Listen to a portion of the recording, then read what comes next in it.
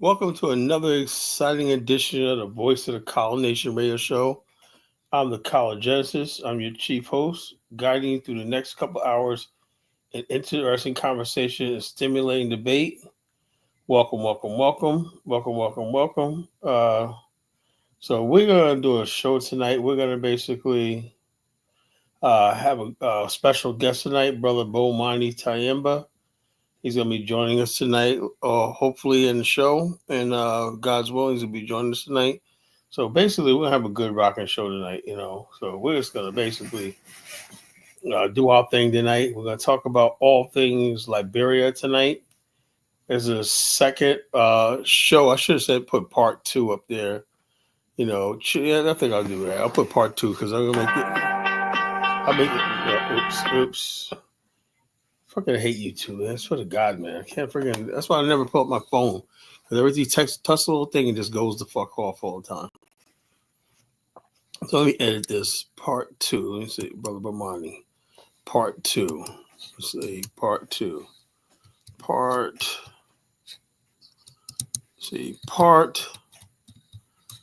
two. So when people go look at these things, they can go back and say, yeah, so we hope to have at least 20 of these shows. Update the Liberia Tour, 2026 Liberia Tour with Brother Bomani. Okay, this is going to be the second installment of this. So we're talking about all things Liberia and all things and why it's so important why Liberia is so important, why this journey is so important. And so, like I said, you know what I'm really starting to realize that a lot of people in this Pan-African world, whatever like that, they're excited by the nuances and stuff like that. But I want to know who's really serious about this movement. That's what I'd like to know. Next couple of months will show me like who's really serious about this, who's down for this movement.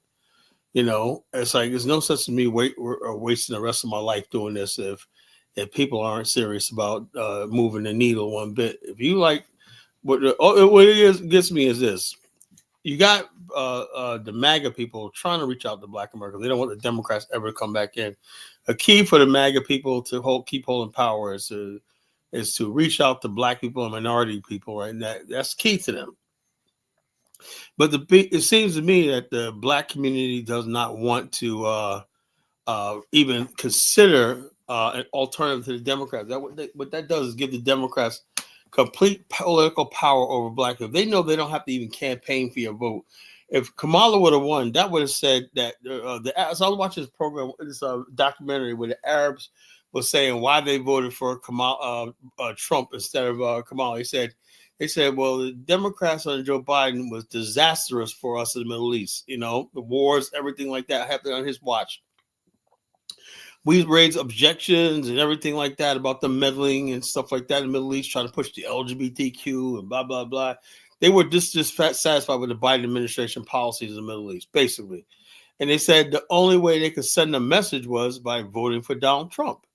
Say, look, we dissatisfied with you. And said, we do remember when Donald Trump was the presidency, there was no new wars in the Middle East. The Arab community said, what's sudden to me is like, they're tired of wars. So I don't know what this terrorist attack for is. This guy that did this in New Orleans, he looks like an African American convert, or a Black. I'd be asking myself, why do Black people get involved with the jihadis and stuff like that? Why do they get involved with this shit? I don't get it. What exactly do you get out of this stuff? You have to trade one slave master for another. If you get rid of the European slave master, you got the Arab slave master. What the heck was the matter with some of these Negroes? Alhamdulillah, blah blah blah. What the fuck is all this? You trade one slave master for another one. One's Christian, one preaches Islam. It's still you on the bottom. No matter what, it seems like you're always going to be landed at the bottom, no matter what. So what the hell are we fighting in these religious wars for? The stupidest thing I've ever seen in my life, Alhamdulillah, alhamdulillah, blah, blah, boom shakalaka, shnagalaga. They just basically speak the shnagalaga all day and night and whatnot, You ever see those people, you go to the airport in Kennedy, everybody, all these Arabs and whatever, just snagalagging it up. Snagalaga, yeah, and also, Snuggle like a snuggle like a snuggle like a.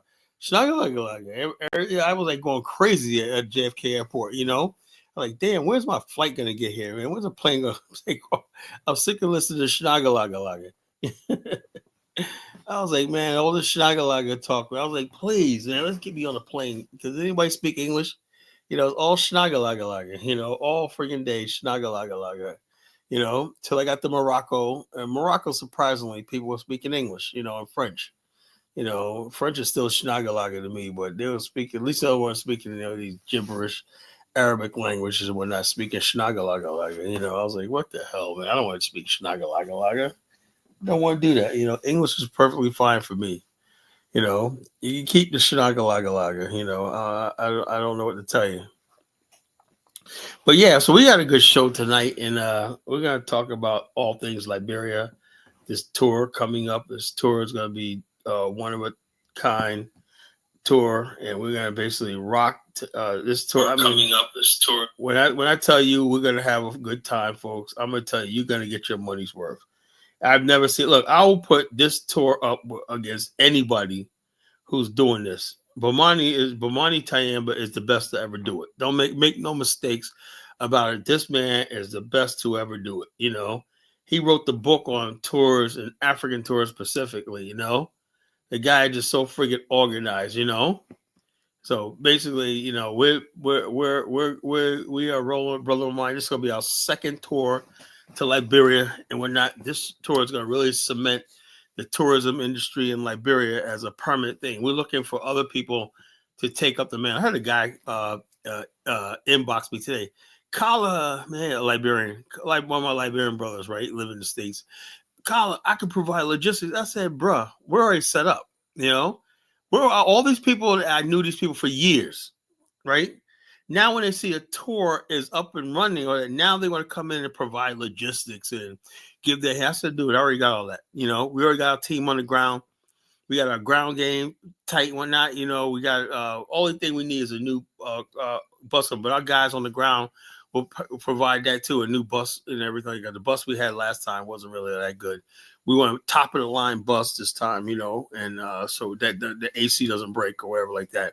Even, we could deal with it. Just get yourself a little portable fan or whatever. That's what I'm doing. I was like chilling. I was hot, but I'm like, yeah, but we had a lot of older people with us. We hope to take a lot of younger people this time. Even then, I don't complain about stuff like AC and whatnot. Okay, it was AC, it was tough, but look, enjoy the freaking time. I just so happy to be on a tour and whatnot. I'll deal with a freaking AC going out. But you got some people, Negroes, that complain about every goddamn thing, I said, yeah, fish is good, everything good. But I tell you, the seasoning could be, there's always a but and whatever they would deal with Negroes. It's like, dang, they can't just go with the flow and whatnot. Even if they're satisfied, they got to find something that they can complain about. I have no idea, man. It's just frustrating. I don't know how Bomani does it, man, but he really has. He has really thick skin, man. I couldn't do it. I couldn't do this for a living. Tourism for a living. But I will. If you got the patience to deal with certain people, whatever like that, yeah, tourism is there's a lot of money opportunity in this. This is brand new because people basically are looking into tourism as a way to explore. Tourism is a new business that's booming around the world. As we become the world becomes more global. Tourism is basically flourishing. So we want to basically promote tourism to the world. We want to promote tourism. And like I said, hopefully the dream is that we could create a global tourism pipeline, right? We could be bringing tourism for African Americans to all countries in the world, right? Particularly, mostly Africa, right? I would like to see, but each country got to have some sort of significance to us. Liberia has a lot of historical ties to Black America, right? They say, well, what about all these countries we came from? Guinea-Bissau. I got answers. Yeah, but yeah, okay, I get it. People. There's two types of things when you talk about or connect with Africa. There's the where we came from, and there's also the Africa of the return or the points of return. Sierra Leone and Liberia are points of return. That part of our history has been overlooked. We always go migrate right back to the slave part and everything. Okay, we can't slave. That's why we visit slave castles, right? But what about the places where we return, settle, and build? That history is significant. People, that's actually victory as far as Black America and the Caribbean and everything, returning to Africa, building what they learned in the New World, to bringing that back to the mother continent, and starting and birthing. Liberia birthed modern Africa. Make no mistake, modern Africa didn't start in Kenya. Yeah, modern Africa didn't start in Kenya. Didn't really start in South Africa. Well, South Africa maybe a little bit, but as far as like West Africa, modern Africa began in Liberia. And then you had Kenya and East Africa and Zanzibar. So modern Africa, the first really modern all black state controlled state was Liberia. You know, and the bottom line, these people were descendants of the transatlantic slave trade, sub-Saharan Africans who returned to their ancestral homeland with a modernity and modern ways of life, looking for civilization, spreading Christianity, civilization, education, and building a future in the modern world. There was nothing wrong with what they did. Nothing. Absolutely nothing. So this tour is like a celebration of Liberia and honoring our ancestors who settled there and built the republic, because they had the foresight to see that the black people in the West needed a place of refuge on this planet. Because remember something, at the time, most of Africa was under control of Europeans. Liberia was the only space on Africa that was still controlled by black people. Black people from the West, but nevertheless black people. And so Liberia was like our last hope of black humanity. It was really the last hope. When Liberia fell and whatnot, the reason why we're suffering right now is because Liberia fell. Liberia, everything that our ancestors did in Liberia was to one day liberate the entire black race from bondage, poverty, ignorance, disease, and all stuff like that, and backwardness. Liberia was charged with that, of building a new African world, black world. But unfortunately, a lot of black people can't see that, That's why we have these countries right now say, geez, why are Africa so backwards? And like Kaizorian will say, Africans are low IQ and retarded. No, they just basically misguided. They really don't understand, the history. Because a lot of Africans don't even understand the significance of Liberia. What that meant. The very presence of Liberia went against the whole idea of black inferiority. So basically, before you can start building something, you cannot build a world where people really think that by occupying you and colonizing you, they're doing you a favor. They're saving you from yourself. If they believe that, you don't have a chance in this world. If they really do believe that the best place for you is on the bottom of a slave ship, heading to work for them and make them rich, you have no chance. And even worse than doing it, right, is the thing of justifying it. Saying, had we not, the black people are not capable of doing anything other than being a slave.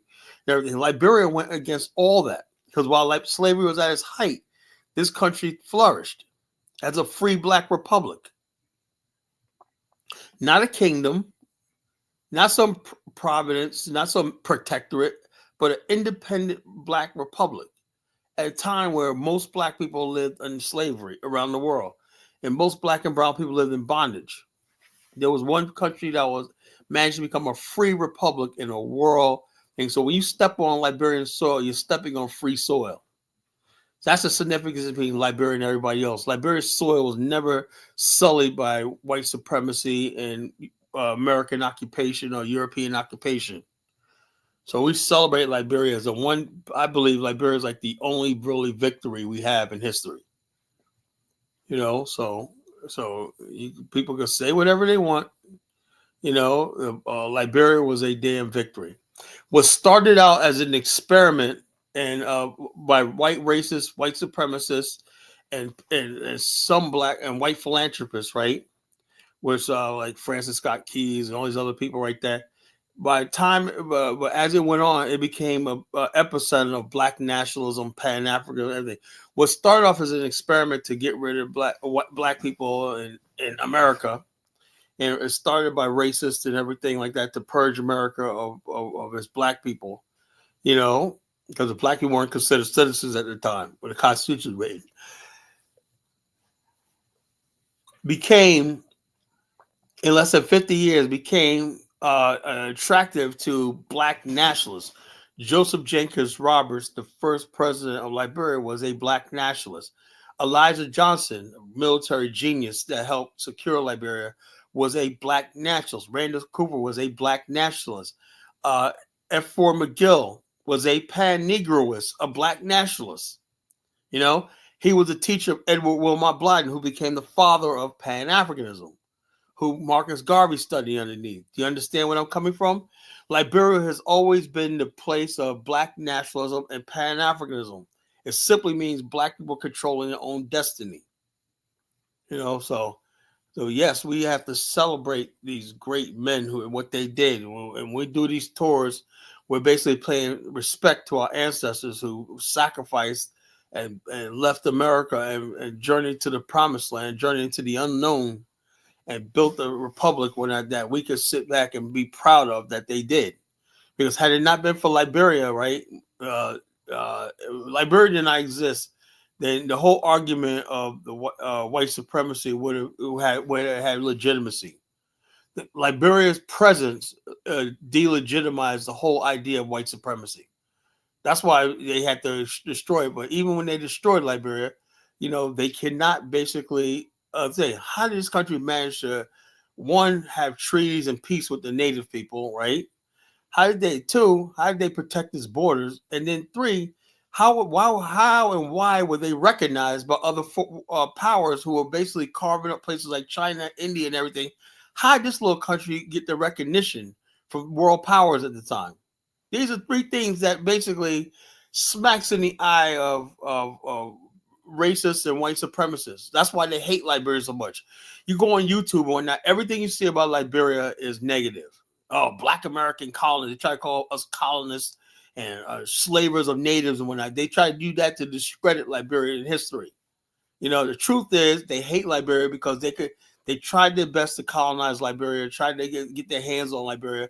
When white Americans visited Liberia, they were so jealous of this country, right? I thought America was supposed to be the land of freedom and all this stuff like this, but the truth was Liberia was.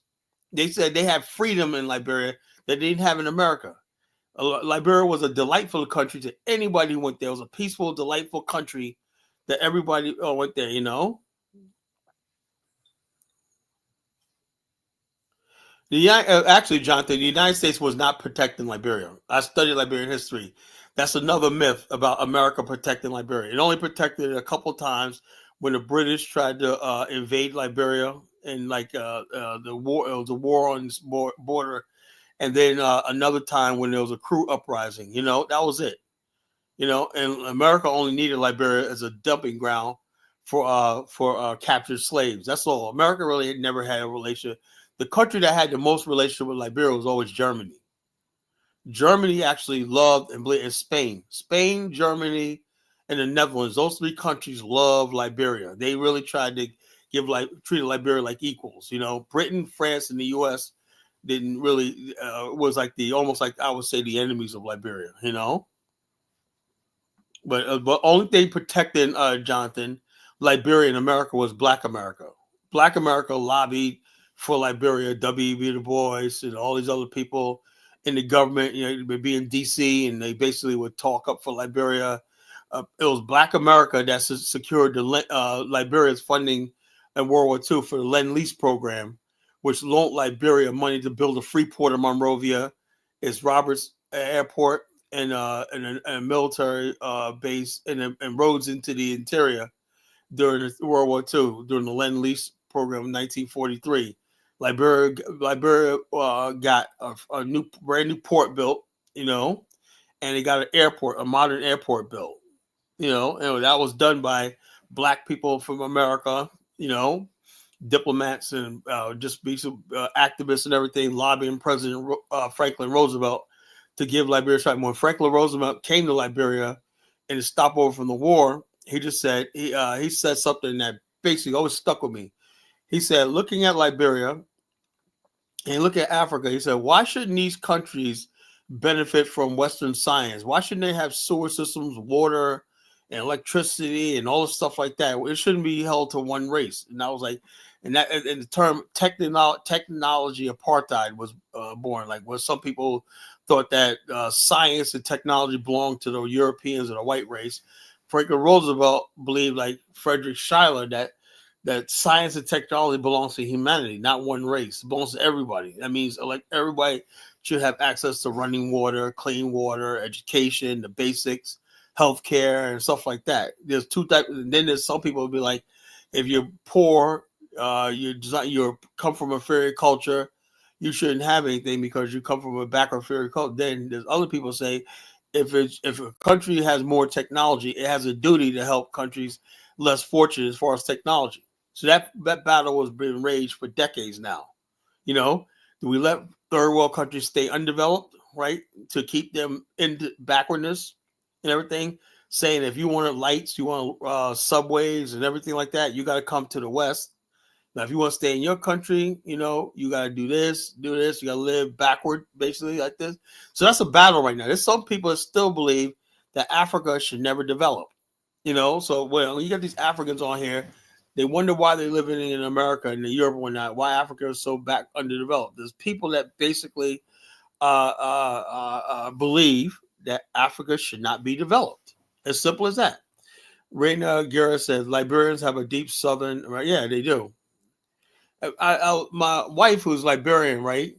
She basically said on New Year's Eve, "How do you do?" She goes, "Oh, I was at church." I go, "Did you have watch night?" Yeah, of course. Do you know Liberians do watch night? It's a tradition that's dying in Black America, African American community. It's something we brought to Liberia. They still do watch night on New Year's Eve. What watch night is like we eat and celebrate black eyed peas. Black eyed peas was peas. I don't know what they put them on the trails so people could find them and eat them, or they put them on trails to ward off to warn people of slave patrol. I couldn't understand really why they used black eyed peas, but it was black eyed peas. I mean, the watch night was black people will sit in the dark, right, to hide from slave catchers or whatever like that during the Civil War and the Revolutionary War, and basically was sit in the dark with a candle, And I did this when I was a kid in North Carolina. We go to church and New Year's Eve we had watch night, and we wait till the New Year's come in and sitting in the dark with a candle.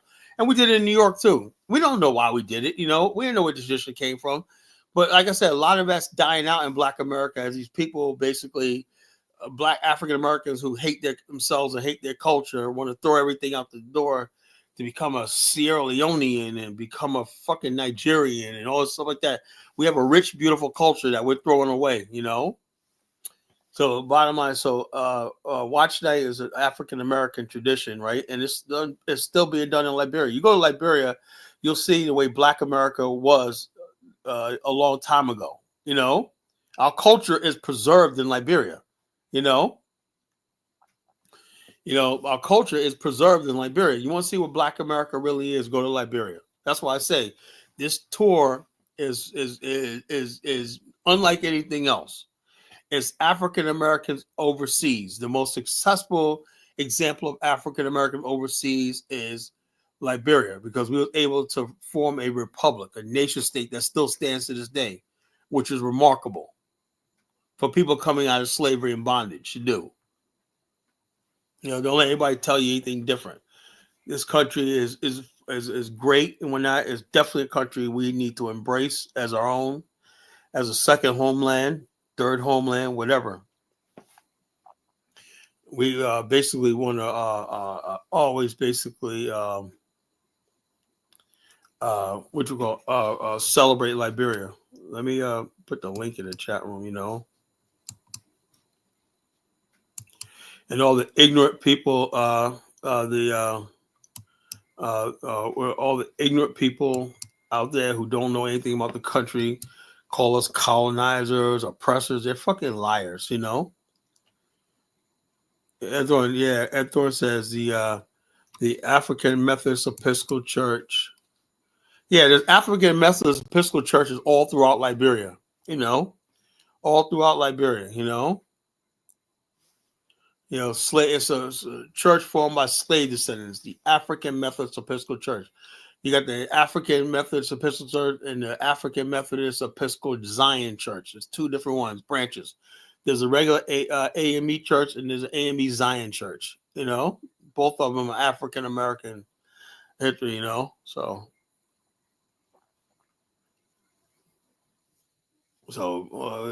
therefore, if anytime you see black people, you don't see the AME church. They're not really African Americans.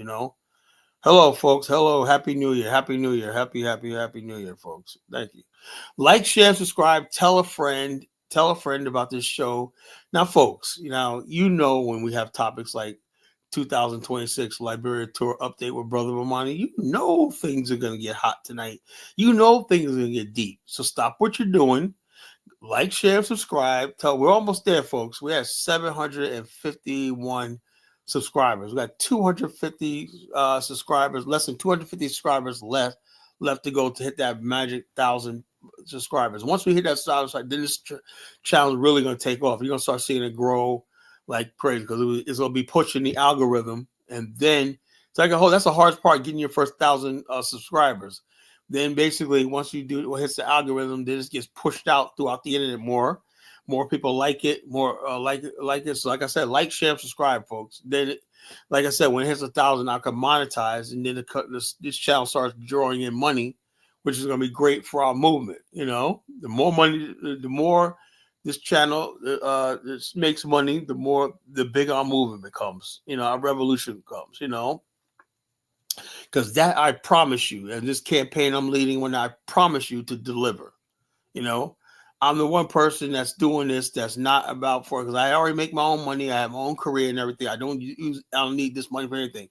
Everything that this show going to make is going to go to our building in Africa, the Liberia Project, Sierra Leone, Ghana, and African project or whatnot. We're gonna make the case for this idea of an African. And so we want to basically continue what our ancestors started 2 years ago. Kaizo's crazy, man. That's my boy and everything, but he's nuts. He's crazy. But the bottom line is this: Africans got to stop proving Kaizo right with their stupidity. When they come in here and people start calling me a colonizer and stuff like that, Kaiser looks back and say, Africans, he tells us that Africans are low IQ. They'll never understand what you're talking about. He says Africans are that stupid. The white man, Indian man come there and rob them blind and whatnot. But a black man who says, if I win, I'll make sure that all the filth and trash that's destroying Africa is gone and whatnot.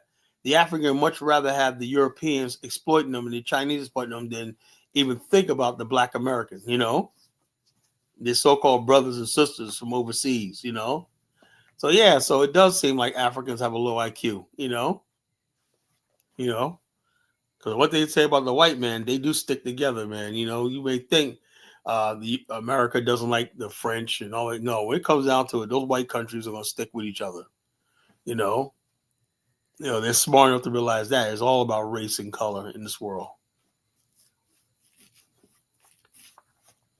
So I don't agree with Kaiser on everything, but at the same time, man, I am sick of.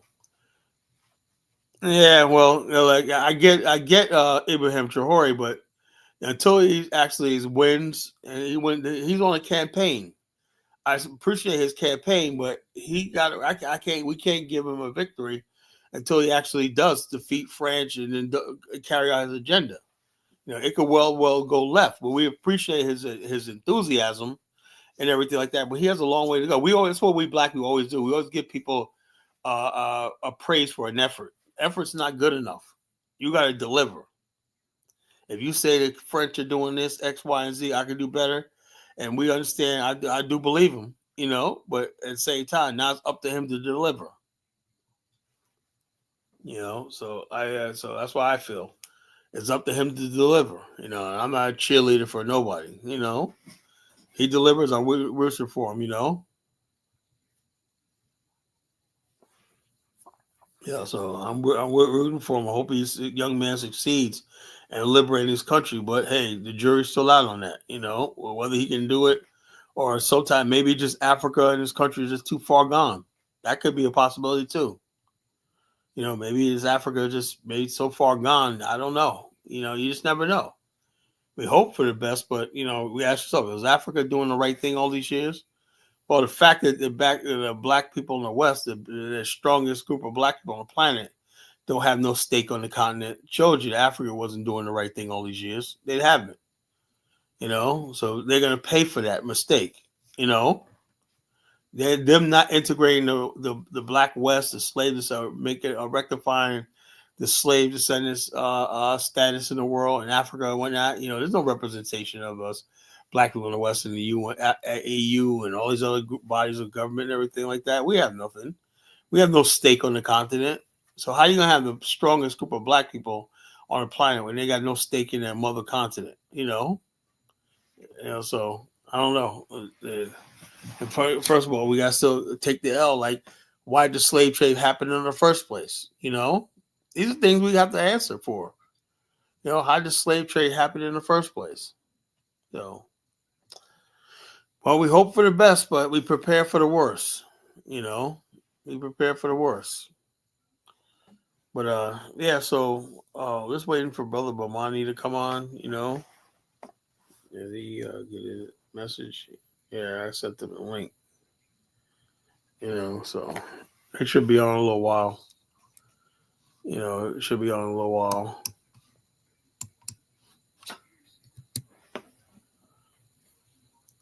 But yeah, so like I said, these tours are very, very important. I would like to see tours in almost every country, but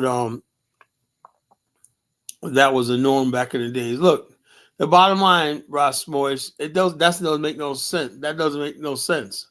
This is why when you wonder why some black African Americans consider you guys inferior, when you guys say stuff like that, it was a norm back in then. So what does that tell you about our race? We're fucked up, Maybe the white man was justified in slavery. If you could say stuff like that, was just the norm back then. Every other group was people smart enough to never sell people so close to them to somebody so far away.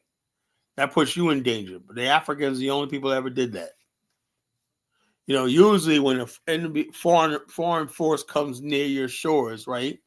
Whoever you're beefing with locally, you basically sign an agreement to band together to repel this outside force. The Normans and all the Saxons and Normans did this against the Vikings. The Greeks, the Spartans, and the Athenians did this against the Persians, right? The Hans, the Tibetans, and all these other people did that against the Mongols, right? So what the hell in history happened to the black freaking race where we saw the freaking people that's trying to enslave us all as our friend and our fellow Africans as the enemy? That has to be answered in a thing, So the bottom line is this. So it's and the reason why, brother, we don't see ourselves as family because we don't fear the consequence. There's no consequence of this. People can basically sell out, and it's like, what can you do about it? There's no consequences for being a race trader and sell out. There's no consequence. We don't have a power of reward and punishment on our side. You can't reward nobody. You can't punish nobody. So of course there's going to be sellouts and everything like that. People just out for themselves. Who has a reward and punishment? The white man. He has all the reward and the punishment. So he's always going to rule no matter what. Until you get to the point where we have control and power over our people, and we have reward and punishment on our side, and to give out and everything, we can't do anything. That's why I say beating up black people for what they don't do is futile, stupid. If you don't have a power, reward, and punishment, you can't give somebody an opportunity, right? If all the opportunity is in the hands of the white man, you can forget it. This is why our ancestors thought it was important to build Liberia. We needed a land, a nation of our own. And that's what the purpose why Liberia is there, because Liberians had the power of reward and punishment in their own land. There were some Liberians who rose to statesmanship, top businessmen, and everything when they did the right thing. And those Liberians that vanquished, that basically came over there, acted a fool, and they vanquished. They didn't do anything, But the reward and punishment was done by your peers. Your society decides who gets rewarded and who gets punished and everything, You know. Yeah,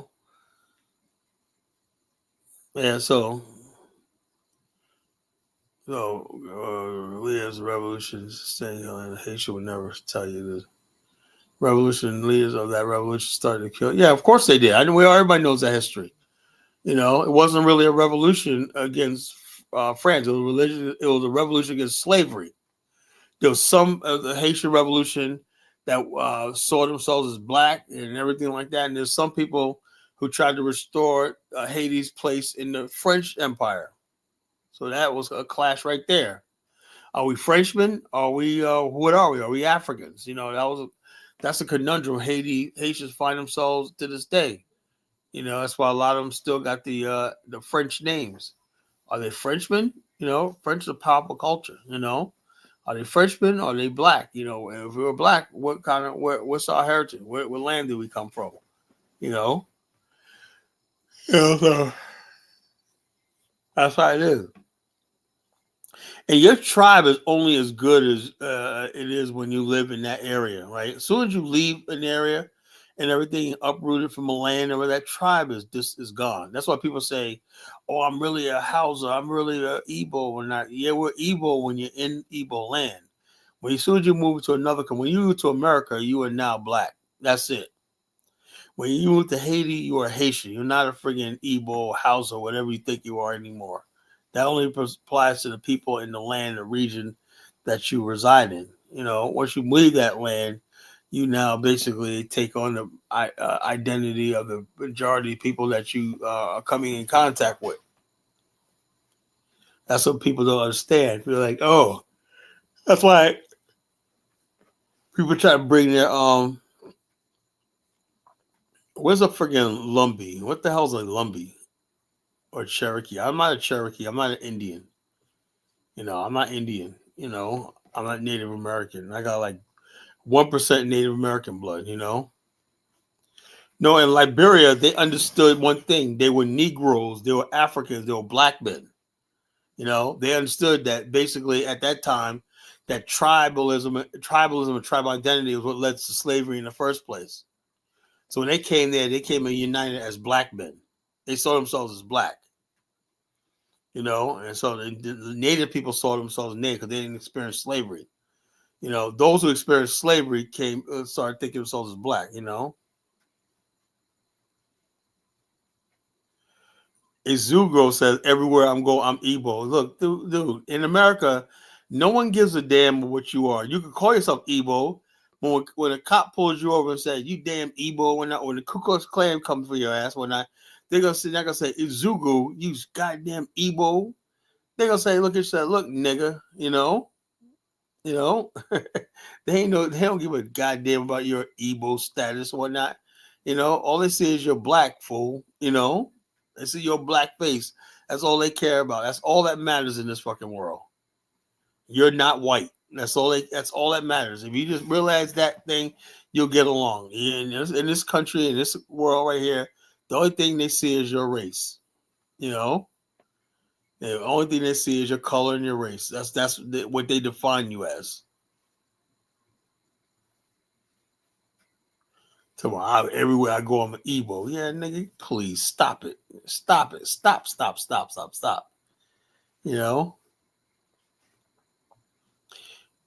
Hispanics, unless you're a Hispanic who looks past for white, you're more regarded if you look white, white looking Hispanics, they get treated better. But brown Hispanics, god damn, they basically get treated like shit in this country. Yeah. They got no freaking status whatsoever. All the people say they don't want to hear about your Aztecian, whatever the hell you think you are. All they see is, look, Paco, and whatnot, I'm gonna call ice on your ass, That's what they're thinking about. As soon as they see a Hispanic, they're thinking, damn, I think, should I call ice or should I just basically, that's what they're thinking. They ain't thinking about your great ancestral civilization, whatever the fuck you think you are, whatnot. All they see is you're a brown turd, in their midst and whatnot that shouldn't be there. I'm just telling you, a lot of you black immigrants that to help you out. Because a lot of y'all are delusional. Y'all really think America cares about your fucking tribe. You really think that? You're freaking stupid, man. With all due respect.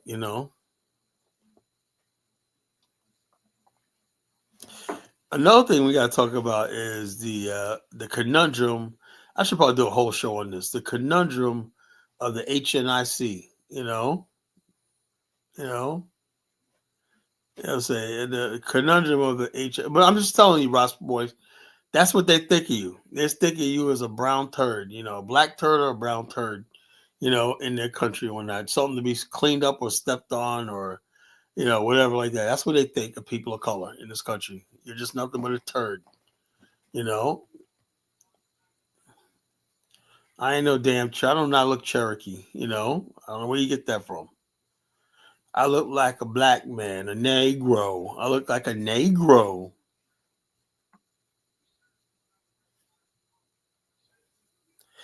Yeah, what you call the HNIC, head nigga in charge, right?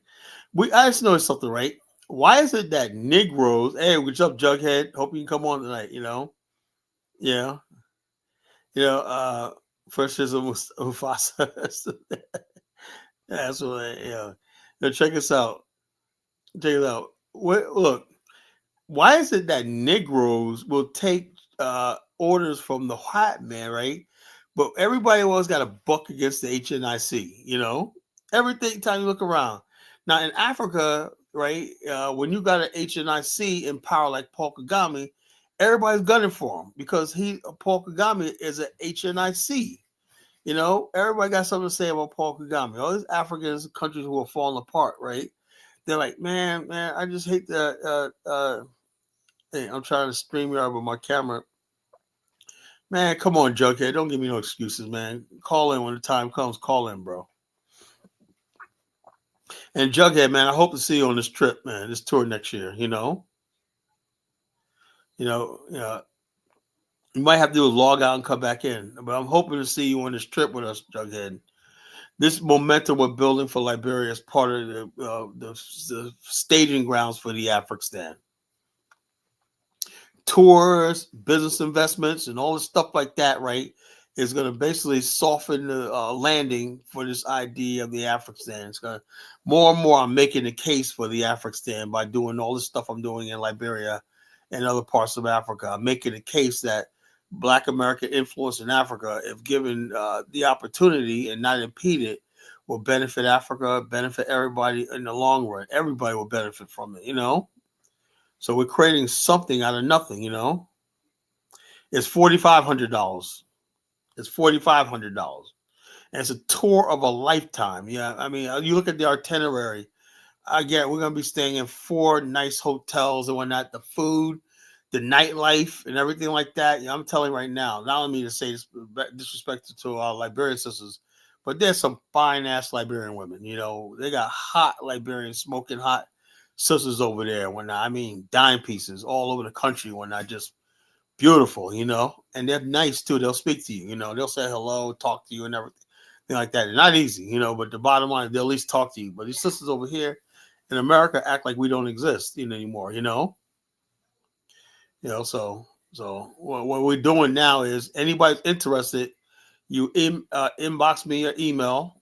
Inbox me. I'll send my email and basically basically email me. I need everybody that basically wants to go. Let me put the link up. The email. I'm gonna see how many emails I can get tonight. How many emails I can get tonight. Hold up.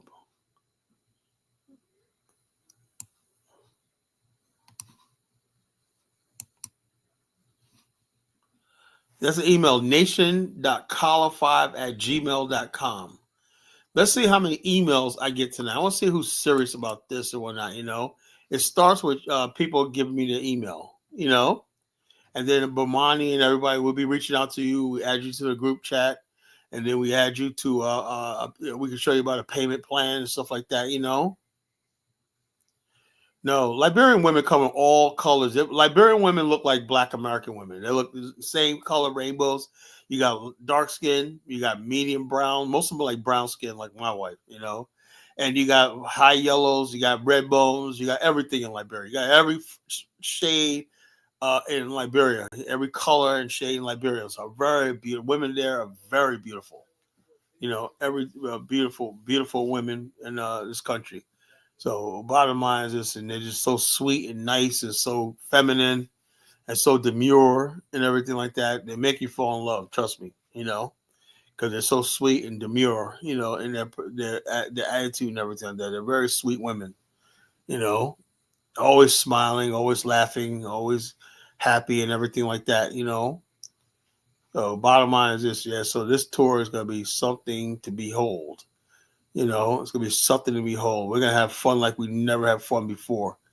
When you're hanging out with brother Bomani and myself, man, you're gonna have a good time. Things are gonna get out of control and rock and whatnot. We're gonna have a fucking blast, everything like that. The bonding, the laughter, the brotherhood, and the kinship. What I'm saying, the mono women, yeah, the mono women are dark skinned. Mono women are very dark skinned. That's about the only one. Lorma is a brown skin. Maybe the Kron women are dark skinned, but Grebels maybe too. But for the most part, Liberians are basically medium complexion. And a lot of them are light skinned. A lot of Congo women, American Liberian women are light skinned. And a lot of people are mixed Congo people. Like, you can tell who's mixed, right? The people you got indigenous people who are light skinned. That means they have Congo or blood in them, American Liberian blood in them. You could tell it. You could see in their bloodline that they got married. That's like a lot, good majority of them.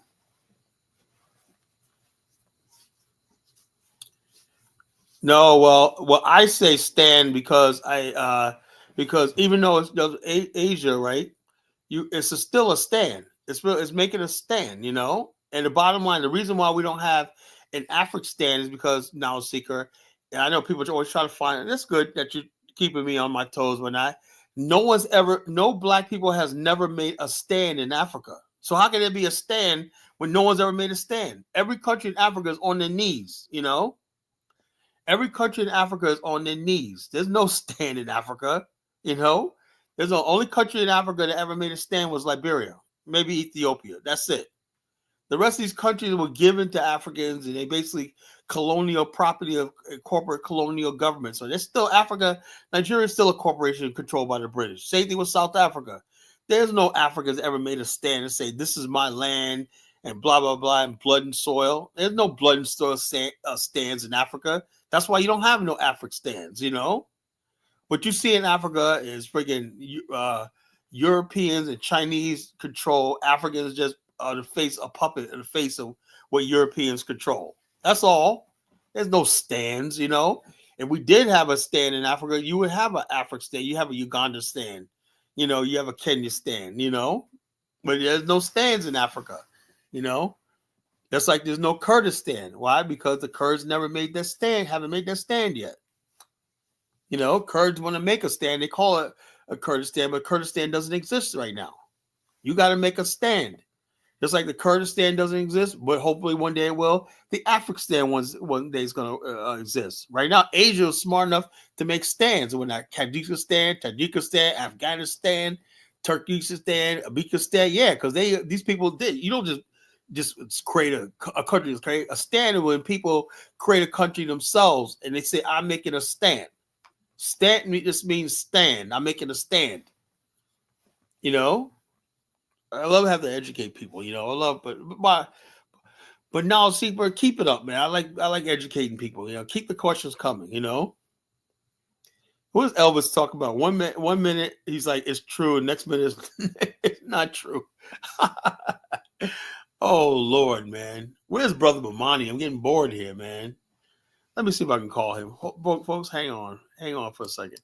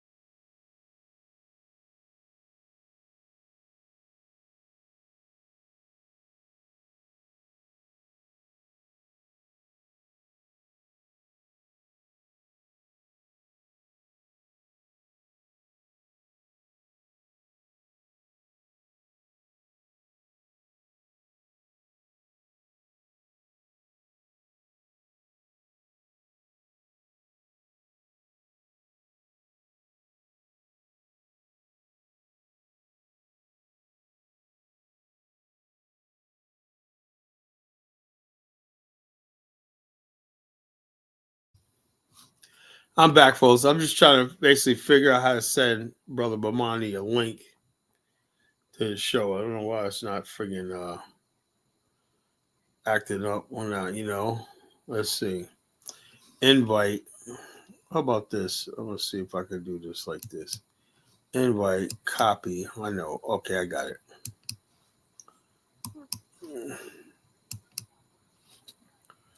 Invite, copy. All right. All right. Hold up, folks.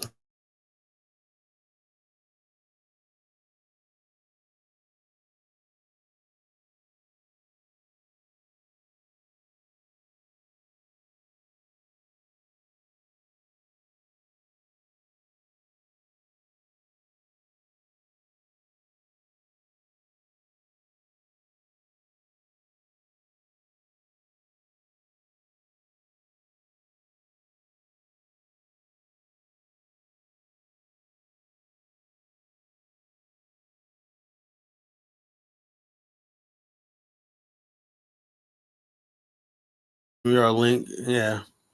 Basically, I figured it out. You know, got to do some extra steps, whatever, like that. But hopefully, Brother Bomani be on a little while. You know, we'll be out talking about this Liberia tour. You know, nothing like you've ever seen. You know, I'll put these tours on the best. Look, let me tell you something, folks. When you have, like I said, about the HNIC conundrum, right? You know, look, I will put Bomani's tours up there with anybody's tour that's doing tours of Africa or whatever like that, you know. And I would urge anybody that's going to the continent for the first time, go on a tour because it's so organized. You know, you don't have to worry about getting places, or you'd be surprised, man, if you don't know what you're doing or going or whatever like that, how much time is wasted and stuff like that. And you end up not doing anything, you know, because you run into these problems and everything. But you have a smooth tour where you have a bus, transportation, meals ready for you, and everything like that. And all you have to do is just go there and enjoy yourself and everything like that, and just follow the program and everything, and follow the lead of the host, myself, and Brother Bomani, who's a tour director, you know, and I'm the host. Everything, you'll be just fine, you know. You'll be fine. You'll be in good hands with us or whatnot. You know, so like I said, if you look on the sticker for the show, that's our group picture. We went there last year in 2024. You know, that was after like almost 2 years of planning. You know, we put that together when that we Bomani had never been to the country before, so he was going on all of us secondhand knowledge.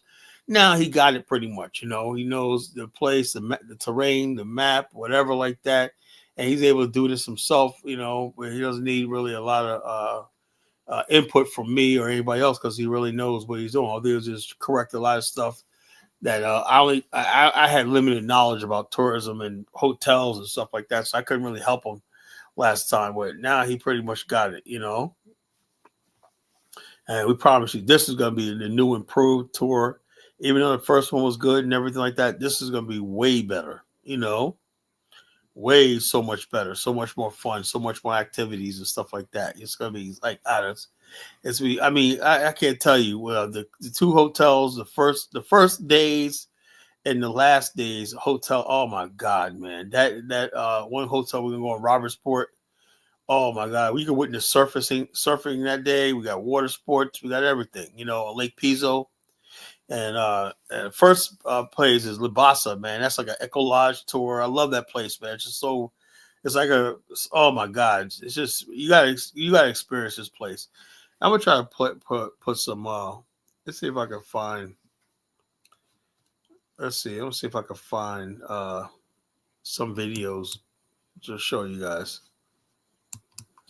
You know,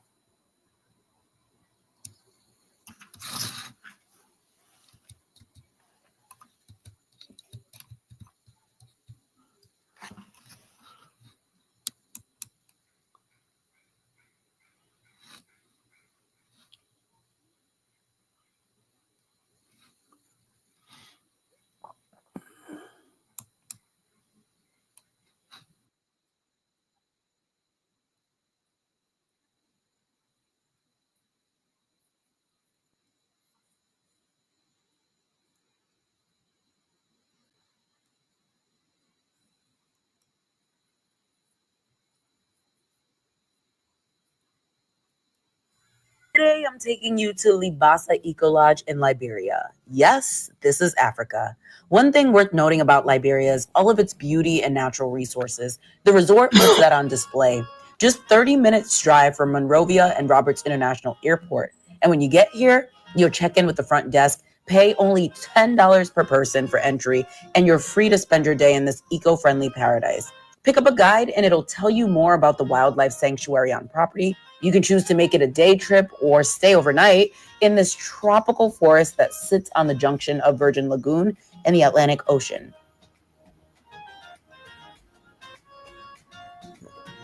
Stay in one of the 20 beautiful Palava Hut rooms or Lux suites that range from 125 USD to 550 USD per night. The way they're built is inspired by local traditional homes used by natives for generations and made with all natural materials. My family and I heard so much about this place, so we had to stop by. We didn't bring our swimwear this time, but definitely next time to enjoy the water sports like kayaking, paddling, and a lot of other things you can do here, including a fun lazy river. If you're into drier sports, you can play beach football, volleyball, golf, even get a massage for just $1 per minute. What a steal. And so much more is available here. There are plenty of areas on property to just stay cool and just relax. Keep watching to see something the kids will enjoy.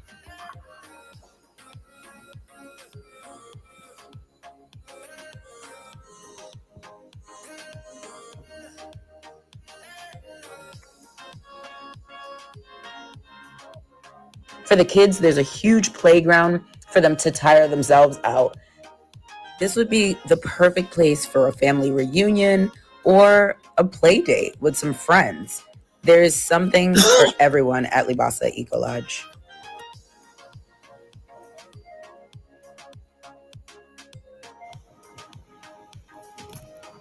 As someone who loves food, I'm always going to tell you to stop by the restaurant to try some of their offerings. Now, I will tell you the menu does not have many traditional Liberian food options on it. So don't expect to order tabagi, palm butter. It's not happening. But you can order things like seafood, sandwiches, pizza. And also on the beach, you'll see a lot of ladies selling drinks like palm wine and other refreshing beverages. So support the local economy and the local hustlers in Liberia, okay? Before you go, stop by their shop to pick up a souvenir. Or if you happen to get there when they're closed like we did, find a souvenir of your own.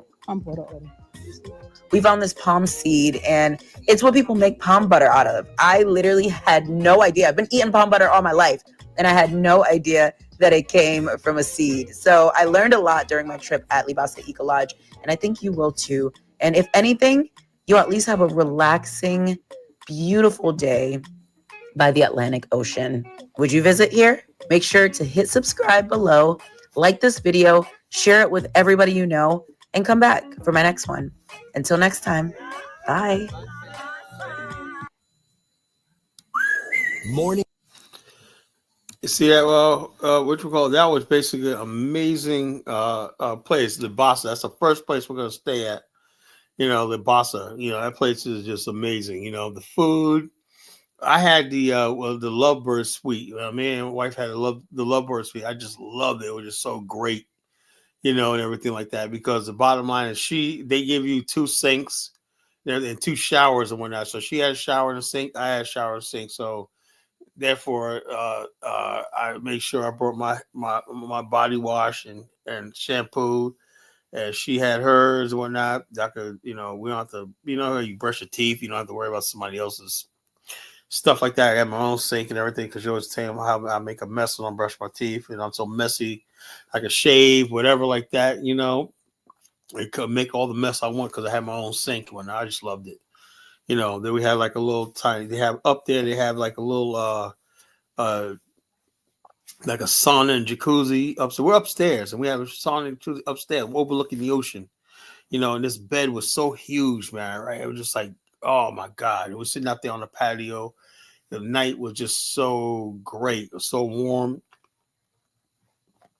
but not too hot. The night was just warm, but it was like it had a little tiny breeze up there because it was up on the second floor. And it was like really nice. So it was really a fun time and everything like that. A little fun time that we had there. That's the first night. And then we go down to uh,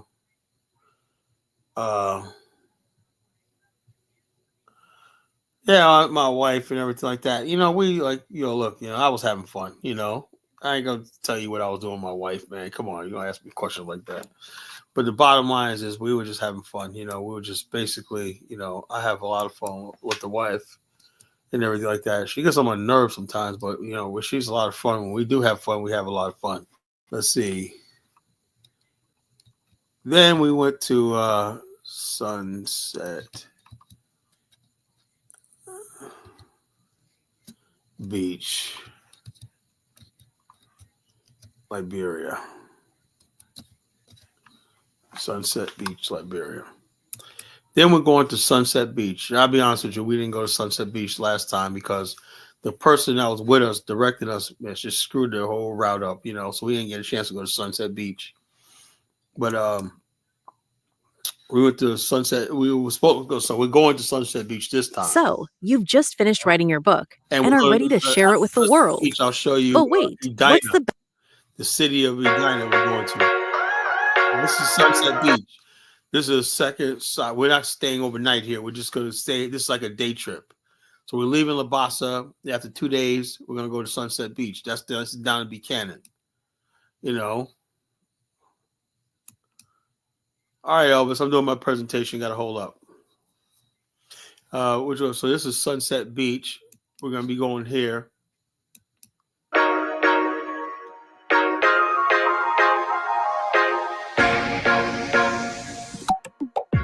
Welcome to Delisha Life and Travel. As we are exploring our counties in Liberia, I visited one of the most beautiful beaches in Buchanan, Qand A County, the Sunset Beach. Walking along this beach, one word keeps going through my mind: tourism, and how can Liberia benefit from it? Tourism refers to the activity of traveling to different places for leisure, business, or other purposes. It involves a range of activities such as visiting historical sites, enjoying natural landscapes, participating in adventure activities, and experiencing different cultures and ways of life. Tourism can take many forms, including domestic and international travel, and it can benefit both the travelers and the destinations they visit by creating economic opportunities, promoting cultural exchange, and contributing to the preservation and protection of natural and cultural resources. Overall, tourism plays an important role in global economic, social, and cultural development. One would ask, how can tourism benefit Liberia? Tourism can create job opportunities for Liberians and contribute to economic growth through increased spending by tourists in the country. This can help to reduce poverty and improve the standard of living for people in Liberia. Tourism can promote cultural exchange between Liberia and other countries, which can help to foster understanding and cooperation between different cultures. This can also help to promote Liberia's rich cultural heritage and traditions. Tourism can help to develop infrastructure in Liberia, including transportation, accommodation, and recreational facilities. This can lead to improved infrastructure that can benefit both tourists and Liberian residents. Tourism can help to promote the preservation and protection of Liberia's natural resources, such as its forests, wildlife, and coastal areas. This can help to ensure that these resources are protected for future generations to also enjoy. Tourism can improve Liberia's image and reputation on the international stage, which can help to attract foreign investment and business opportunities. This can also help to promote Liberia as a safe and attractive destination for tourism.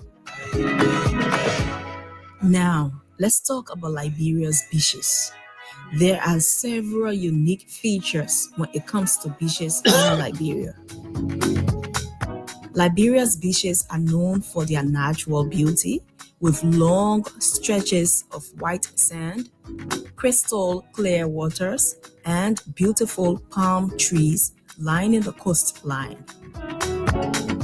Liberia has some of the best surfing spots in West Africa, with waves that attract surfers from all over the world. Water sports like kite surfing and windsurfing are also popular in Liberia's coastal areas. Liberia's beaches are home to a variety of wildlife, including sea turtles, dolphins, whales, and a range of tropical fish species. Visitors can go on guided tours or I want to stop right there. Look how blue that water is right there. You got when you go to Sunset Beach, right?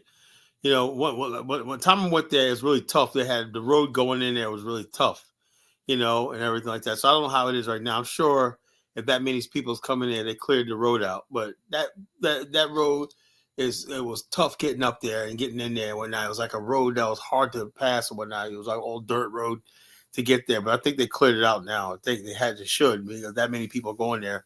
They must have cleared the road out, you know. So, but look at that water right there. It's like beautiful. It's just an utter paradise, you know. This is what, like I said, when you go to Sunset Beach, you're saying to yourself, "This is what our ancestors did during the oppression of America." Right? They imagine that being oppressed in America and all stuff like this, and then next thing you know, you're landing in paradise. Liberia was nothing short but a paradise back in those days. You know, it was paradise. Landing is like landing in paradise, literally. or snorkeling trips to experience the diverse marine life in the area. Liberia's beaches are often located near traditional fishing villages, which provide a unique insight into the local culture and way of life. Visitors can witness the daily routines of the fishermen and learn more about their traditions and customs. Liberia's beaches are often less crowded than those in other popular tourist destinations, providing a sense of seclusion and privacy that can be hard to find elsewhere. This makes Liberia a great destination for those looking for a peaceful and relaxing beach vacation. If you made it all the way to the end of this video, thank you. Please don't forget to subscribe, follow the pages, and leave a comment in the comment section below. Tell me what you think about this video. Let's promote tourism. I love you. Bye-bye.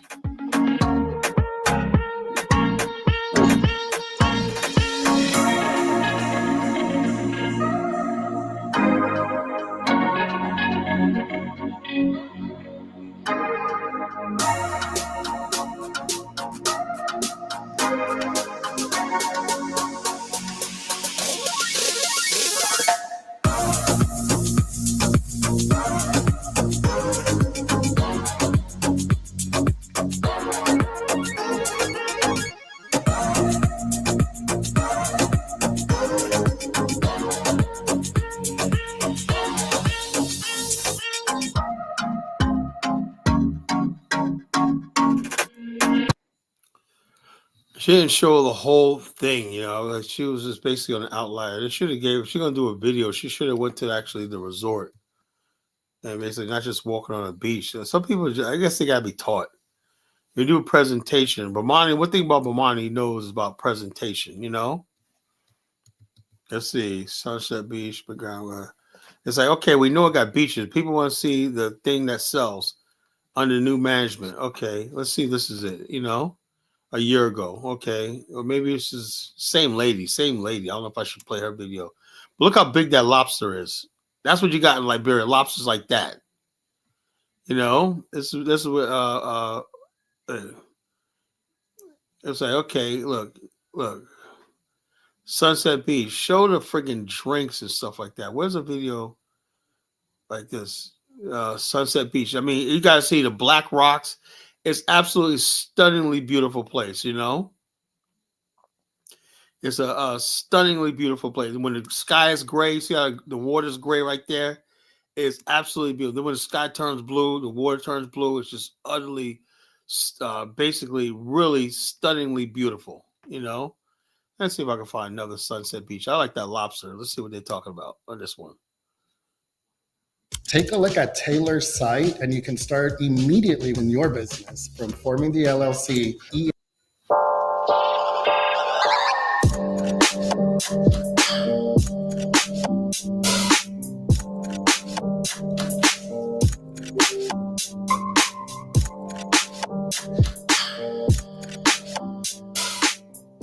Welcome back to Delisha Life and Travel. So I'm on Sunset Beach and I'm here with the current manager of the beach.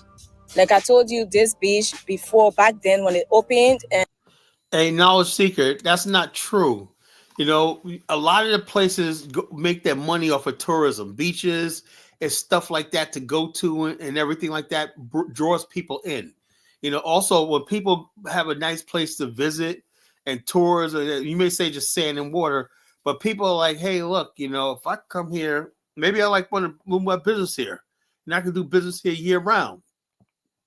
As people start coming here, Liberia is going to be a definite place where people want to set up shop and do business, you know, from, because it has so many beaches, like hundreds of beaches that are just open for development and stuff like that. So people need leisure. Leisure is very, very important. But somebody like you seems like a freaking boring type of person. When you're on the beach and, you know, you're doing different things, water sport and stuff like that, that basically is very relaxing. It ain't like one beach you've seen it all. You know, each beach has. And the former owner, Josh Wood, had this place. We were invited here as artists to come and perform. But now I got to know, when I came back to Buchanan, I got to know that it's run by a totally different, you know, manager or management. So I was so fortunate. I came here today and I met a manager. His name is Emmanuel, but I will not say his name. Let him introduce himself for you guys. So welcome to Delisha Life and Travel. Okay, you are welcome. Mm-hmm. My name is Christian Emmanuel Yakun. Okay. The person's manager for Sunset Beach. Okay, that's good. So how has it been like? Because I remember back then when this beach was operating, like holidays, you come here, this place used to be so full. How is it like these days? Yeah, right now, you know, when Joe Wood lease agreement got expired, the beach was down like over 3 years. Oh, so, okay. You know, the beach was not running. Okay. And from 2021, we decided, because Cameroon came up, he leased the beach from the community. But that is on a partnership business. Okay. So 2021, we started operating. February, we launched the first show. Okay. How was it? No, it was good. We have a lot of people here. We have people from Monrovia, all over Liberia. People were here because we got Native. Native were here. Native, the musician. Yeah, musician. Okay. Yeah, we had Native here. And, you know, everything was good. Okay, that's great. And from that movement, people start coming in. Back again. Yeah. People start coming back. And, you know, one thing is, again, you know, the bureaucracy. Yeah, the money is not there. We didn't have company. So you will have few people coming over the week. Yeah. Yeah, but anyway, we appreciate our Liberian brothers who keep coming and at least making move. But currently, we are on a renovation right now. Okay. Yeah. We are renovating the place. Yeah. So, I saw some huts being built. Yeah. You know, what's interesting, the other day I was on the beach here doing a video. The only name I heard about the place is Bakoni. Yeah. But I didn't even recognize that this was the same beach called Sunset Beach. I didn't recognize. Yeah. And then I'm like, oh, I got to go to Sunset Beach tomorrow. And then one of my team members was like, but do you know where you came from right now? I said, why? He said, the balcony is Sunset Beach. I said, no, that's not Sunset Beach. Okay. But I mean, man, like every day, okay, like yesterday was a holiday. Did you have people coming here? Yeah, we have people here. We have a lot of people here. Oh, the turnout was great. The turnout was great. Because one thing, this place natural. Hey, knowledge seeker, the thing is, you don't have no sand and water. Can you tell us where you're sand and water? At least they have sand and water. Tell me what you have. Nothing. You're in America. You have absolutely nothing to call your own. At least these young Liberians have a future. They got something to trade with the world. They got a beautiful country that all they do is draw people to. And I'm trying to help them do that. So the bottom, they got coconut trees and stuff like that. But Mabruti, why don't you answer what this guy just said? He's basically making a mockery out of African tourism and stuff like that. You keep asking me the same stupid questions. It's freaking a pain in the neck, But Rudy, I'm starting to realize that you don't really give a shit about black people or Africa or Pan-African. You just like annoying me. Why don't you ever address what this guy just said? Beaches and sand. That's it. Beaches more to it. It's a history and the culture. The beaches and sand are just extra. The history, the culture, and connecting with the people in Liberia is very important. So in the process, we got nice beaches to go to. Fun water parks and everything like that. Yeah. So what? But that's what we're gonna do. But we also gonna talk later about the city life, the nightlife. Naturally beautiful. Right. People love the carpet. People love to, get the good views of the ocean. Yeah. And were you recently injured in a car accident? Look at this check for $160,000. Our people, it's just that, me, I always say the Lebanese men and the Liberian men, they are different in making business. Business minded, yeah. So the Lebanese men will pick up quickly because I don't know the groundwork now. Okay. But when it comes to with the Liberians, to just get a loan for you to just pick up business is very hard. Cameroon Kemo, the American guy who leads this place in the business with the community, he left over 1 year now. We are not getting from him. But I'm just trying my weak way to move. I think when you came during 2014, you didn't meet any of these things here, right? 2014 when Joe Wu. No, that time I had traveled. Okay. 20, like just say 2010. Yeah, but I mean, no, it's a lot different. It's different. There's a difference there. Okay. All right. So right now the beach things is Sunset Beach Liberia Resort. Okay, Sunset Beach Liberia Resort. Yeah. Like you have these little resorts, the houses and stuff. Have bungalows. Okay. People. This business is daily business and not for maybe weekend. But we just started the business and we just want for people to be coming over that we open Friday, Saturday, and Sunday. Okay. So that's the 3 days we operate for now. Okay. So we close down every activities of work and then Friday we just open. Friday, Saturday we open. Okay. For customer to come at least to enjoy themselves. Okay. So during Friday, Saturday, and Sunday when you are open, do they have to pay before entering? Yeah. We pay the Friday, Saturday. We pay $200, $250. Charge $250. The price entry. Okay. Yeah.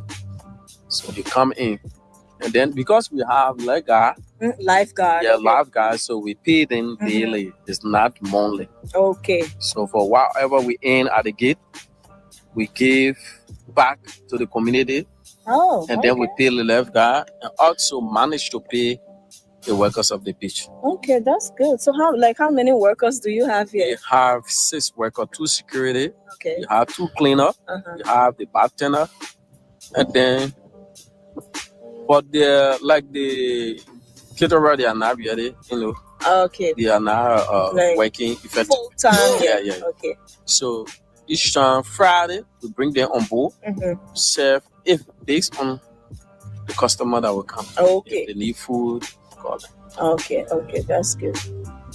Yeah, man. I mean, I see the place is a lot bigger than it used to be. And it's actually well kept. It's actually well kept. Yeah. So I see the work that's been placed into, managing and running this place. Thank you so much. All right. Yeah. Oh, a branch just fell. Keeping customer through the weeks, we decided to build this one with a nightclub bar. Oh. So this place will be, we use this same baboon. Okay. To build it. Welcome, brother Bomani, to the show. What's going on, brother?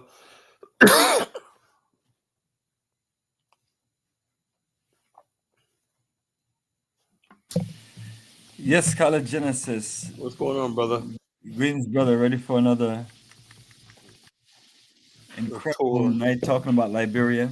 Oh yeah. I've been basically breaking it down earlier before you got on about the importance of this country and why it's what the significance of what it means to all of us in the diaspora. I said what we're doing is basically paying respect to the country that basically proved to the world that black people could govern their own, create their own government, on the African continent. Had it not been for Liberia, Africa never would have got its independence. The world believed that the black race was not capable of governing a country and having borders. They thought that was something the white man does, borders and culture and government and stuff like that, and law.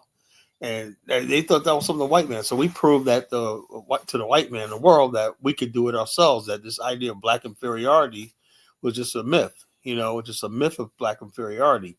And so what we're doing is we're paying homage to our ancestors who built Liberia, with this tours and everything like that. And like I said, and this momentum keeps up, Liberia has a lot riding on tourism, and people coming to the country and discovering the country and stuff like that. When the tourism industry, we just hope that what we do is going to inspire other people to do the same thing, how if we're going to be successful, that we don't know yet, but we just I believe that I have to do my part because I believe so deeply in this country, so I'm gonna do everything I can in my power. I'm getting emails when I got Jughead's email, so hopefully it come through. I got Marcus's email today, like Mr. Rosenthal's email, and gather them all up, I sent them all the flyer through the email one night, so we create a group and send them to you so you can put them on MailChimp, And I got Dollar Bill's email. So basically, I'll tell everybody tonight, my email's flashing on the bottom of the screen. If you are interested in this tour, right, email me, email me. I'm going to say every time I do this show from now to the time we leave, email me and everything like that, email me and everything. This is not just entertainment. I like people like coming here when I'm entertaining and being funny. But now it's serious here. I'm putting everything on the line for this tour. I'm putting my reputation and my future in this movement on the line, Somebody, Darcy said, every country must stand out and beaches don't necessarily make it a country to stand out. Brother Bomani would beg to disagree with you, right? You love the beaches. Tell us about what you think about beaches, Bomani, as far as tourism.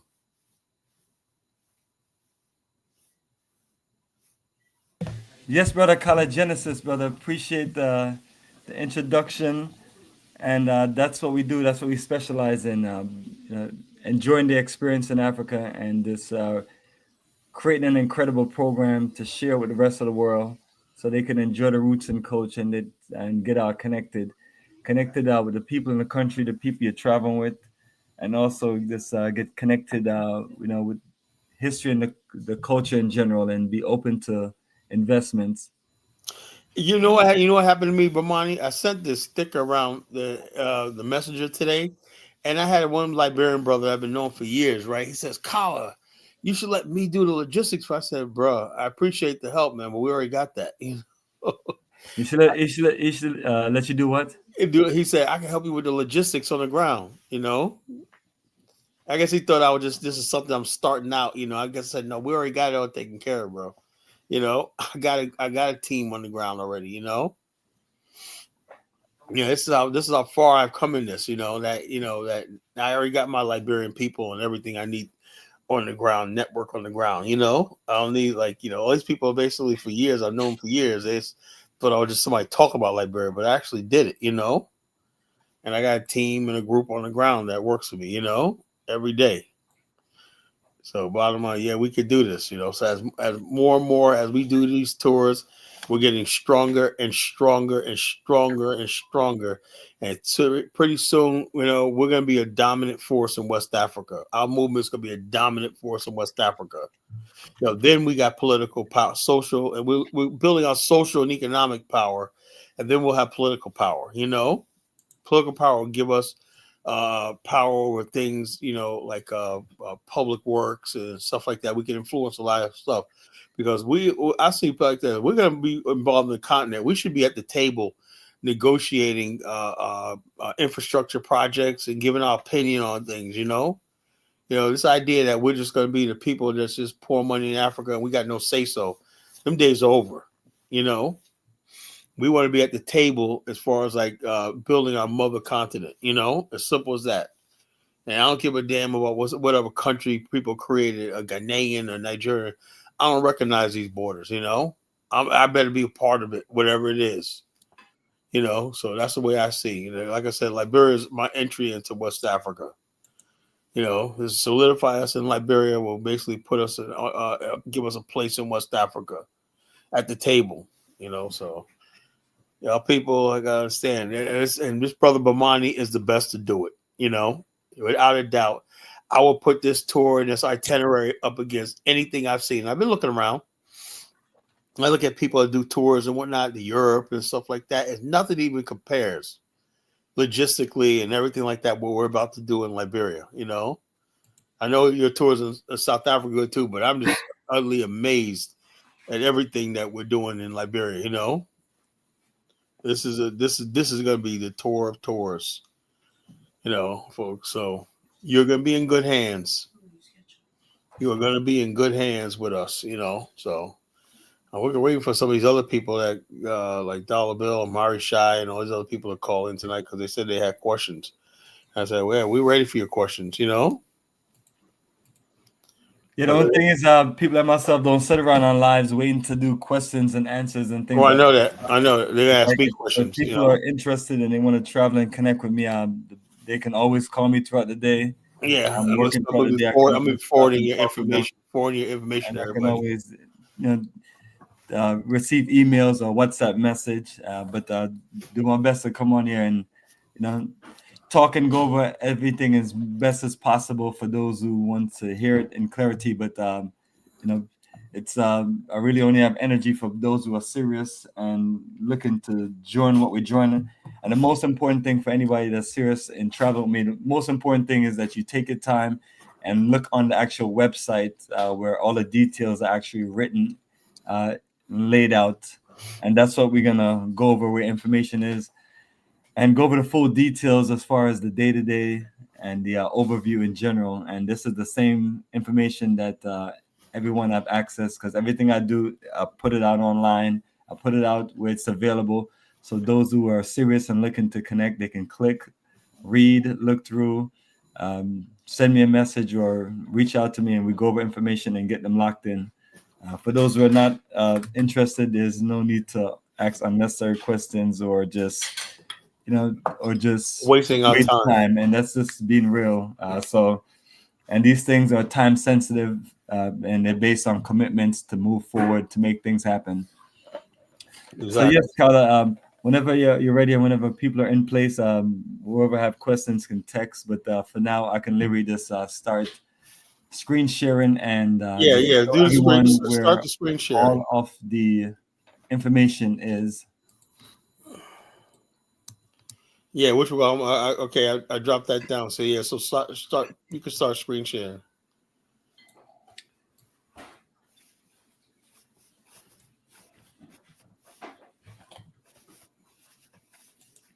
I played the video of Labasa before you got on and whatnot. People are like, wow, it's beautiful. Yeah, absolutely. We have actually some great videos of Labasa and some great videos of this previous tour. The only big difference is that with so many hotel changes, people will be able to see what they see, but it'll be nicer accommodations. All right, so here we go.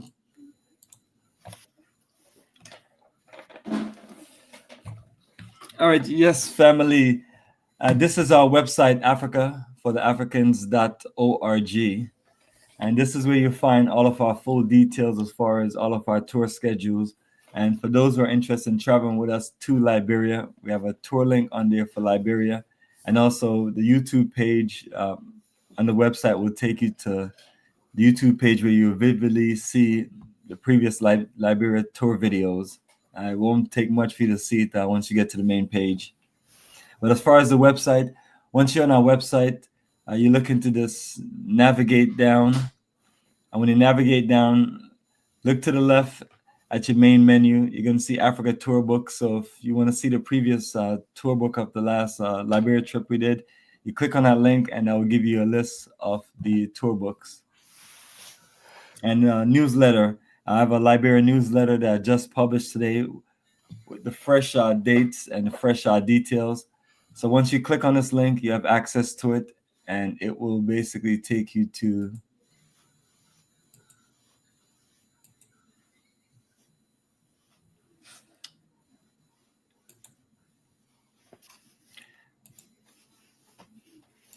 let me change our page.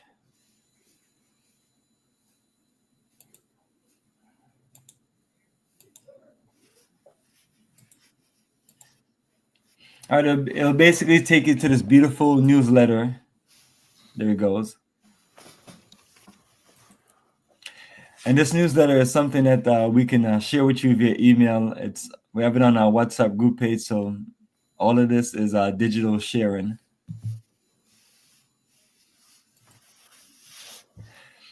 All right, Liberia Roots and Culture Tour, February 12th to the 23rd, 2026. So this newsletter, you scroll down and it should give you a group photo of our previous journey to Liberia, March 29th to April 9th, earlier last year. So less than a year, we came back from that journey. The newsletter does give you an introduction about us, our mission, vision, past, and future, and then lists all the countries that we have taken groups on, 36 journeys altogether from 2006 to 2024, total of 18 years, and then 20 years in general traveling in Africa from 2004 to 2024. And scrolling down this introduction to our flight, Ethiopian Airlines, make sure that we have the best accommodations for flight and the best route going to Liberia. Last time we ended up using Royal Air Maroc out of New York, and that was just okay. And this time we're stepping it up with a beautiful flight segment. See all the beautiful smiles waiting for you to board the plane and treat you with love and beautiful energy. So I love the customer service of the Ethiopian Airlines flight attendant, and the pilots are just some of the greatest pilots that we have on this planet here, and they're trained by a legacy of the Tuskegee Airmen, so you know that they're great. They come from greatness and they've continued building greatness. One of the best airlines in the world, and one of the airlines that I enjoyed my journey to Ethiopia on from back in 2017. So always enjoy Ethiopian Airlines, and always got great feedback from whenever we book group members or individuals on journeys.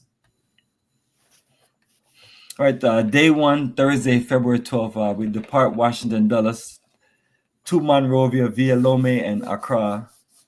So you do have two short layovers in West Africa before you get to Liberia. So that is not a bad sequence. And the main thing is, once we leave out, we get there in the evening to Liberia.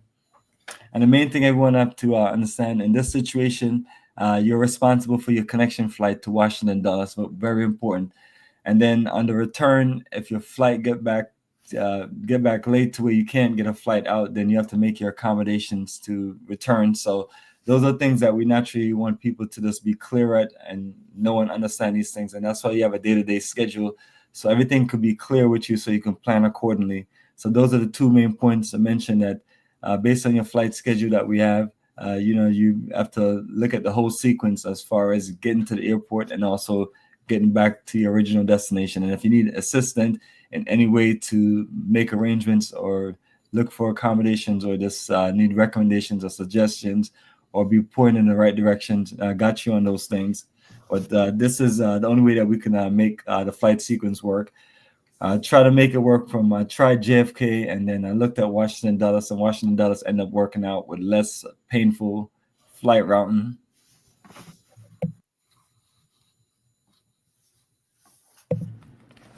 So family, scrolling down, day 2, Friday, February 13th. Welcome to Liberia.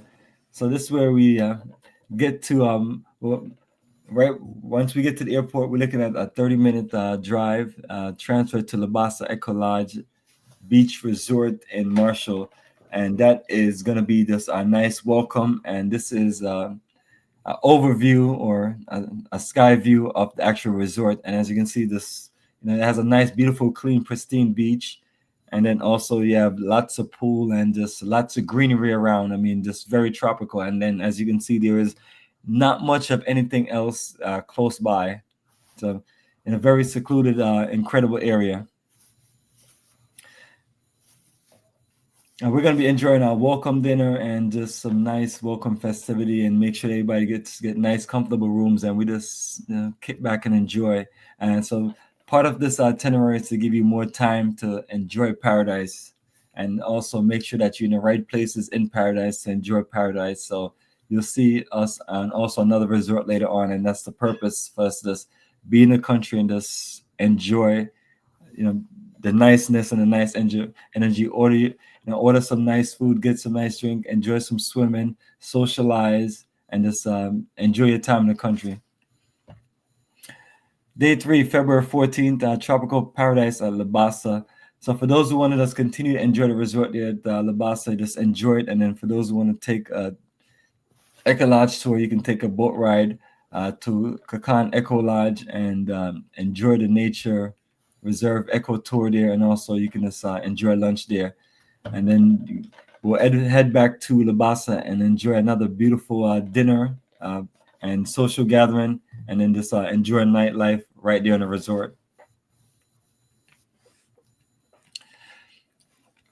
Day 4, Sunday, February 15th. So this is Edina and Sunset Beach in Buchanan. So we're going to enjoy the historical tour in Edina, and then we're going to make our way to this, enjoy lunch, and just relax a little bit at Sunset Beach before we head to Painesville, Qand A area to check in and overnight at AMC View Resident, which is right there by the RLKJ Qand A Resort.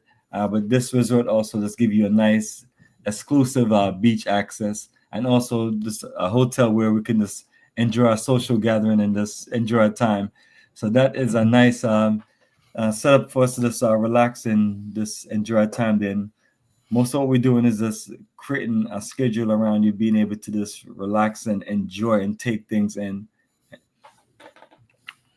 All right, so day 5 and day 6, that's when we're doing our roots and culture and city tour with shopping. So both days we're going to head out to Monrovia and enjoy the arts and culture and the historic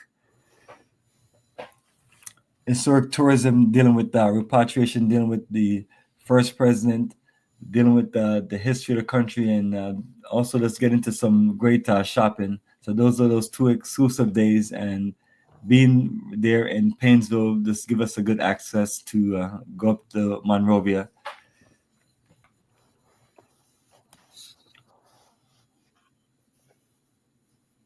And so that's day 5 and day 6.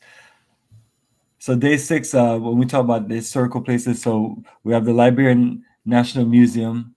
We're going to make our way up to Capitol Hill and just spend some time to go around the different buildings and just learn about the history. Make our way up to Joseph Jenkins Robert Monument. So that day is set for that unique history, and the day before is set for more roots and culture. But both days have great shopping.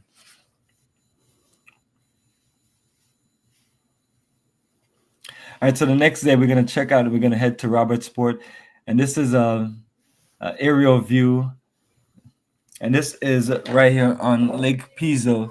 So we're going to be in a beautiful Robertsport area and just be able to just be on another resort where we can just relax, get back, enjoy beautiful dining, do a lot of social networking, connecting with each other, whether we're out there playing cards, dominoes, or just out on the beach. just give us time to just relax and enjoy the fruits of our labor. So definitely want to make sure that we spend more time focused on this journey and just put heavily into, that's why we have 2 resorts and we have 1 business hotel and then another hotel in a social area. So this thing was well designed to give you a specific experience. So we're spending 2 nights at Wakalor Resort. And so this is giving you a view of how some of the rooms look. So it's similar to Labasa, where you have the water and then you have the thatched roof, and you just immerse into this greenery of the paradise. Day 8, Thursday, February 19th. So we're gonna use that as a free day, but also it's a day where if we just need to take a boat out and just make our way around and just enjoy, whether you want to enjoy surfing or just anything you need like this, that's your day. And if you just want to just relax and get massages or things of that nature, then that's ideal point. So between this and Labasa Lodge, those are your perfect time in paradise to just really kick back and enjoy it, where the schedule is a little more reduced.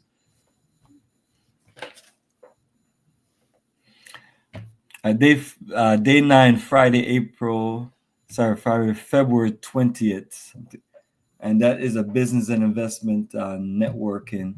So the conference room is not exactly going to look like that, but this was a nice little visual to share. But it's going to be a nice organized conference, and Color Genesis is going to be leading that conference and organizing presenters. So 1 or 2 things maybe subject to change as far as time. But right now we have it for 5 to 8 p.m. To where we can just get back in time from Robertsport, and then also just get ourselves settled and be prepared for a wonderful conference on Friday. And once we finish, we're gonna step out and enjoy a beautiful. We'll make it a banquet, so we have something to eat. But when we finish, we'll step out and just enjoy beautiful networking and nightlife options. And so we're going to be right there in St. Croix, so put us in a perfect location to just enjoy the other part of the city. When we're in Painesville, we just get access to that part of the city. Now we're in St. Croix, so now we get access to this being more, what people call in the uptown area of the city. So the schedule is reduced. So for day 10, Saturday, February 21st, St. Croix tour and shopping along with sightseeing. So nice short tour and another day where you can just relax, kick back, do your final shopping if you need to meet with people or do things like that. You have the flexibility. And later on, we'll go out for an incredible dinner at the Calabash restaurant along with our nightlife. And that's what we're going to do also for the next day, which will be our last day.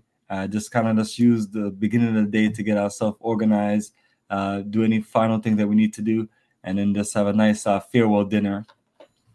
And then we'll be just doing an early checkout day 12, Monday, April 23rd, back on Ethiopian Airlines and short connections in Togo and Ghana, and then make our way back to Washington, Dulles. So that's the direct day-to-day itinerary, and all of this is on the newsletter, but in general, it's on the website. But as far as the newsletter, it was created to where I have the overview also.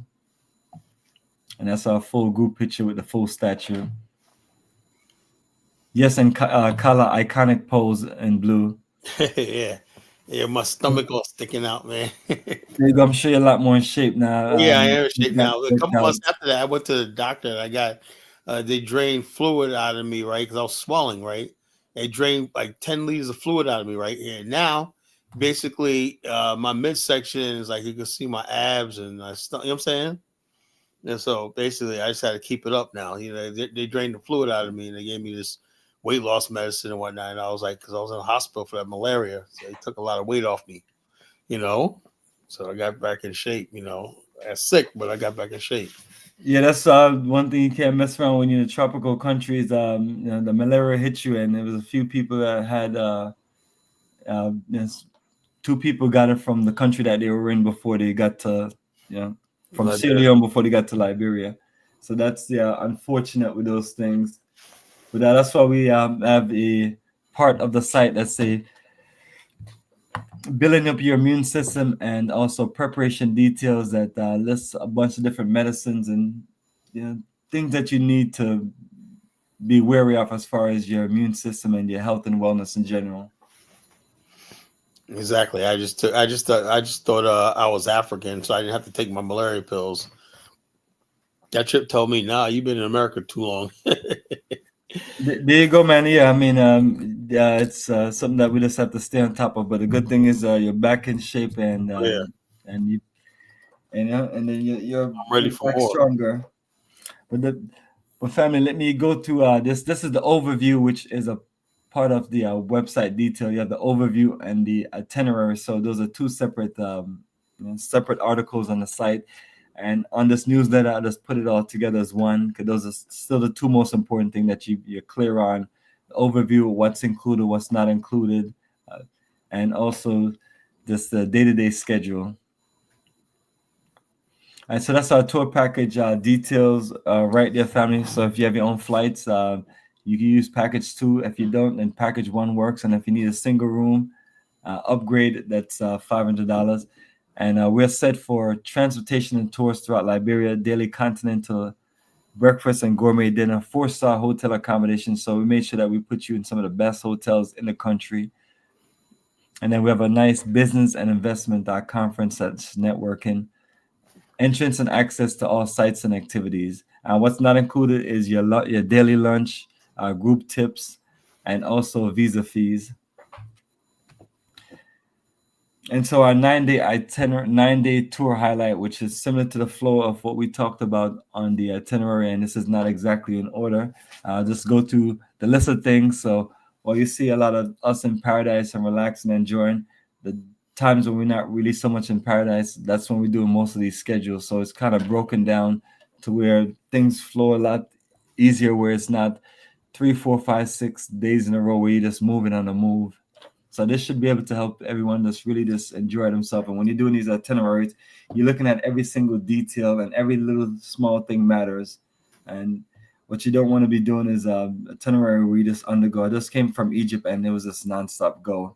I even came back and redid that entire itinerary.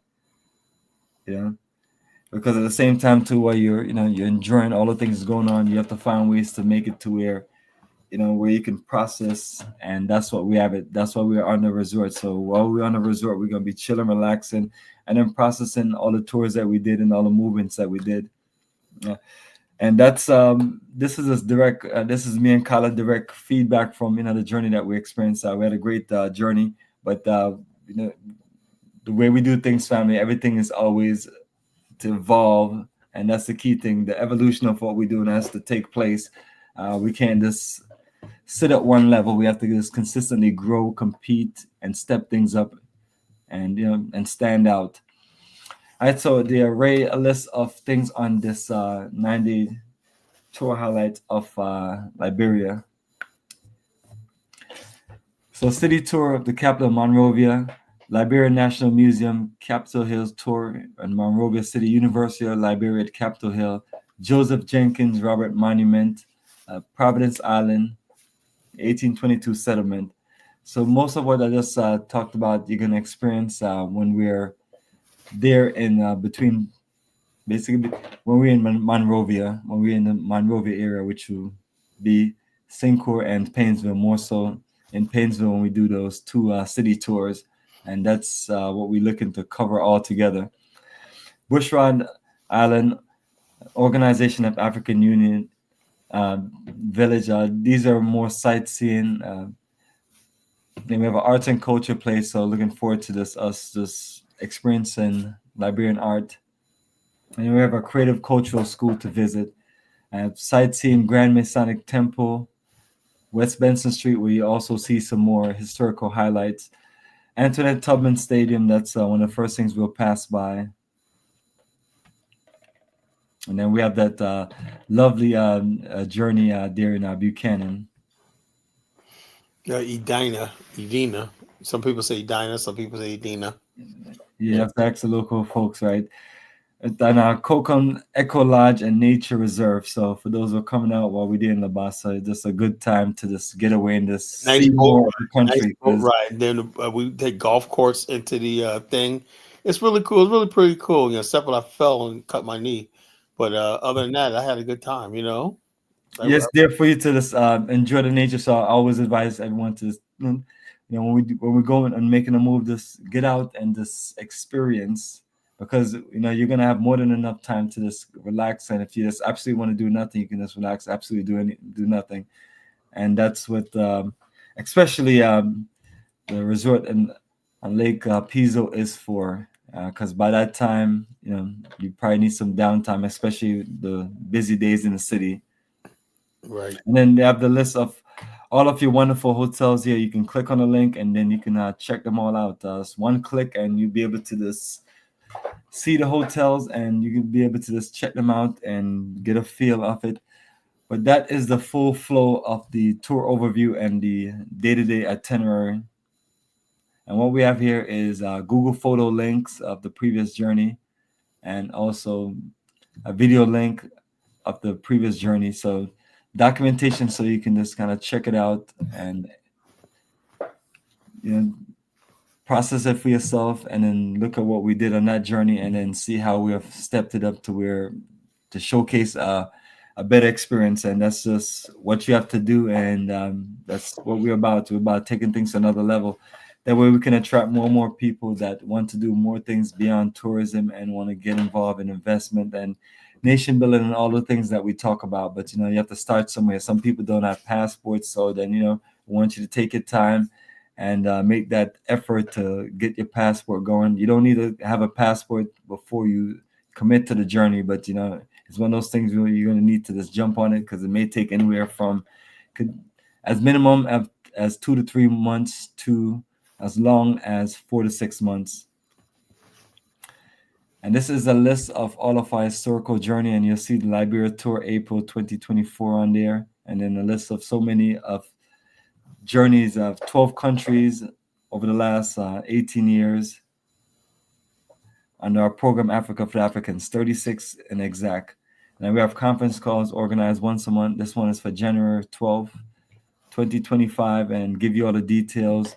And then we just go through all the general schedules, and then it's another point where we just open for questions and answer. Anytime we do any programs, always looking for people to have questions so we can go through things. And a lot of times you're not going to be clear or not going to have any questions, or you're going to have too much questions unless you actually take your time and look at the information.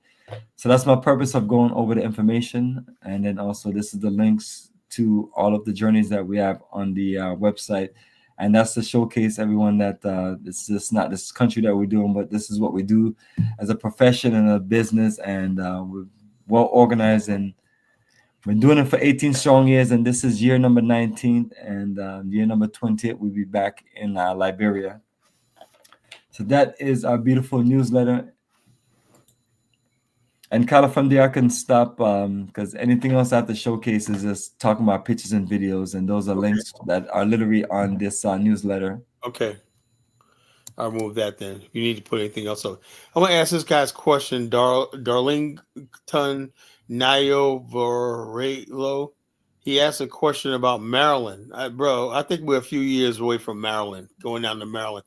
That probably might be a whole different separate. How well this. How do you get to Maryland? First of all, you take a boat there. You have jet plane. You have an airport, or you have a train station. Well, they had at one time when under Sirleaf, they had a ferry that went from Monrovia to Maryland. I don't know if that ferry still operates. It's a real nice ferry.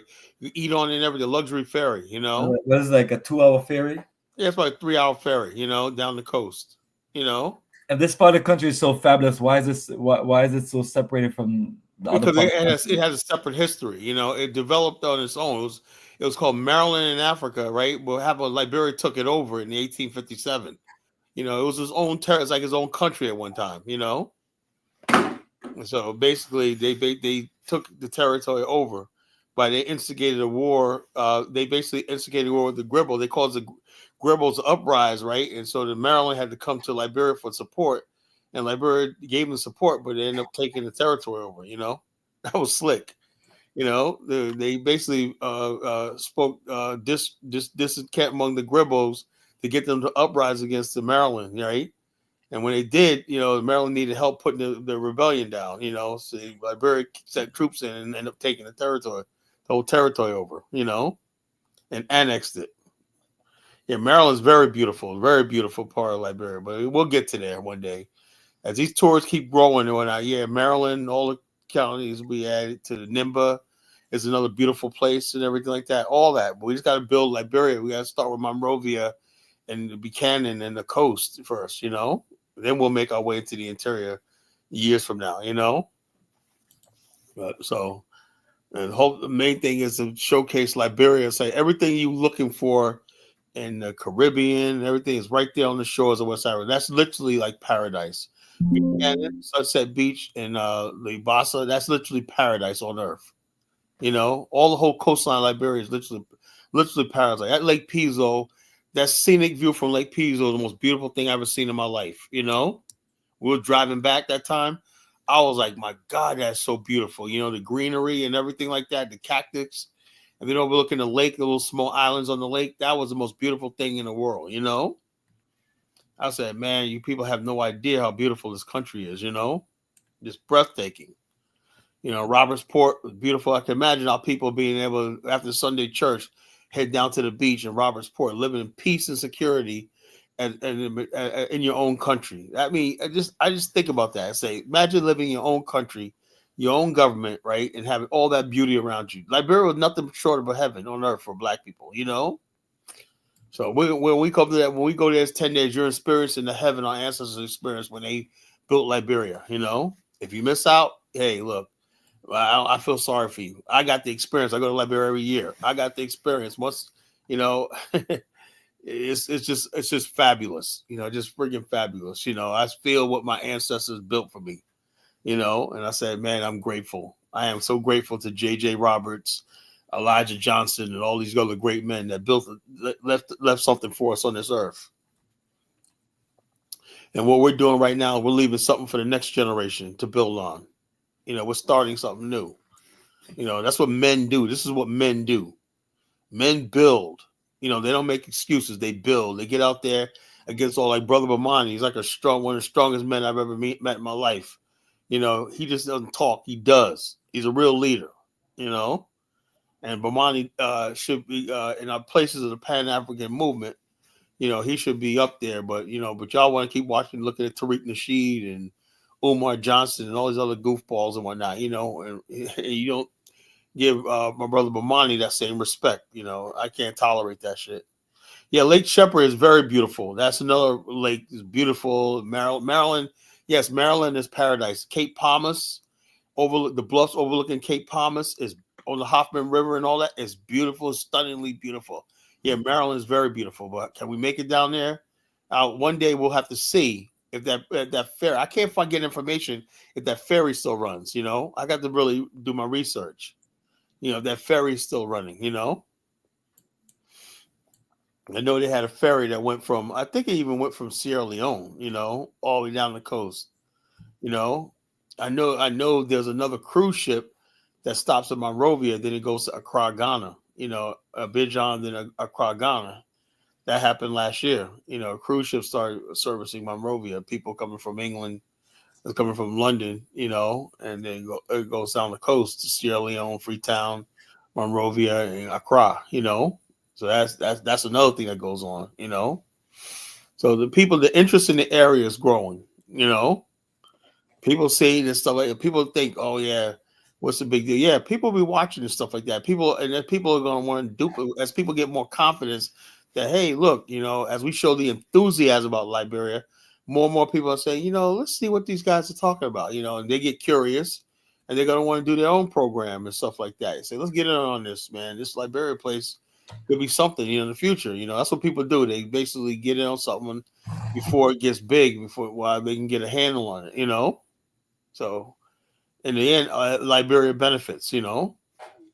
I don't mind somebody else getting into this and doing and competing. Liberia benefits. If somebody else absolutely, brother. Yes. Now you've seen over the years, man. You've seen the energy I built in Ghana, and you see people like myself get almost no credit for those things. Yeah, nobody gives you no credit. Other than the people who have seen me out in 2006, from 2006 nonstop to that time frame, and so some people think it's because they see certain people flashy on YouTube, and they talk big talk. I was like, go check their profile. They just really started doing what you think they've been doing for a few years. They could have never made that impact. They just jumping on the bandwagon. Yeah, but people like ourselves, we're basically trendsetters. We basically build foundations, and we basically create something from the grassroots. Create something from the grassroots, which is important, family. You think about you just dig, you get into the ground, and then you're planting seeds, and then you just watering it and catering to it and making it grow, and you're just building something. That's what we have done. That's what we are as a people. And so, and then then you put a lot of people who think that they're greater than what you can do. But nevertheless, family, we built this energy and push a modern day movement for repatriation and investments in Africa. And so we're sharing with you another country that you can get on the ground floor and then get your mind open and just kind of grow with the country. I mean, because this is West Africa. It's what it is. It's what we have to work with. I can't sit here in America and complain about things, and as frustrated as I'm with some of the foolishness that goes on in West Africa, but West Africa is one of the most historical challenge location based on the French and the British all over the place, and everybody else who think that they can be run a government who just is usually just up for their payday. So we have our struggles and our challenges, but this is still the best part of Africa, honestly. It is the best and the funnest part of that world in Africa. Blackest part of Africa. The blackest and the best time you have in Africa. So when you look at the list of all the countries I've been to, obviously if I wasn't feeling West Africa, I wouldn't. I've been to West Africa 75% of the times I've been to Africa. So. And that's 6 out of the 10 countries. That's actually half. That's 6 out of the 12 countries in just one region. Yeah, I love West Africa. I love Liberia particularly. Just my type of country. I just love it. Love the country. Anybody no one can ever tell you that college doesn't love Liberia. I love the country. You saw how happy I am when I'm there, Bomani. Absolutely, and that's why we try to make these itineraries special. But I'll compare what we have in West Africa and tell people that the trips that they'll put together, even countries like Senegal and Gambia. I can't speak much of Togo, Benin, even those are great journeys, but you put them against other places because the difference is when you're talking about roots and culture tour, that is the region of roots, and that is the region of straight up culture. Now, when you talk about roots, you can also talk about historical places like Egypt, but you're limited to very historic history. Here we're talking about a history in West Africa that's tied to our struggle in America and the African diaspora. We're intertwined in a connection that it's just hard to just disconnect from. It's if we have to make a move as a people, it's like that's where we have to make it, and that's who we have to connect with. So there's another country, our family. For those who are not familiar with this Africa in general, and all you hear about is Ghana. You have Qand A, who is an unofficial ambassador of Liberia to the core. Yep. Like I said, I just made myself the Black America's ambassador to Liberia. I gave it the title. Because I showcase Liberia. I put my name, everything, reputation behind this country, and I'm seeing it starting to take root. And one thing, best thing about what we're trying to do is we're making Liberians, like this brother in the chat right now, feel proud about their own country. If we could do that, man, we really won. You make Africans feel proud about their country when they see us coming and whatnot and appreciating their country and everything like that. They're like, wow, that might inspire him to go get his degree or get his certificate, whatever you got to get, to come back and build, right? So even make it get. But so in other words, basically, I want a lot of Liberians that are in America by giving their best years to America to start thinking about coming back home, you know? And we want to make that business conference is going to be all about that, you know? But how to get the Liberians to come home and build, you know? How to get Black America to join the Liberians coming home and building, you know? How can we basically use our brain power? People think the solution is getting some loan from the World Bank. And no, the solution is people doing stuff like Bomani and ourselves, figuring stuff out, you know? And imagine if people say, you know something, I like what Colin Bomani did, but wonder could I do this in rice production? Because how can we be Colin Bomani of the palm oil industry? Can we be Colin and Bomani of the rubber industry? You know, can we go back there and get into be the Colin Bomani of the Liberian new film industry? You know, this is what we're trying to inspire people to do. We're just doing tourism, but you don't have to do tourism. You can do something else. We're showing you that Liberia is worth it. You know, if nothing else, we're telling you that Liberia is worth it. You know, you want to build a music industry, you want to be develop a film industry for your country and everything like that. You want to do something. All is possible. We're showing you your country is worth it. You know, it's a beautiful country. It has a beautiful history. Despite everything, don't anybody tell you that Liberia has a beautiful, a unique history. It wasn't perfect. But the bottom line is the fact that this country could say that is a real Black republic, and in the Constitution, only Black people could be citizens and own land. And after all that time, man, despite everything, Liberia never folded and never sold out. You know, it's still a Black country. You know, after all these years, it still belongs to the Black man. You know, and the whites in Liberia, even though, like, look, I welcome everybody, but they know their place.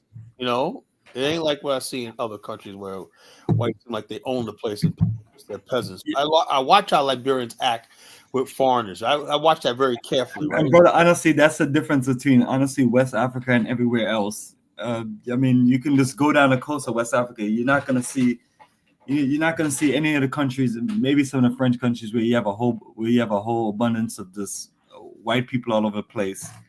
That's one thing I've been proud of. I mean, sometimes you just need to be in a Black environment. Exactly. And like the whole time we was in Liberia, I mean, we were in Labasa, and, you know, there's a few Euros there, and we moved around, but you didn't really see much of anything.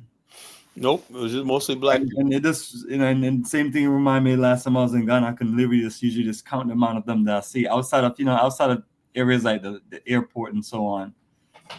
You know, it's like they find their place and they go hide or lay low. Yeah, they got the one thing about it. They don't get in your way or they don't cause any problems. Right, they stay to themselves and whatnot in their own little spot. They just basically enjoy their vacation or come do whatever business they do and leave. Right, right. They're not there friggin' like South Africa. They own that. In South Africa, in Southern Africa, I should say, and then you go to East Africa. It's a different flow because in East Africa, you know, you have a dominance of more Indian. And then you go to North Africa, you're dealing with straight up Arabs, which don't want to push any stereotypes or anything, but based on my personal experience, and I guess that's what I have to this will on, is the least amount of customer service and the least amount of just welcome in Africa. You know, so, and that's for many different reasons, but the place you feel welcome at overwhelmingly and just incredibly is West Africa. It has its issues with land and has issues with other things and so on, but it's like you're welcome. So it's like we have to figure the other stuff out, and that's my strictly message to people. And while we just keep on traveling to West Africa, I've traveled to West Africa basically 20 straight years of my life, and Senegal being the first country in West Africa, and the last country I was in West Africa was Liberia and Ghana last year. Like there's never been a year that I've never showed up in West Africa. Yeah, so we're just trying to push something that is connected to us as a people.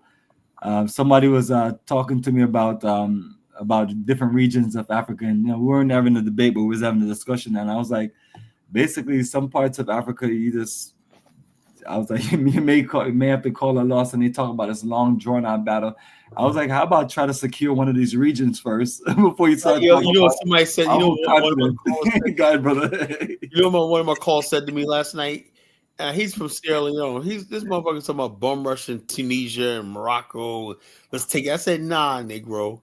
Why don't you worry about Sierra Leone? You know, what's mistake you're gonna make is trying to think you can, brother. We have one of our, one of our sisters. They wouldn't give a visa to, and this person was in West Africa, and that made me sick to my stomach. But the rest of us, you should have seen how quick they finished their American visas. It was like it was done lightning fast. Yeah, and also the way they treat Africans, like in Brussels, I told you about that, right? They treated they act like I'm trying to escape into their country. And you're not the first, second, third, fourth, fifth, or 10th person that have said that to me. Yeah, I'm not trying to. It's like I don't want to stay in Brussels. You know. They act like they got you cordoned off like you're under arrest in the airport when you're under, you know what I'm saying, under lock and key until you board your plane and whatnot. I said, what kind of shit is this, you know?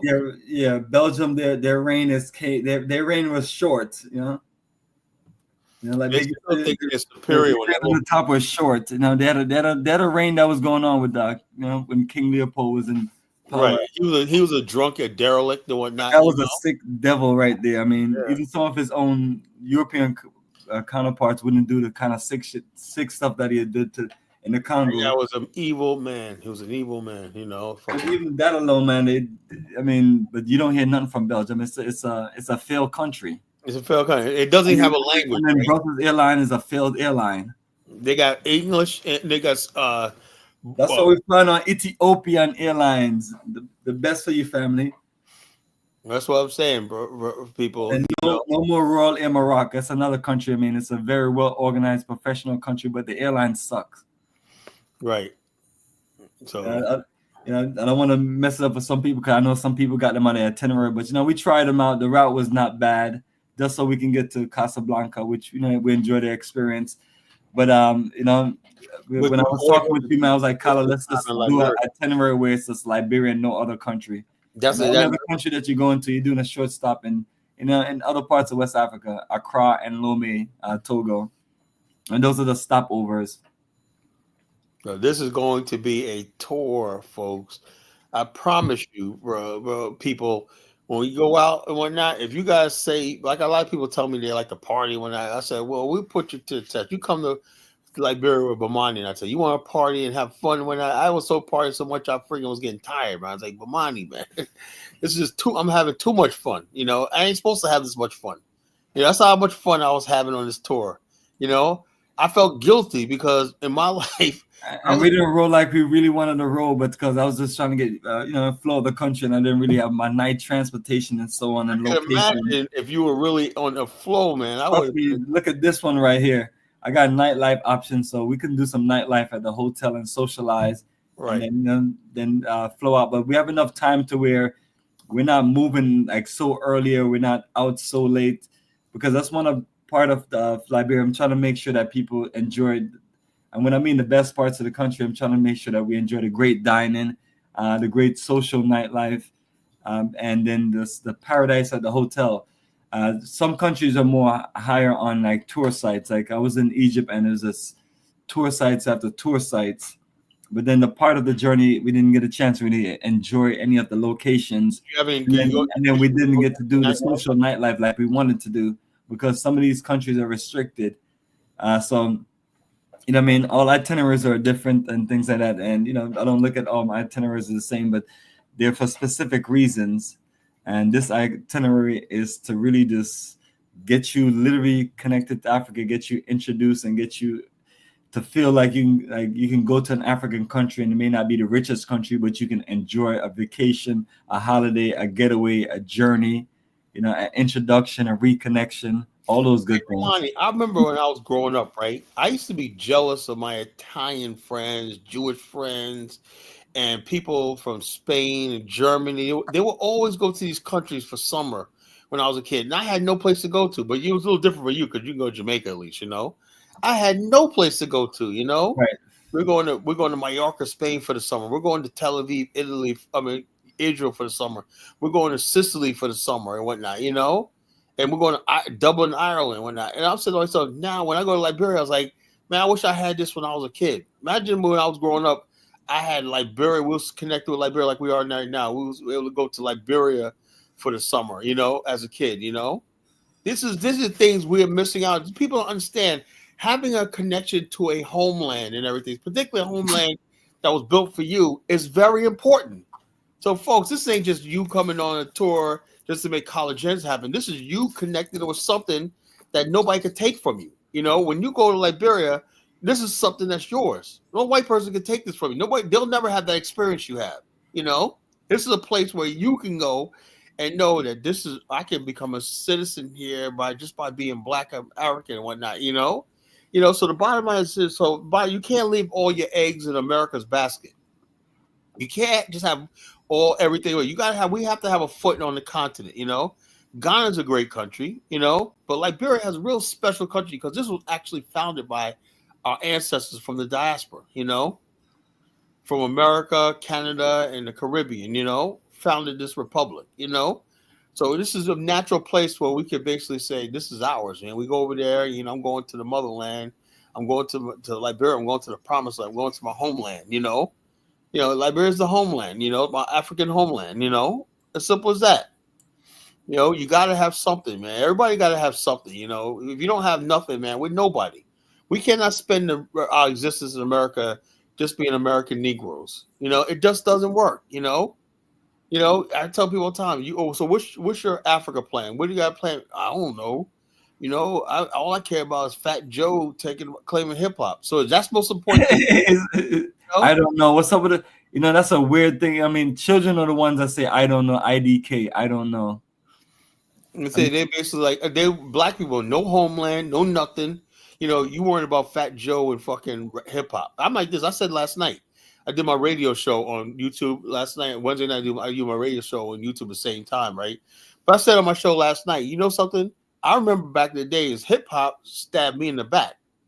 I was a 5%er, right? And the bottom line is hip hop turned his back on me. It went gangster and all that shit like that, They started talking about blunts and I ain't saying nothing about smoking, but they were talking about Cristal and all this other shit like that. And I felt like I was an oddball out or not. They told me I had a place in hip hop, right? So why am I going to sit here trying to defend something that they kicked me to the curb back in the days? What I believed in was sun, moon, and stars. My wisdom, my earth, whatnot. My teachings. 5% teachings. And they basically all but erased that from hip hop. And people started talking about gangster this, gangster that, Even Nas, I thought Nas was going to be a 5%er first, right? That nigga turned fucking Nas Escobar. Get the fuck out of here. Get the fuck out of here. Brother, man, that was the worst time period of my life, man. I'm sitting there trying to kick knowledge and whatnot, and people calling me a player hater, oh, you a player hater, man. I'm like, nah, man, you sound like an 85. So Jay-Z was a 5. Jay-Z was a 5%er, right? Now these people are supposed to do many things and then it doesn't evolve into anything later on. Yeah, so Jay-Z was a 5%er. And how did he go to a 5% to an 85er? That money. I said to last night, I don't know, man. If I walked in the room and they said, yo, look, Kala, sign on. I mean, the reality of it is, man, take the money and build a movement, but that's not how it goes on, though. Yeah, it's like take the money and sell your soul to the devil. Yeah, so bottom line, I don't know, man. I just don't know. Yeah, back in those days, man, you sitting there like I'm looking at these niggas back in the days with all the fine ass red bones and whatnot, driving a nice cars. And I figured my car's in the shop for 3 months or whatnot, And somebody came to me and said, yo, sign on the dotted line, man, and you have like 7 figures in your bank account in 2 days or whatnot. I don't know, man. I just don't know, man. Back in those days, I just don't know. I was like, how much do I really care about this Pan-African Black national stuff? But God saw me through, man. God saw me through, man. I was like, yeah, so I survived that shit. People have no idea what I went through in my life, man. I survived, man, just basically genocide, man, because I really felt they were trying to destroy us, man. They were trying to fucking destroy us, man. This movement, I had no idea I was going to be here at this time when that, but I knew back then what we're doing right now with Liberia, I wanted to do that this 30 years ago. Everything I'm doing now, I had to plan to do 30 years ago. Everything like that. We're talking about building a nation and stuff like that. This is not just me doing this over the last 2 years. This basically this is 30 something years in the making. I started back in 1992. That's 33 years in the making. That's when I started. With this movement. I started the Colonation 33 years ago.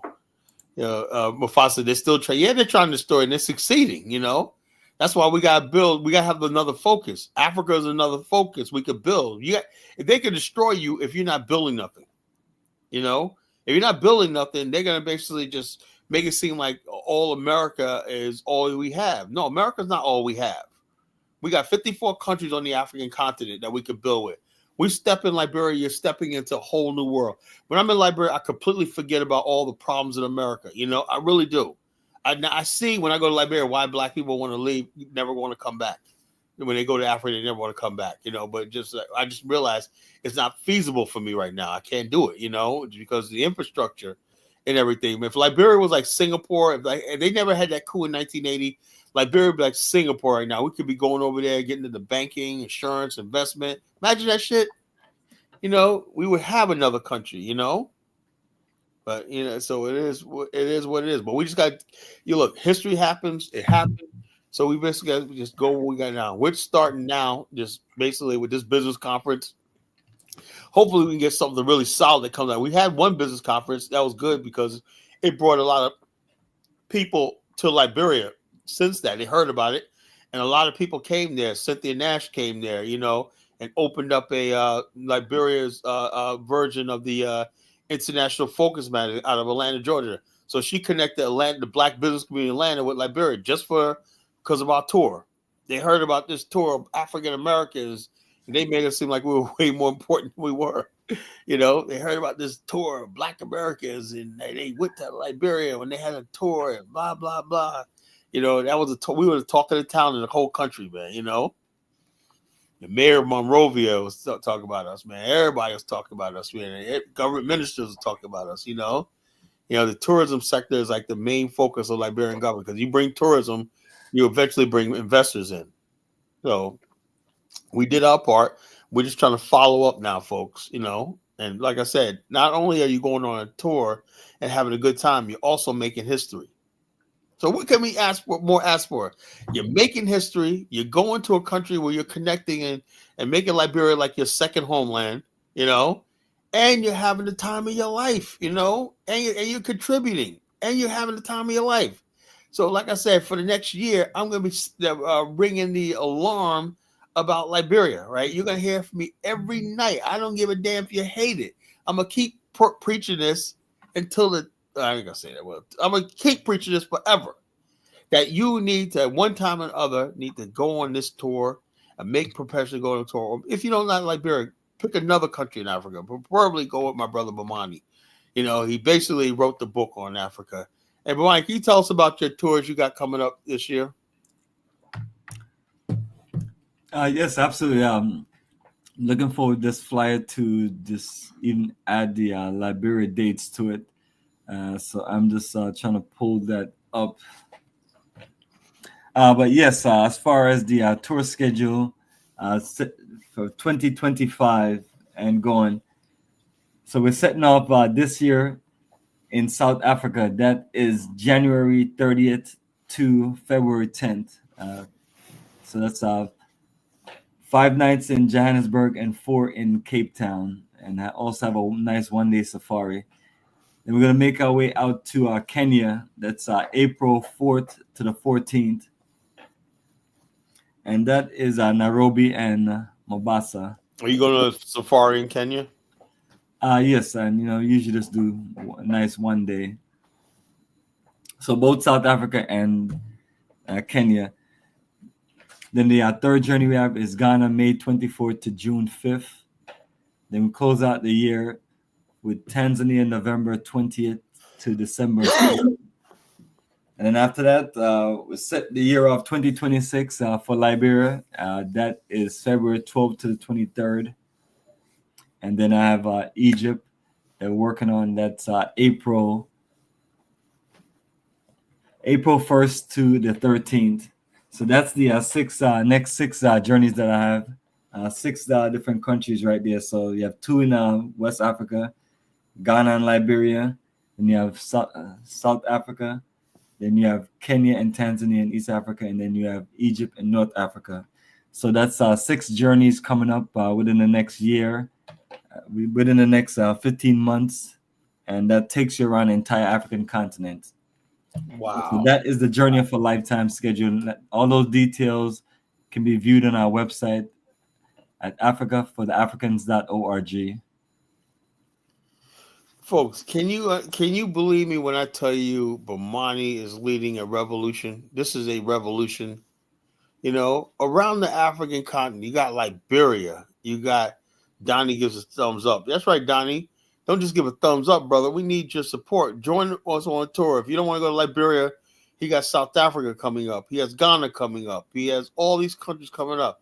Just make the tour to Africa. The momentum, the more we got people going to the continent, the more we're going to be. Who knows? We might be able to add Guinea-Bissau in one day, We might, if we keep getting people signing up for tours and whatnot, no matter where we go, who knows? We might add Cameroon one day. We might add Angola one day, or Zambia.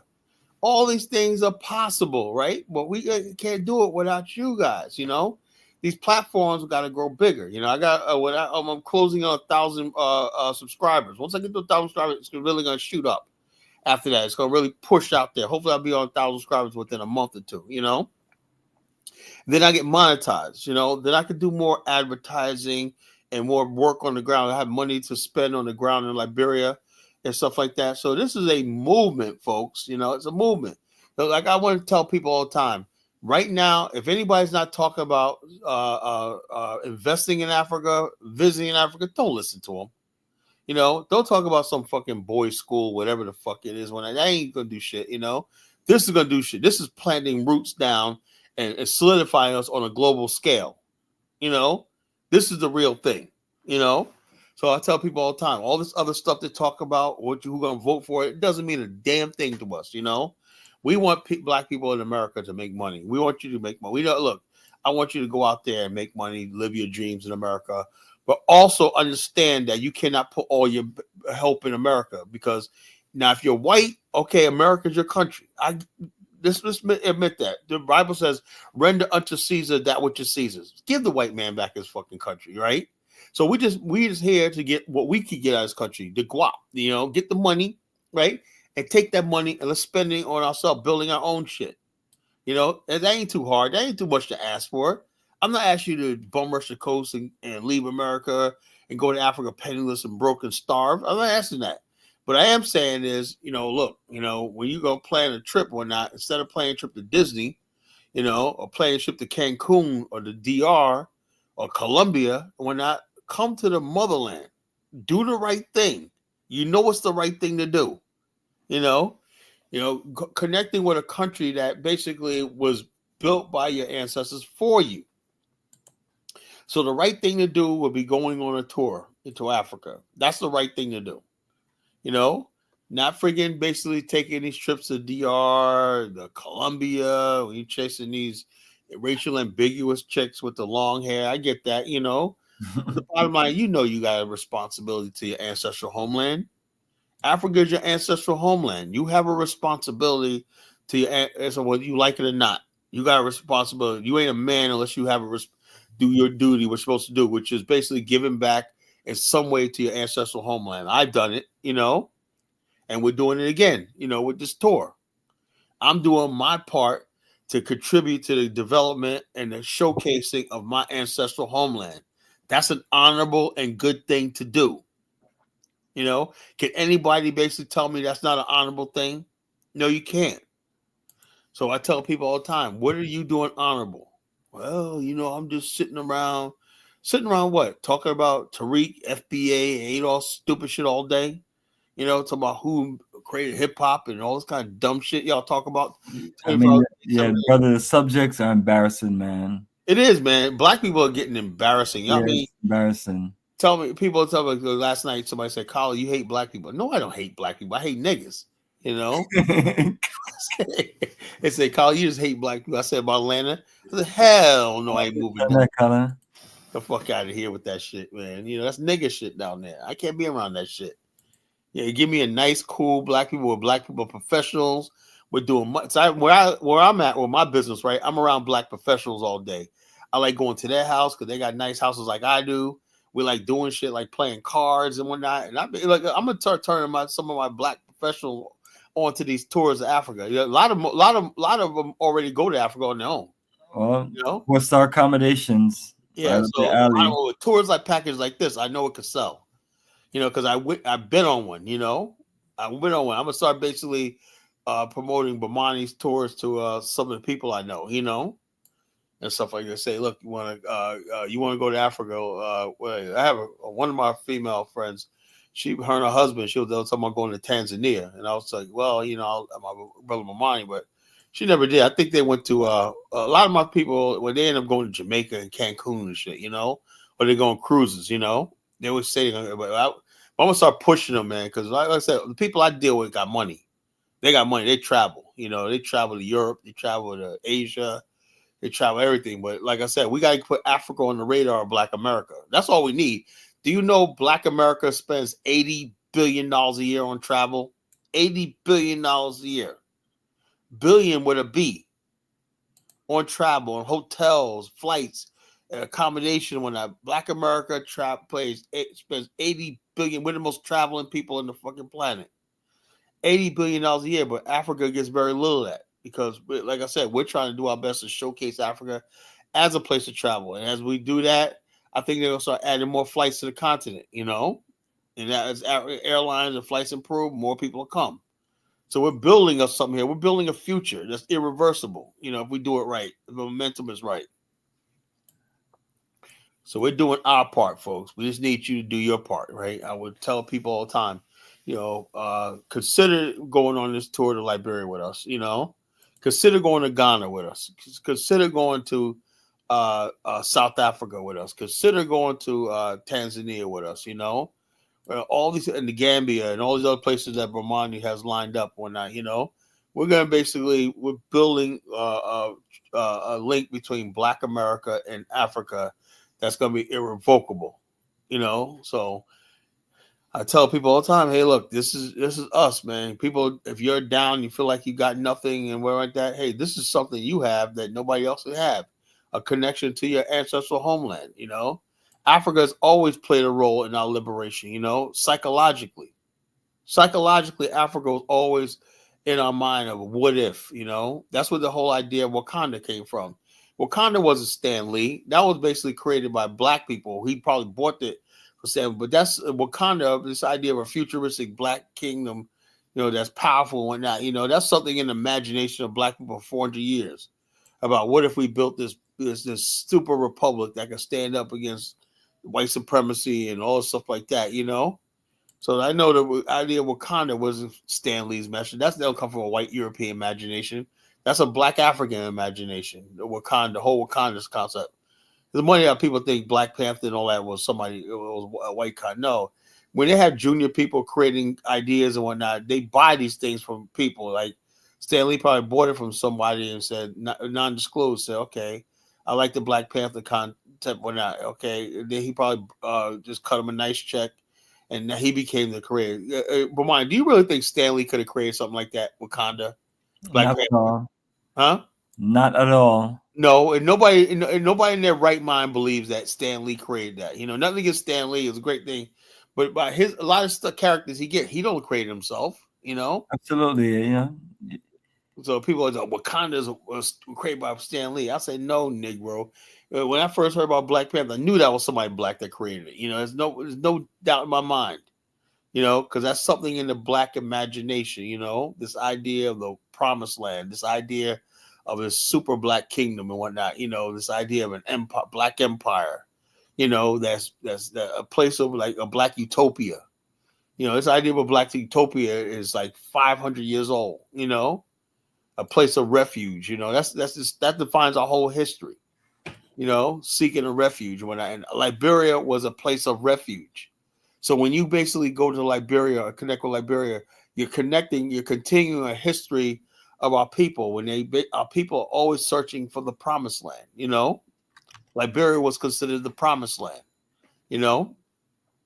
And so there's something deep in the imagination of the African American, the African slave descendant, you know. This idea of what if we can return to our ancestral homeland and rebuild this kingdom that's going to basically stand up for us, and we can regroup and be strong. So that's always in the thing. So as we basically connect with Africa, we're making Africa stronger. We're doing the right thing by our ancestors, So I need people that basically just that's going to watch the show and the rebroadcast. I know it's going to get a lot of views. Why listen to the broadcast and whatnot, and rebroadcast and everything like that. To think about that, think about that, because I'm going to drill it in your head all throughout for the next few months through the summer and everything like that. That you got to have an African plan. If you don't even do a tour with us, I want to see you with a tour on your own. And the best thing to do, I tell you right now, and I'm a witness, right, is to go on one of these tours with Brother Bomani, because you'd be surprised, right? If I would have wished that my first journey to Africa was on tour with Bomani, I wish I would have saved so much time and money and did so much stuff, I couldn't, because when I first got there, I was just all over the place. I didn't know about, how to navigate and go different places, hotels and stuff like that. I didn't know nothing about that shit, And so I ended up wasting a lot of time. I was there for my first time in Africa. I was there for a month, and I looked at it. I didn't see nothing, man, because we didn't do any of the things we did on tour. Yeah, so I said, shit. In that little time you was there, I did more every time I'm in there, I'm like, damn, how did I go? We go to this. We was down. I'm like, damn, we was in Labasa. We went on a damn boat ride. We down Canada. We went to the friggin' remember we even went to the Farmington Hotel. I said, that's right. We went to the Farmington Hotel. We drove through Firestone. We did how the hell we do all that in that little short bit of time? Because it was so organized. Blip. Once you go from as you can see when you line up all the resorts and where we're going, you can see the sequence of the flow from one location to the next and back to airport and everything. And so how the hell did we do all that? It's a logistic operation to where every you're making every day counts by the flow of what you're getting to. So you leave from that's why when we first get to Monrovia, we stay right there in Marshall, because it's easier to stay right there and then work our way up. And then we get to Robertsport, Lake Piso area. Then now we can just go to Syncor, and then from Syncor, head back to the airport. And then when you look at the mark that you're making, you're driving around in a sequence. And as you're driving around that sequence, you're just hitting all the highlights. And then we did the city tour. How the hell did we do all that shit? That's what I said. It'd be a lot more if I didn't have, your sister getting in my way. Oh yeah, we were more. I mean, this was more really tour guide we ain't got the crew lady up here dictating to us and whatnot. We're just stupid Americans. We're stupid Black Americans, and she just knows everything, everything like that. You can't run an operation like that. So that's how I've been able to be successful, man. We just get things done, brother. That's to be real people. I don't really know what else to tell people other than we get things done. You see schedules. I've knocked out 36 of them already. Yeah, check this out. My brother Baruti, he asked me these goofy ass questions, right? He says, wouldn't you say look, the bottom line, Black people in America are just going to Africa, right? They don't need to say freaking change themselves and say, I'm an African. I'll be honest with you, Baruti. I don't consider I'm an African descent. I'm not African, right? You know why? Because malaria almost killed me, He tells me I'm not African like they are, Africans eat bushmeat. I don't eat bushmeat, They do certain things that, but we love the African continent and we do connect with the people, but I'm not. Black America, Jamaicans see themselves as Jamaicans, and Black America, you know what I'm saying, in Africa, Why can't people just accept that? We're supposed to, what Bruni wants to do is for us to forget our whole identity for 400 years in the West. There's a reason why I think the way I do, because I have a culture and experience in America. I can't just go over there and say, look, I'm an African now, and just erase my memory of my history. Do you know, Bomani, Isabella and Christmas, New Year's Eve, they celebrate Watch Night. Watch Night is an African American tradition that was brought to Liberia. That's very good. I'm happy that you're enjoying yourself celebrating Watch Nights. Yeah, Watch Night is just a little celebration you do sitting in the dark. I don't know why we did it, man. We just do it in church. We sit in the dark with a candle. Something that had to do with slavery and stuff like that, with the slave hiding from the slave patrols or something like that, But they do that in Liberia. When that culture survived, point I'm trying to make it, that culture survived, right, to Liberia. And so Baruti, he's sitting in the chat room talking about blah, blah, blah, see yourself. I'm like, dude, man, I'm not going to change my identity for all we're doing is going on tours, you know? I don't care about somebody saying, all I care about is I just want people to put down $4,500 to go on a tour. I don't give a damn if they call themselves an Eskimo, to tell you the truth, you know? You know, so bottom line, people talk about the inconsequential nonsense and whatnot, what people see themselves as. Can you go on this tour with us? Are you having a good time? Yeah, that's all that fucking matters to me, right? You're going to put your deposit down and you plan on going on this tour with us? I don't give a damn if you call yourself Japanese, to tell you the truth, you know? Yeah, it's a roots and culture tour. So, I mean, it's for people to open their minds up to learn about the roots and culture of the country. It's not about any of their personal agenda.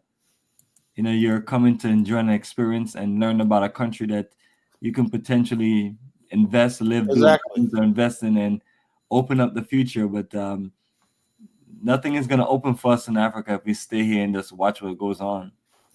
And also, people basically, when you go to Liberia, people don't call themselves Africans. They call themselves Liberians, or they call themselves Bassa, you know, Vai, Grebo, whatever tribe they come from, Qand, Crew, whatever like that, you know. So why should we friggin' say we're Africans when they don't? We know we're all Africans, but that's you know, that's not friggin' important because Africans don't make it important. They call themselves by their country, their tribe, their religion, whatever it is, and everything like that. I guess they're free, and we're not.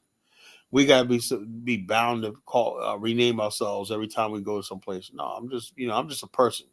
There's always people who have no experience in Africa that come up with these ideas that think that things should be the way they think it should be, when they never survey the reality of the ground in the different countries. Right, the reality, you know. That's the purpose of Roots and Culture Tours. The purpose of you just going to the country, doing your fact-finding mission, and checking things out for yourself.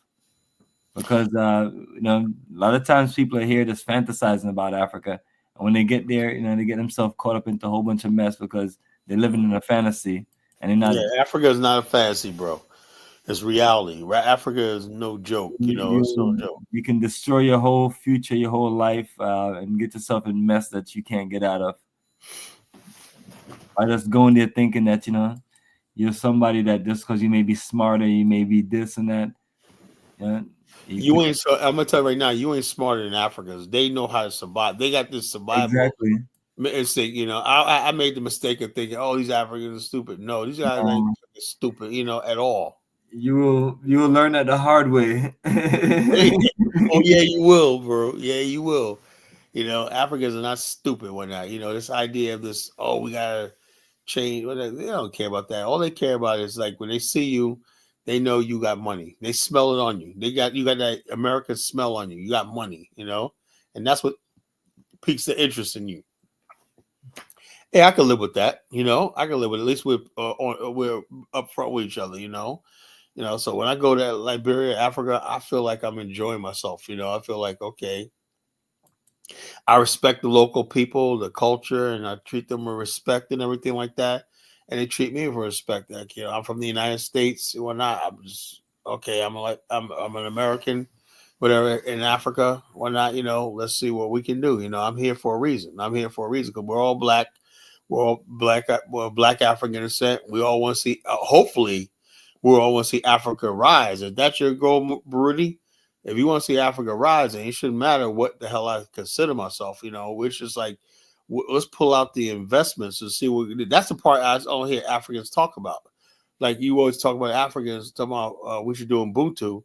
That's what you Ubuntu people never talk about, you know. Where's the investments? Where's my stake on the continent? You know, it's always just feel good shit, you know. I've had 35 years of feel good shit. I want to see results. I want to see if this stuff is real. You know, I want to see investments. And the bottom line is this: and people right now, the only thing I want that people will have credibility with me, Baruti, you could do it too, man.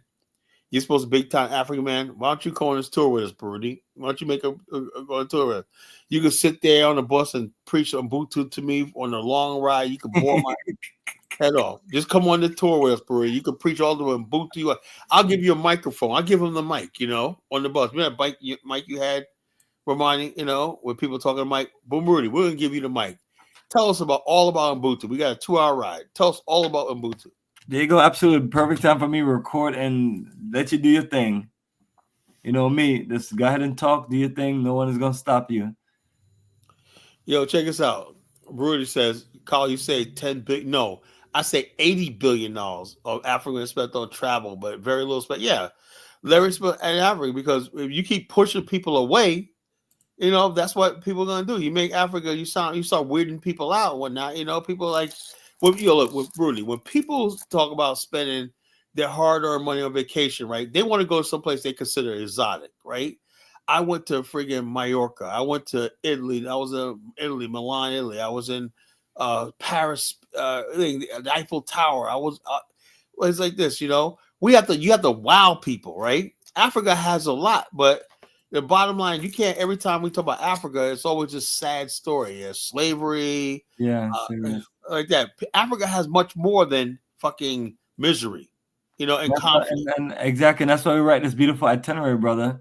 Right? Because exactly. What about paradise? What about beauty? What about, you see how beautiful the nature look? Oh, it's very beautiful. The beaches it's and stunningly beautiful. And let me think about that lobster dinner that we had. Oh right? Yeah, that's what Marcus wants. Marcus wants. He can't wait to get to that lobster. I said, yeah, man, plenty of lobster. You saw that video earlier. I played at Castle Sunset Beach, but I tell you what, I think there's an entrance fee for the day. I'll pay mine, if you want to go, you could. Yeah, man, that's fine. I mean, yeah, we'll work that out. Everything costs. But the bottom, but they feed you free dinner and lunch, lobster and whatnot. You see the guys picking up the lobster on that was even bigger than ones in Robertsport. The lobster was huge, man. It's like when you go to Liberia, you're just like picking them out of the water, right? They're so plentiful. Lobster and giant shrimp, man. I mean, my God, cook that shrimp and fry it in palm butter. Oh, you talking about delicious, bro. Oh, my God. That spicy palm butter with shrimp, and potatoes, and fish.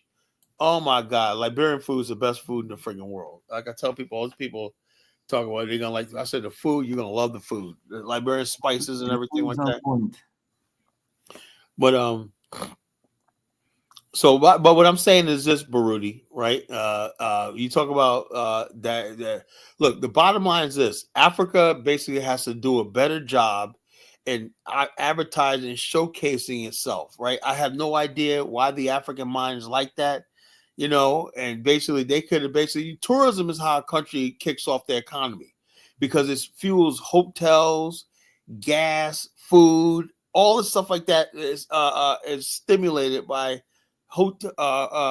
tourist dollars, taxi cabs, all that stuff drives the economy. If you look at anything, look at Hong Kong. Hong Kong was a money-making place because people just kept coming in there doing business and tourism and everything from around the world. Hong Kong made its money just by having a surge of people. Okay, we can get one of these countries to have a serious surge. We want black people to come, but I'll be honest with you, right? I'm ready to start basically having, if we get in the right infrastructure in place, I'm ready to have anybody come in, right, and is willing to spend money and build and everything like that, because Africa needs that surge, And how do you do that is by making your country look like it's paradise, Exactly. That's what itinerary is. Itinerary is to make it look like paradise. There you go. So the bottom line, that's the whole thing, Maruti. We're trying to make Liberia look like paradise. So black people in America, like everybody else, right? Black people, just because you're black, don't mean you just put some bullshit itinerary together and say it's Africa and bring people are going to come over. No, people say, look, I was thinking about going to Brazil, but damn, that Liberia looks good. Exactly. That's the goal, family. And that's our goal. Our country may be richer, and that's the issue that I'm trying to tell people. And I've been able to experience these things to know, because I've been to rich ones, poor ones, and I'm telling you, all that fancy glitter just came from Egypt, and as fancy as it is, I had a better experience in Liberia. The tour sites that naturally they got there in Egypt, I mean, and the professional tourism and the buses and everything, they got that. But trust me, when you go places, you want to have a good time. You want to be able to do what you want to do and be able to experience certain things. So if you're looking for a good time, looking for paradise, that's it right there. I mean, I think this is the only itinerary we ever have where we have 2 beach resorts. And that's a total of 4 days in paradise on a secluded beach resort where it's not like you're in Tanzania where it's a bunch of different resorts all together in the same area. It's like you literally right there in paradise, out there we just in nature, where it's not a whole lot of traffic, and you can just enjoy a peace of mind on another level. If people saw that tour, that Econ was that Coco Lodge thing, that trip on the boat trip and everything like that. People you have to explain these things clear when you talk about that boat thing and things like that. Oh, what's it that's called? Why I make sure that you have, that's why I make sure you have the schedules, the links, and even got the link right there to Cocon Lodge. Cocon Lodge, that's what it is. Yeah. Cocon Lodge. It's ecotourism and nature reserve. So you're basically going out to boat. You're basically out there in the nature of the country, and you're seeing this natural reserve, and you're seeing certain animals, and you're driving around and just taking it all in. It was very beautiful. The sunset, we came back, the sun was just falling, and we're not, it was just great. Just great. A lot of fun. It was like blip, a blip, a blip. And I said, look, I did more in like 4 days than I did in the whole month when I was there a year before that. It makes a difference, and that's what you always have to explain to people. Some people have no idea, but as they think they just go to a country and enjoy themselves. No, you gotta go, especially just go on a tour, because you miss out a whole lot, and you can stay there 4 times longer than us, and we'll do more. We'll do twice as much as you, easily. I'm convinced. I am really convinced. Really convinced. Folks. We like I said, we're basically. We have to make sure, my goal is to make sure people understand not only we got a history in Liberia, but the place is absolutely beautiful. It got its challenges and everything like that. It's a war-torn developing country, but the bottom line, the place is absolute. And not only that, we haven't even touched the surface. You know how many beaches, resorts in Liberia that we don't even know about, and stuff, there's so many, like dozens of them, up and down the coast, and that's only like a quarter of the country. Half the country is not even developed. So if you have an idea like that, well, I'm looking for somebody to be like, something, man, I own a couple of hotels in Puerto Rico or the Bahamas. I don't know much about Liberia or not. So let me see if I go into it and get my aha moment. This is what I could build over here. That's all up to you. That's everything up to you. It's a wide open country, And so the whole thing is we're trying to make Liberia really a haven for Black America, That's the one country in Africa, just like Ghana too, but Liberia was just tailor-made just for Black America, the Constitution, everything like that. The country is waiting for Black America to connect, And so everything's available for you. If you're a Black American, so you could easily, if you have that U.S. passport for the most part, if you have that U.S. passport, you could easily own property, own land. You could do anything you want in Liberia except for vote. So it's definitely a different country and whatnot. Like I said, I'll say it a million times. Not only are you getting history, art, and culture, you're getting beauty. Absolutely stunningly beautiful beaches and resorts and everything like that. It's literally paradise. Literally paradise. Literally, Liberia is virtually a paradise in one country. One country. It's not some desolate island somewhere or whatever like that. It's a real country. So the bottom line is we keep this trend up.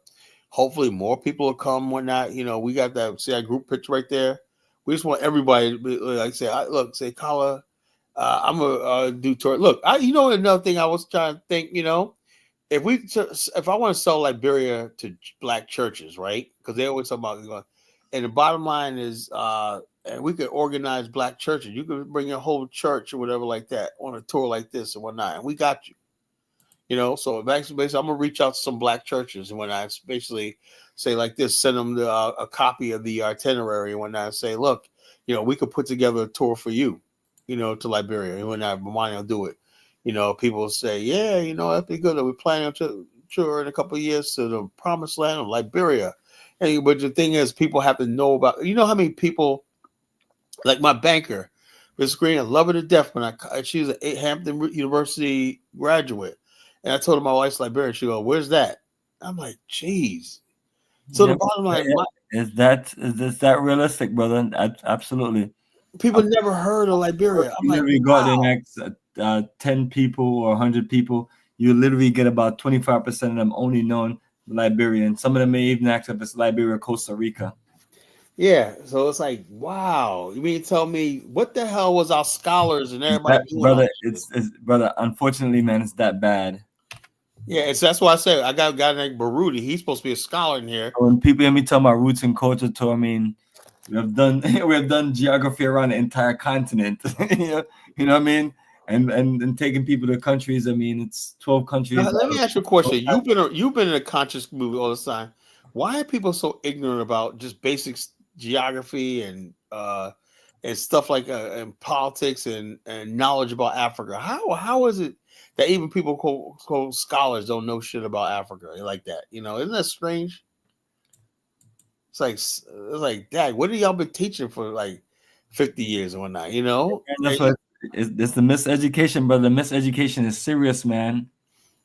Yeah. So, Baruti asked me, "Do you read my previous comments? Colin Nazi can refer to why beaches at tourist zone can be constructed as the tourist zone is where the money's at. You know, what part of that don't you understand? You have a beach, right? People like coming to the beach. They like getting drinks. They like swimming. They like doing water sports, everything like that. They'll spend money for that. And the local people benefit, you know? The local people benefit. Most people probably don't agree with that local people benefit part, but that's the way it's supposed to be. Look, check this out. I was basically, we went to Robertsport, right? I had that one kid, Carlos, surf for me, right? I said, can I see you surf? You know, because we were so rushed getting back or not, but I wanted to see a surf before I left, right? Because the year before I was there, I saw plenty of surfing, you know, and the white boys, you know. But anyway, he surfed, he hit that wave, he hit the breakers and whatnot, you know, hit the wave. I mean, he did that, he did the point break. I said, holy shit, he rode a wave. I videotaped it, right? And all of a sudden I told him, I gave him $10, right? Now he's probably not used to somebody black doing that for you. You probably saw white people coming up saying, "Here, thanks for the show," and that. So I gave him $10. Say, "Hey, look, man, thanks for the show, brother. You know, young brother." One night, put up like, "Thank you, sir." Whatever like that. So that's what I'm saying. I'm spreading the love. You know, I'm giving him $10. He gave me a show for surfing. You know, so how is that not benefiting people? I'm taking my U.S. dollars and putting it in black hands, like Brother Bomani always says, putting black dollars in black hands. I mean, you guys supposed to be so-called conscious black nationalist people, as I'm saying, but you were asking me about the tourist zone. We're going to be able to give money to local people. You know, we buy their masks, we buy their ornaments and stuff like that. We have people there buying jewelry, gold, and everything while we was there in our tour group. We were just spreading the love. We was taxi driver. We had taxi driver. Your boy Ron was renting out a taxi from this one brother when I paid him for the day. What you guys? I mean, I just don't understand Negroes anymore, man. You know, we're coming there putting money that they would normally not have into a country. We're black Americans putting money into the local hands. These Negroes are never happy, man. So, jeez, the time trying to. Yeah. Now, this is the future right here. Nothing, all this other stuff y'all talk about, Ubuntu this shit, you know? Put some black dollars in the black hands. That's when you want to show me Ubuntu. You come and do that shit. You know, you come on this tour, and I want to see you drop $1,000 in this country, you know? Spending on tips and souvenirs and stuff like that. Spreading the love, you know? That's Ubuntu. I am because we are. You know, so the bottom line is this. Ibrahim says, beautiful call. Thank you. Awareness, raise, keep hope. Yeah, so I'm saying, man, I'm here. Look, I'm here for the long haul. I'm not going to sit here and be like, oh, well, I don't know. I'm a witness. I've been on one of these tours, you know, and I put my money behind one of these tours, you know, because I wish I would have went on one of these tours as my first time in Liberia. I would have probably got way more done, you know. You had a blast too, man. I had a freaking blast, man. I can't tell you how much fun I had. That just being with all my fellas, being with Bomani and all of his crew and everybody like that, his people. I had a blast, man. You know, even so, I got some blowback from some of the people because shit I said online and whatnot. I got a little bit of pushback from certain people. Man, Colin, you said this a year ago. You said this. Oh Lord. It was all love, though, you know. I knew I was going to get it, you know.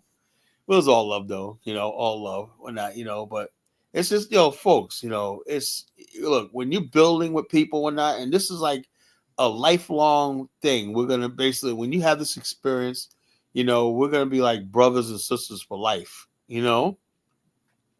There's a bonding that's gonna be created that's gonna be unmatched. Anywhere in the world.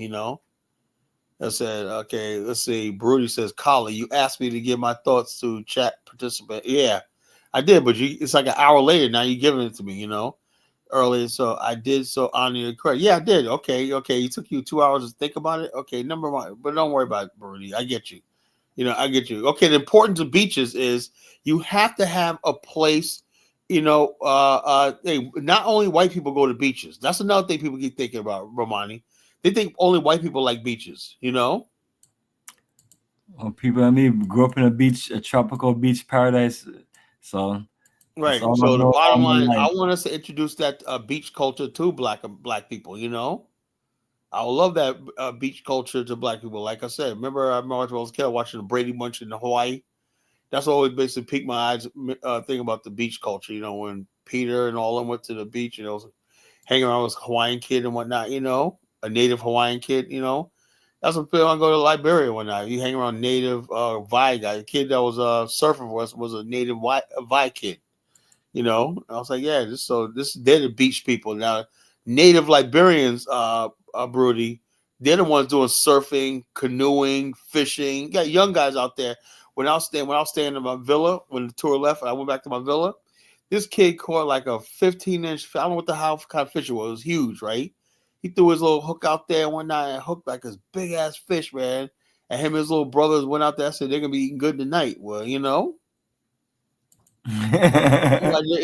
was real, man. That fish was long, man. I thought it was a shark at first, man. That thing was big, He hauled that thing out the water, put it on top of his head, and they headed off the beach. They're gonna cut that shit up and they're gonna eat good tonight.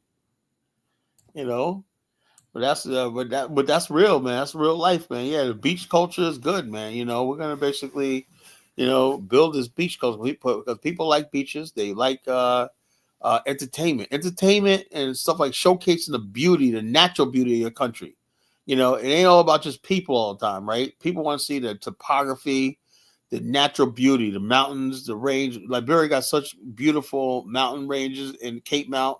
That's where Robertsport is, Cape Mount. They got so many beautiful mountains and hills and lakes and everything like that. Just beautiful. And islands. It's just so beautiful. That attracts people, scenic stuff. So yes, that's very important.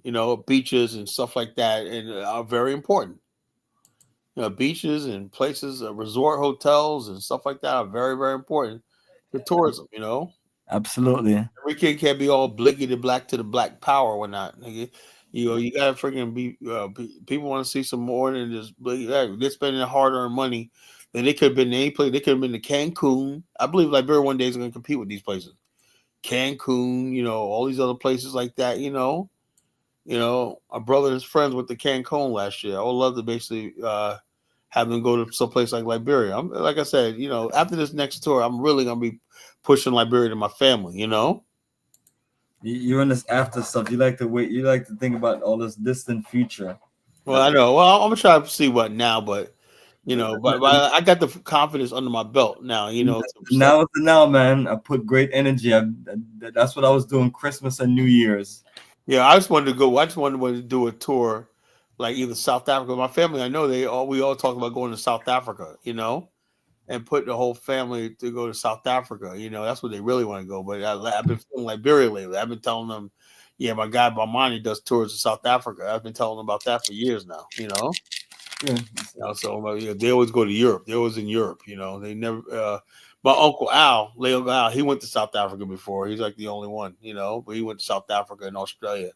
But when he retired, he went down to South Africa and Australia and stayed there for a little while. And but my family mostly go to Iceland. They go to Rome. They go to Paris. They go to European places, And so they're always traveling. They're always on cruises and whatnot, traveling. My family in New York, they got money. They're rich, So their money don't actually. They always going to places like Vietnam, Thailand, Japan and stuff like that. They're real cultured, and they travel. They're world travelers, And so a year ago they went to Cancun all together, stuff like that. So I'm gonna tell them, start pushing this, pushing Africa to them, Brother, you got to make it count, man. Oh Make it yeah. count. I mentioned to you, this is as good as it gets, man. Every schedule I have on there has been revamped. It's 4-star hotels. It's spacious. It's to compete with anything anybody got in the rest of the Oh world. yeah. I'm not, I'm not one of them people that's trying to this, it's like I thought of, I've been to Brazil, and I thought about going to other parts outside of Africa, but that's what we have, man. We have the African continent. That's what I'm looking to market against the rest of the world. So I'm telling people, yes, if you were to look at a trip to Dubai and look at a trip to what we put together for Liberia, you will have a better time in Liberia. And I'm not, yes, you'll see the glamour. I heard they don't have sewers over there. Well, you'll enjoy the glamour and the fanciness, which is always good. Just like I was in Egypt, and Egypt is very modern and as fancy as you get with tourism and everything. But it's other elements that makes a difference. Sometimes it's the basic stuff. I mean, like just being on a resort in paradise, being able to be in a group with a good group of energy of people, and being able to eat lobster and just enjoy the good times and just make your way out and go somewhere for nightlife and you can just be in a peaceful vibe where it's not about rich and fanciness. You go to a place like the United Arab Emirates, or you're in Abu Dhabi, or whether you're in Dubai, and then people driving around with fancy, expensive, ridiculous cars, and you pulling up to the Burj Khalifa, and you have to pay, ridiculous amount of money just to go to the top floor and see the city view, so those are all parts of tourism also. But what I'm explaining to people is like, we're offering you something authentic, something natural, something realistic, something with a different feel outside of glamour and gold and glitter. Right. Because like I say, everything glitter is not gold. And in this case, so you go to an artificial place and you enjoy yourself and have an artificial time, but then you're here in a real life, a real world where you can kind of build something and grow from and make moves and figure things out on a grassroots level. And that's the challenge of West Africa. We have to honestly figure things out. I mean, it's not always been great as far as us figuring things out, but it's enough of us that's been to all of these countries over a period of time to where we can figure it out. But from when I talk to Black people that travel to Africa, that seemed to be the part of the content where they enjoy and have the best time, and that have offered them more opportunities to be citizen. Like I can't think of any country outside of West Africa that's offered anything to do with anything of citizenship or anything to do with diaspora. It's just usually this West Africa. Like you have Ghana, you have Sierra Leone, and you have a few other countries that mention that they're going to be doing something to connect with us. So we just got to kind of work with what we have. And yeah, we'll love to get some of the fancy stuff that they have in Dubai and in West Africa. But, maybe we can build it more realistic and maybe we can figure it out. But just us just lusting over them places and just having to break our necks to go up there and hang out and deal with people that have no respect for us. Right. Deal with people that have all kind of ridiculous restrictions. Like, when I was in Liberia last time, I had a great time. I didn't have nobody restricting my great time. You heard about that Nigerian boy that got arrested for dating an Indian girl? I guess kissed a girl in public, whatever, something like that. We're in Dubai? Yeah, Dubai. So you can't kiss him. No. Like we used to talk back in the days. No PDA, no public display. Yeah, you can't do none of that in Dubai. The dude did that when he should know. What about holding hands, or is it a specific part? That's what I'm saying. I think they said no holding hands. Me to ask you these questions because I know, but I've been there. But it's like you used to get so confused with what the law is today and what the law is going to be tomorrow. They say that, even in Dubai, they say you're not supposed to drink, but people do it. I mean,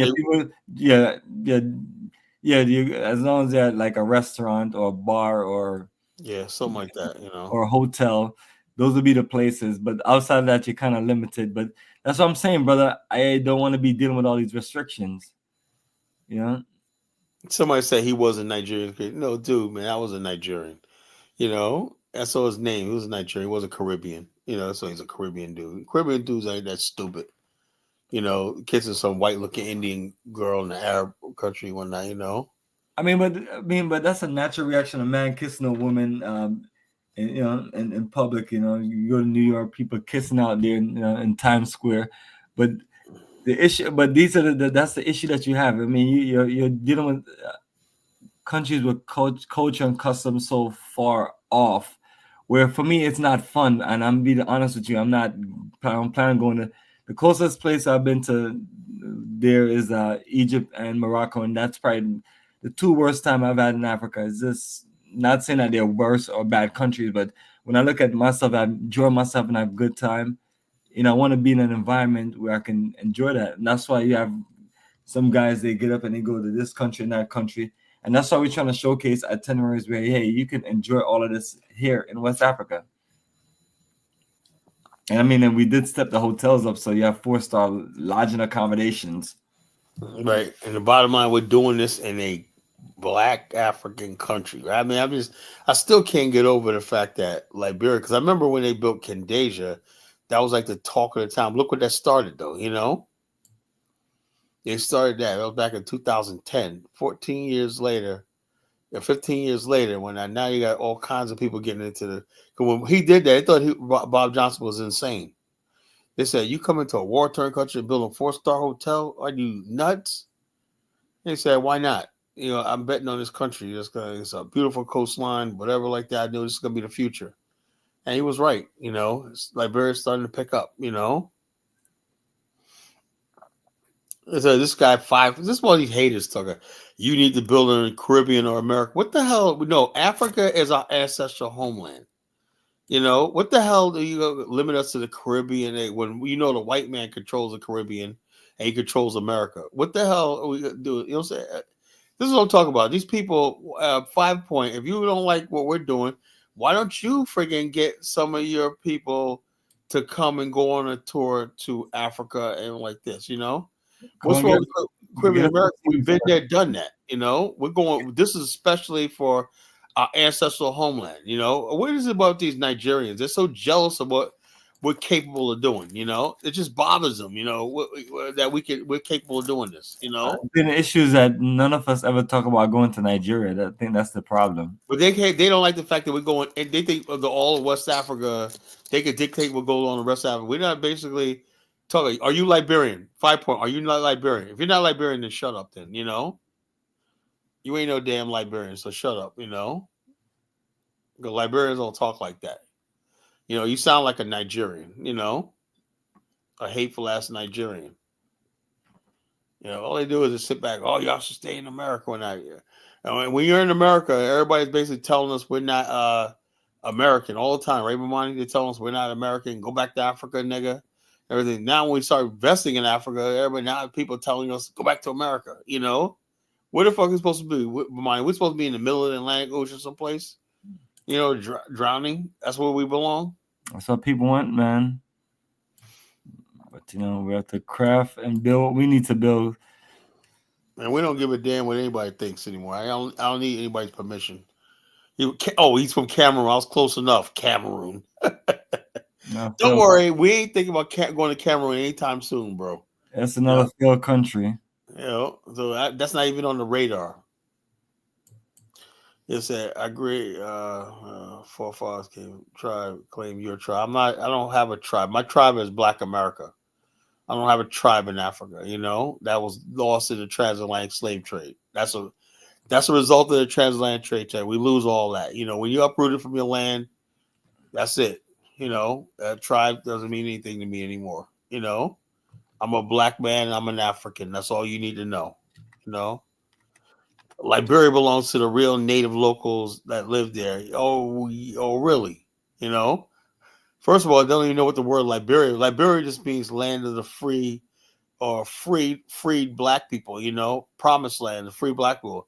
Native people weren't freed, they weren't people. So Liberia basically describes the Black people from the West, So the bottom line is the native locals are the ones that love us the most, So you guys are just the jealousy right here, man. I just tell you, man, just a 5 Point star. I can go to Liberia and get respect. You won't, When I'm in Liberia, they treat me like a king. They call me a Tanu. Tunu means big shot, and Bassa means big shot or big man, big shot. You know, hey, big man, Tunu, big man, big shot. You know, and what are you gonna do? They'll call you a boy. You know, they call you a boy. They call me big man, big shot. You know, boss man. You know, that's what they call me. You know.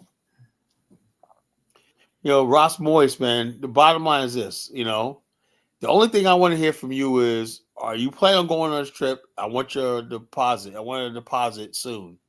Don't tell me about no tribes, no BS. If you want to talk to me about tribes, talk to me on the bus about it. You know, if we're on this tour. Other than that, I don't want to hear it's all bullshit. Now, I'll listen to the bullshit once you come on this tour with us, and I'll listen to any kind of Look, let me tell you something, folks. If you guys want to talk bullshit in my ear, come on this tour. I'll let you say whatever you fucking want to say. You know. Until then, it's all bullshit. You know. Everything. Look, the only thing important right now is nation building, and building these tours to like Africa and whatnot. You know, if you're not doing that, you're talking bullshit to me. Don't tell me about no tribes. Don't tell me about no goddamn whatever the hell you got to talk about. So don't tell me about your schnaga laga laga languages that you want me to speak and whatnot. You know, I don't give a damn. Only thing I care about is this tour. You know, and building with this tour. When you're ready to do that, then we can talk. We have something to talk about. You know, until then, we have nothing to talk about. I said, Mufasa says, you're right, Mufasa. Regardless of the tribes, we are here now. Many tribes you name came from other tribes. Yeah, that's what I'm saying. There's no real tribes, African. Tribes are not a race. They're just a freaking title that's temporary, you know? You are visiting, you know? I could basically, if I wanted to, right, I could come to Liberia and stay, you know? By law, I could come there and stay. And I wouldn't become a citizen. I can become a permanent resident because I'm Black American, you know? We could do that in Liberia. We got that privilege in Liberia, you know? So bottom line is this, so our ancestors built the republic, right? There's nothing anybody can do about it, you know? And the republic says any Black person decides to take refuge, want to become this country, the Liberia has to take them. You know, any Black man from the West for the most part. Any Black man from the West, you know? You know, so it is what it is. All these people with their hatred, all these people, like I said, we're stomping all you people's heads in. You know, we got one successful tour on our belt. We're going to do this one, you know, and it's going to grow, and there's not a damn thing you could do, you know. Tribe, look, let me tell you something, Ross boys. Tribe is only temporary, right? As soon as people, like when you go to Liberia, you got all these so-called different tribes, but they're all the damn same, you know. People just say, I'm a Mono, I'm a Gio, I'm a Kron. They're all the damn same thing, you know. I'm a American Liberian. They're all the same. When you're around a bunch of Black people, there's no damn difference. Bossa man, whatever. Like that's just something people. That's like having a gang symbol, you know. When you go to when you look at the Bloods and the Crips, all niggas in the hood, you know. That's all a tribe is, just fucking a gang. That's all it is, you know. So all a gang. You know, they're all the same. They are all the same, you know. Because the bottom line, they all basically, after you live around each other, they all eat the same food. They all have the same customs. They all basically talk the same colloquy and everything like that, you know? Somebody, Abraham said, I'm big. I'll step on you and squash you, Collie. Yeah, I know. I will step on these guys and collar, line by the local. Liberia is not owned by the local. Liberia, basically, a fool, has a government and a constitution. The locals don't own shit. You know, the bottom line is this. Most of the property in Liberia are owned by the Congo people, American Liberians. You know, my friend of mine, Sam Cooper, my partner Sam Cooper, his father built SD Cooper Road, right? That whole neighborhood, right? Sam and his family own like 20 buildings in Liberia, you know? And so the bottom line is this. It's like they own. What do you own? They don't say the locals. Locals aren't 30 million. There's only like 4 million people. See, this is what I'm talking about. These people are stupid, right? He says locals are 30 million there, you know? This is how stupid these people are. There's only, Liberia's population is only 4.5 million people. So where do you get 30 million people from, you dumb idiot? You know, the locals. You know, screw the locals. The locals are glad we're coming because we're putting money in their pockets. You know, I got the locals. You know what your locals are? They're texting me every night. Come, send me $25, send me $30. You know, I can't wait till you come and whatnot, man. Janu, big man, I can't wait till you come back to Liberia. I said, I'll be there in a few months. You know, they're waiting to go. So that's your locals that you pride yourself on. They look. The bottom line, when they see Black America, they're freaking jumping for joy. You know. You know, so the bottom line is this: who cares? My guy, you know that guy Musa, you know, the dark skinned guy that I brought everybody to for a thing.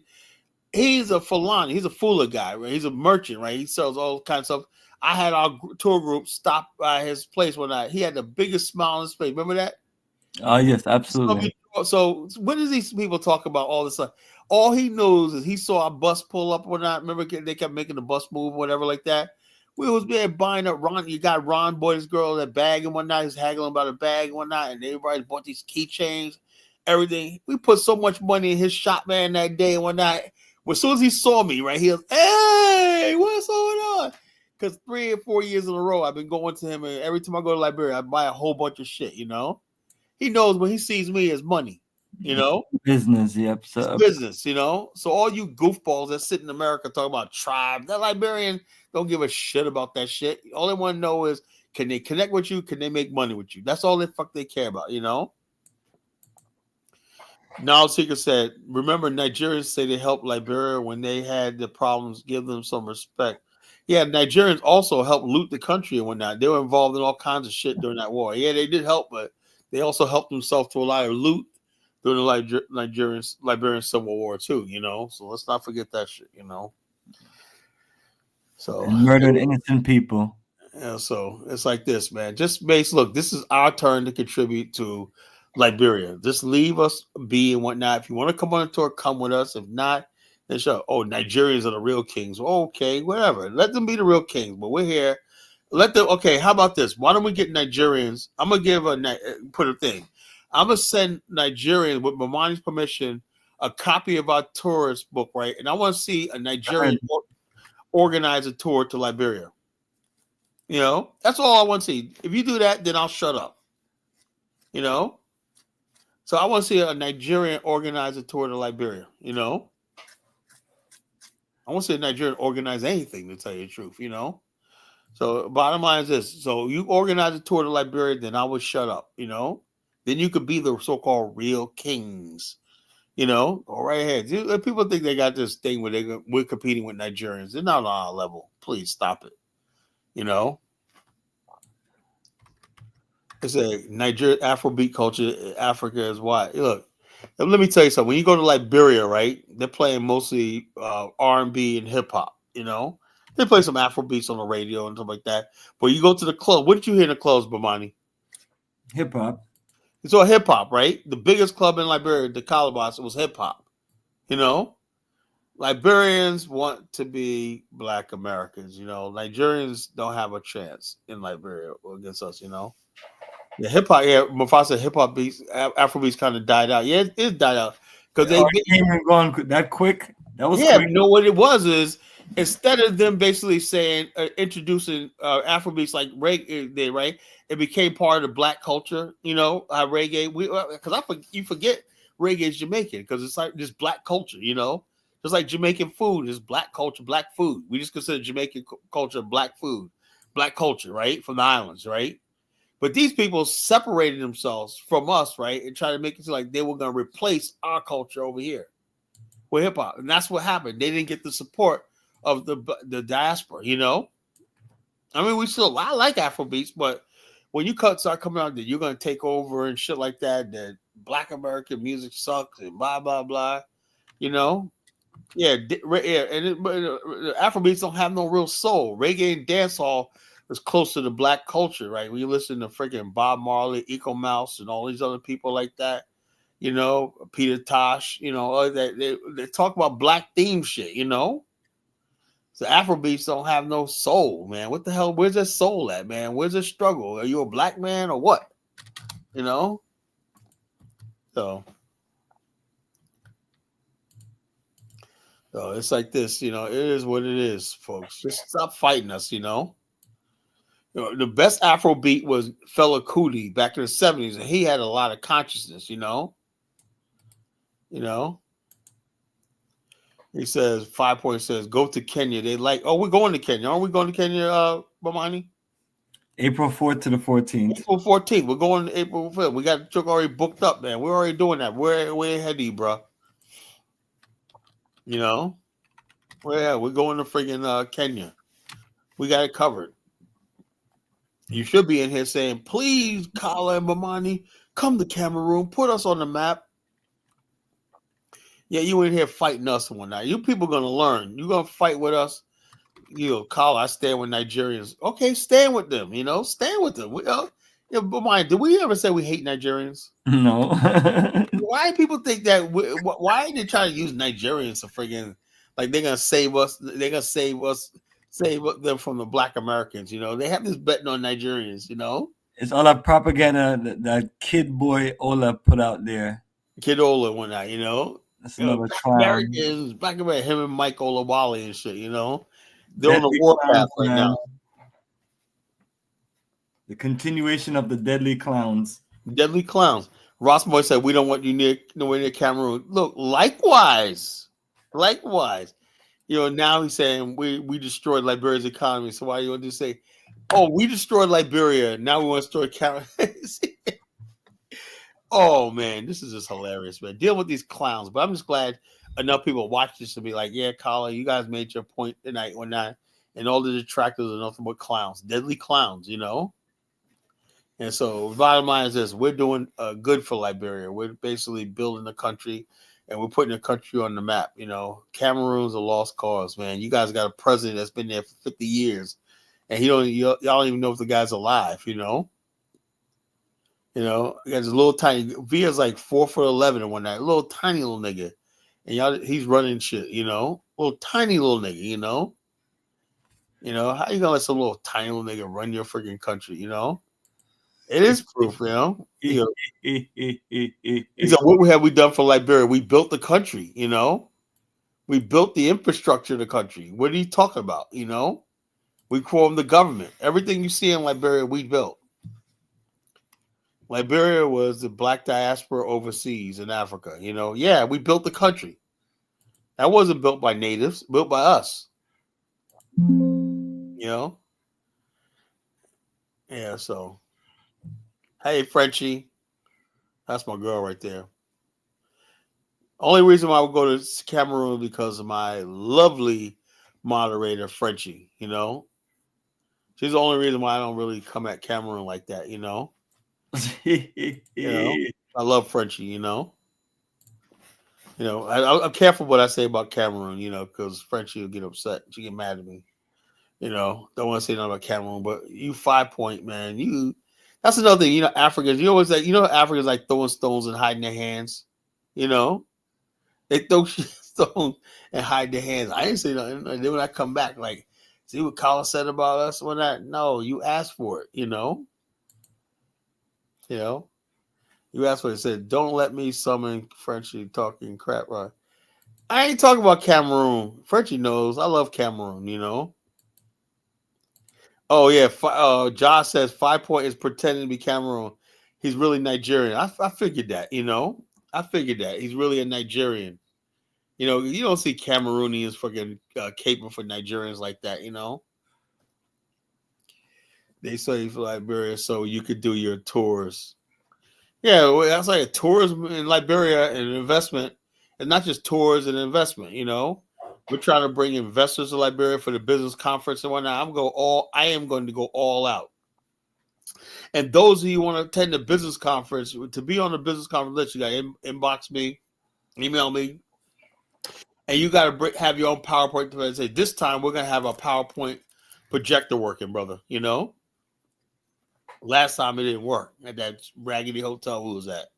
But this time we're going to have a PowerPoint projector and whatnot. If you got a presentation, boom, just, do your presentation and whatnot. Hopefully we have some good presenters. We had good presenters last time, but really, really good presenters this time. Make that picture. Why we should invest in Liberia? Why should we invest in your company? And what is your plans? So basically, this is the Rossmore's calling me a hater. Why am I a hater, bro? Why am I a hater? I'm not. I don't hate nobody. But the bottom line is this: look, Ross Moyes. I don't know who you listen to and everything like that, but you have to understand. College Genesis, your uncle, as you call me, right, is 100% dead serious about this. I'm not playing games. So everybody else is online playing games. I am not playing games. I'm putting everything on the line, my business, everything at risk by even getting involved in this stuff. Because I deeply believe in this. I deal with business. When I do business, I deal with Caucasians, Asians, everything like that, right? I deal with everybody, right? And so the bottom line is this. So basically, me being even part of a Black nationalist movement is dangerous for me and my reputation, and my place in work. I work in the white man's world, but I feel so strongly about this. I'm willing to risk it all. And so basically, understand that stuff, that I'm not playing games. When I'm doing this stuff, I'm doing this for real, I don't talk greasy about Africa. I talk greasy about dumb, greasy, dusty Africans, that's find themselves trolling me all the time, If you're dumb and dusty and greasy, I must call you that, You know why, Ross Moyes? Because I love Africans. I have a right to talk about Africans the way I do because I love them, If I didn't love you, right, Ross Boys, I would just sit back and be like, okay, whatever, like this. Let you get away with something. But I check you because I want you to do better.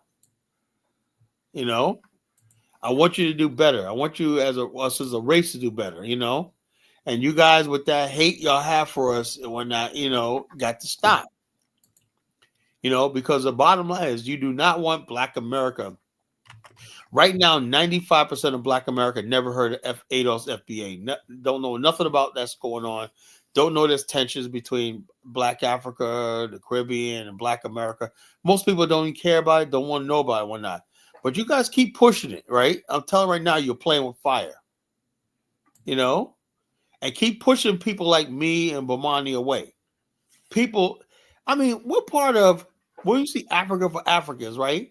Why do people get mad when they hear that? When we said, now, if we were white, if I was Elon Musk, and I say Africa, I'm an African, you guys would embrace me like I don't know what.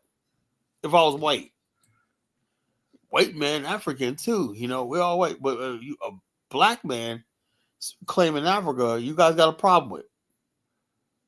You had the idiot Mike Olawale saying Elon Musk is a great African. And he's going to help us, more Africans, get to America. Elon Musk is a white man. This fool thinks he's a freaking African because he was born in South Africa. So Elvis wants to come on. Oh, Lord. Let's see. Okay, hold up. It says, you guys initiate. No, we are. How do you initiate? Most Black people in America don't know you exist, Ross Boyce. You're from Haiti. Nobody knows about Haiti, Nobody knows about your country. Now, this idiot, Ross Moore, says Elon Musk indeed African. Okay, he's African. That's what I'm saying. This is how far gone. This is how far gone some of these Negroes are. Yeah, so some of them we can't do much with, man. But thank you for trying. It's embarrassing. This is what you have to work with. Yeah. Then he gets over there talking about African tribes and whatnot, but Elon Musk is African. I guess what tribe is Elon Musk? I want to know what part of Africa has he been and what have he experienced? Because the thing of it is, most of the time it's hard to have conversation with people because they've never been anywhere. Some of them don't have passports. Some of them are refugees. Some of them are running from ICE. You know what I mean? Yeah, running from ICE and whatnot. Ross Moore is from Haiti, man. He's about to be deported. So Trump, he got like 20 days. It may be one of them people, man. He's probably on the top of Trump's list. Bottom line is this: don't let me report your ass too. So he's Afrikaner is not African, fool. Afrikaner is a fucking Boer, an invader, a settler. Go to South Africa and say Afrikaans, that. Yes. They're freaking Boers, the settlers. But to be honest with you, man, to be perfectly honest with you, these days and time, man, I'm starting to like them better than some of you Black Africans down there. At least they're bringing up fun about who they are. You guys, some of these Africans act worse than the white man, to tell you the truth. You know, it's like, damn, what do I need? Why am I calling the white man the devil? And y'all act like the devil. You know.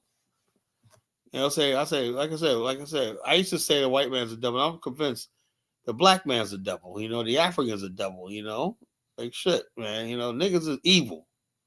We're doing good by Africa and Liberia, and we're getting attacked. You know, that's some devilish shit, man. You know, you crazy. Embrace Elon. No, I ain't embracing Elon, but I'm about to basically trade him in for y'all Negroes on the continent, man, because y'all getting on my last nerve. You know. All right, Elvis, what's on your mind? Kyla, what's up, man? What's up, man? What's going on? What's on How your mind? you? I'm good. Hello to you. Hello to Bomani. How you getting me, man? I think I fixed my phone, so I don't think my mic is gonna be crackling like before. No, that's not. You sound fine. You sound fine. Okay, yeah, bro. I mean, look, you're doing something great, and the distraction, Kyla. This is a new year. Let's go into this new year with focus. Let this be the year of focus for I'm you. 100% focused, but I gotta answer these stupid idiots. These stupid idiots that keep coming up here. Why they must love abuse, man. You know, Cause they know they can get you. They start saying shit, and you're gonna derail from your thoughts, and you're gonna start we're gonna attacking stay on them. point, man. The That's what they bottom line like. is this: I tell people all the time, right? Look, the only thing I want to hear is, Kala, man, I just inboxed you my email information, man. Yeah, that's the only thing I really want to hear at this point, you know. Because the bottom line is, this is gonna be a tour of tours. And the bottom line is this, Elvis, you ought to be freaking trying to push this tour to people, like to showcase in your country. That's what Kyle, I'm I'm not against it. I'm happy. yo, look, Elvis, I'm sorry, that's not enough anymore. What do you want me to do, Look, Kyle? you I don't guys know a spent lot of the last African 40 Americans. years. I know all Look, Liberians, you right? guys spent the last 40 years destroying Liberia. Help us rebuild. You see, Kyle. That's I'm the telling the thing. truth. Am I telling the What do truth you? or not? Okay, I don't. This is a change year for me. I'm not going to go back to the same old elders. So I'm not going to go there with you. All right, but But hold on. Do please, you I believe? Do think what you agree that Bomani and I want to see the best for Liberia?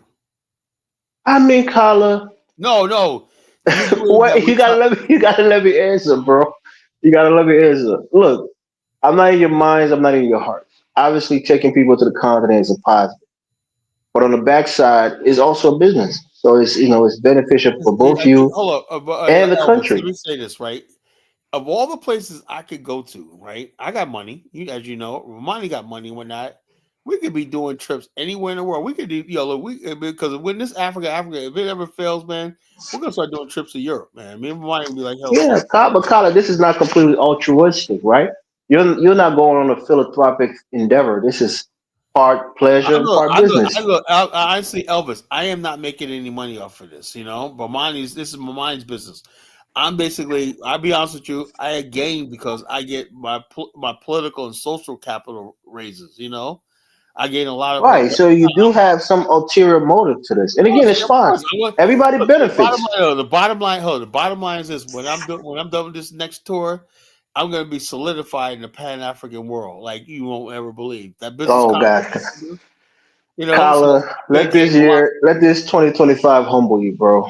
Make No, some no, it's kind of not gonna. positive change. We're gonna do this journey, and the bottom line, this is gonna be the best tour we ever had. We had to But even. I wanted to call in and say a couple things when you was doing your monologue earlier. Okay, go ahead, man. Answer it. Go And ahead. and again, I'm a Liberian. I'm a proud Liberian, but if there's one thing I'm honest, even when it's inconvenient for me to be honest.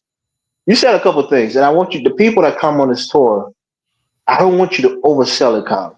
And again, that's what I always say. I don't Well, want because Elvis, you know we already did one tour, right? I know, but I'm saying some of the things you're saying is just not true, or it's not realistic expectation for the guys that's coming with you. Like what? Liberian women are so beautiful. Yeah. Yeah, they're some beautiful women, right? They're not Bomani. extraordinarily beautiful. They're regular Hold on. Check this African out. women. Check this out. Bomani, let me put your business out there, right?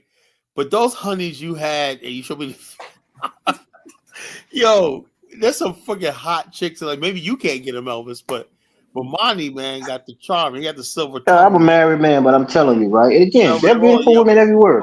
We were saying nothing about. I mean, the main thing is we have guys going to Colombia, Brazil, losing their life, or guys ending up somewhere in Thailand with a transgender or something. You have all these crazy things going on. So when real men like myself talking about African beauty, you talking about some people, man, oh, she's a regular sister. Now that's a beautiful African sister. We have to prop up our woman with value. You know what I mean? And I could be in Brazil, Colombia, or anywhere else. I choose to be there in Ghana, Liberia, choose to be there in Africa, and I choose to be there with my own beautiful sisters connecting. So it's the right thing to do. And then also introducing other men to this.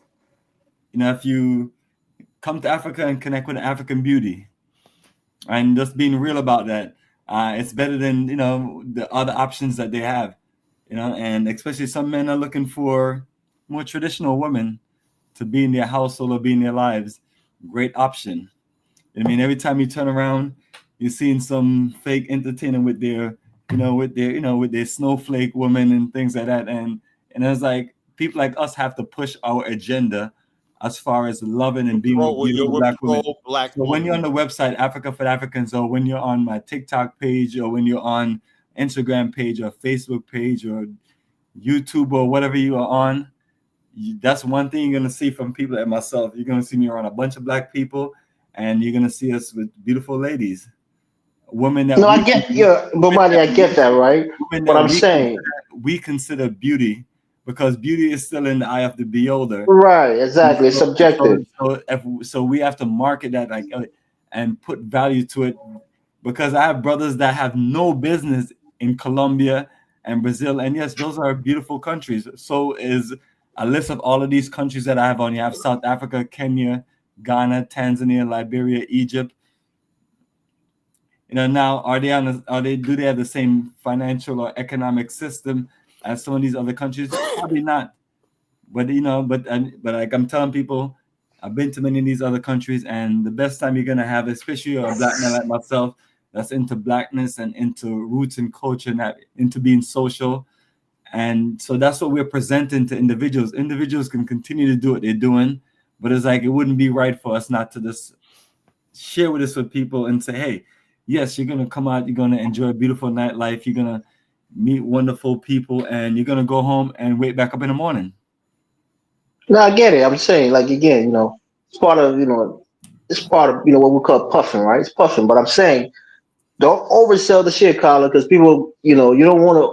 You want to make expectation low and then exceed it when you get there. But if you pump up the tour and people go there with high expectations, they might be disappointed. That's what I'm saying. And that's what we experienced the last tour. And Kala know me. I was hard on him about it. And what did we do, Kala? We turned around and revamped the entire itinerary. Yeah. Let me tell you something, Elvis, right? I wish the guy I would have went on Bomani's tour first time going to Africa. I would have probably had more fun and did more shit, because my first time I went to Liberia, I was there for a month, and I don't think I did as much as I did on this tour with him. Yeah, I think there's a lot of places that you haven't been to other than the popular, like historical places. Yeah, in fact, that's like it just it took me like a whole month to do what we did in those few days, Like you woke up in the first day, you was in Labasa, and you're like, eating breakfast, and then basically watching Bomani. And then you had a Lovebirds Nest. You had the most expensive. I had the best. That place. I went to stay. I didn't want to leave. Out of all of the best rooms room I ever had in the hotel, man. That is the most expensive room on any itinerary that we ever had. I had the best hotel. I was treated for the best. Now, I'm not saying that we paid that much money for it. Paid like the $500 they want a night for, but that's between $500 a night. That was the value of the room, but that's not. That's. Was it a presidential suite? It's up there. Man. It is up there. The Lovebird Nest is. You have to see this room, man. Holy! They're gonna fleece you guys. You better take a Liberian guy with you to negotiate those prices. No, we have $500 a night. Bomani's good. Bomani's good. If you go to each, when you do group booking, you work numbers out in group booking, so it's a little different.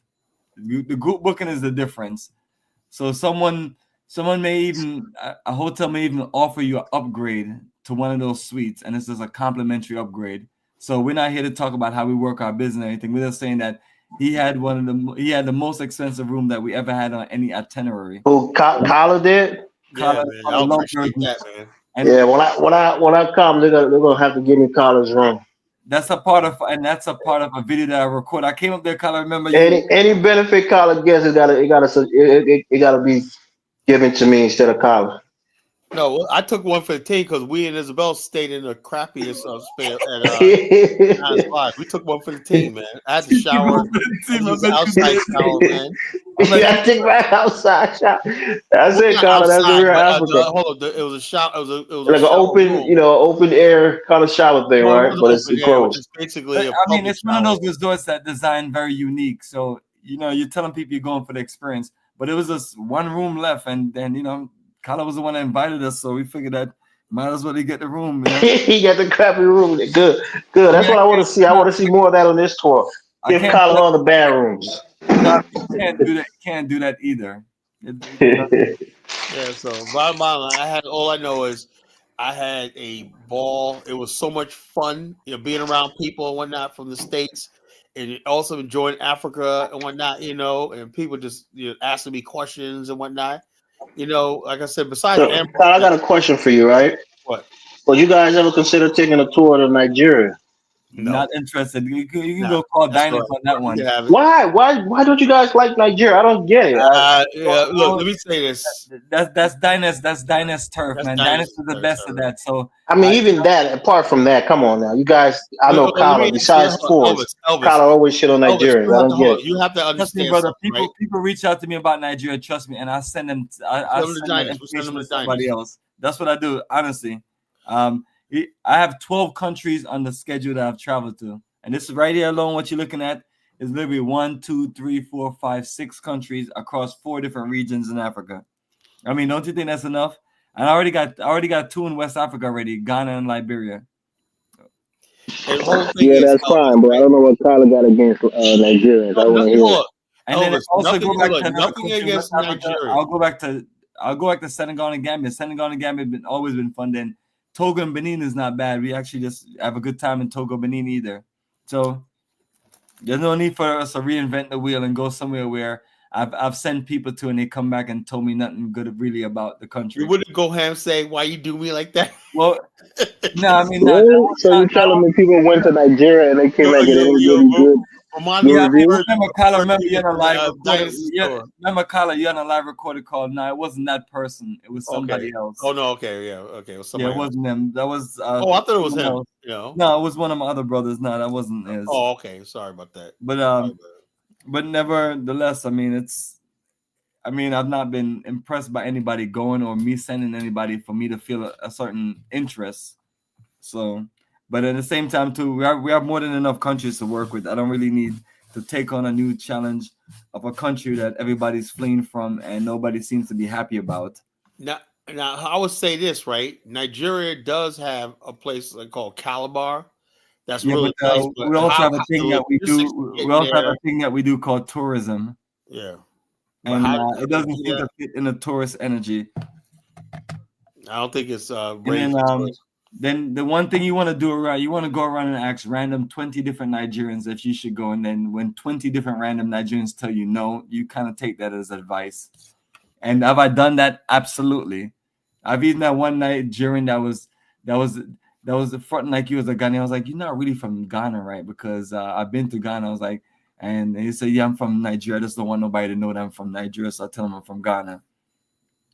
So why would you be encouraging me to go to a country where that's the feedback I get? All of those things, when you're doing tourism, all those things make a difference.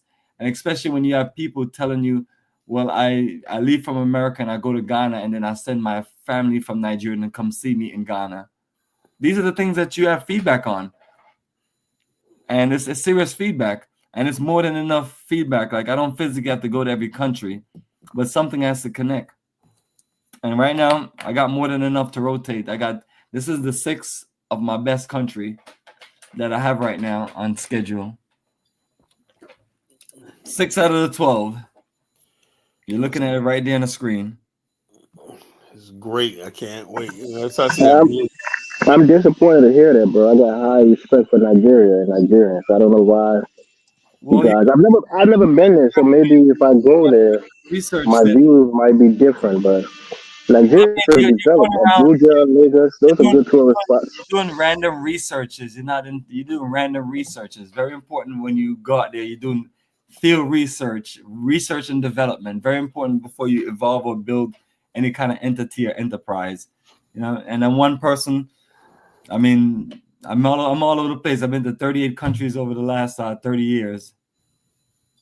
I mean, and I could if Nigeria would have built that Echo Atlantic like they planned, right, there'll be a different story, The Echo Atlantic one. And that's another testament to the mindset of what goes on in the country. Because when you're supposed to be this entity and then you can't evolve into what you're trying to build, and it looks the same, and then you get reasons and excuses all over the place.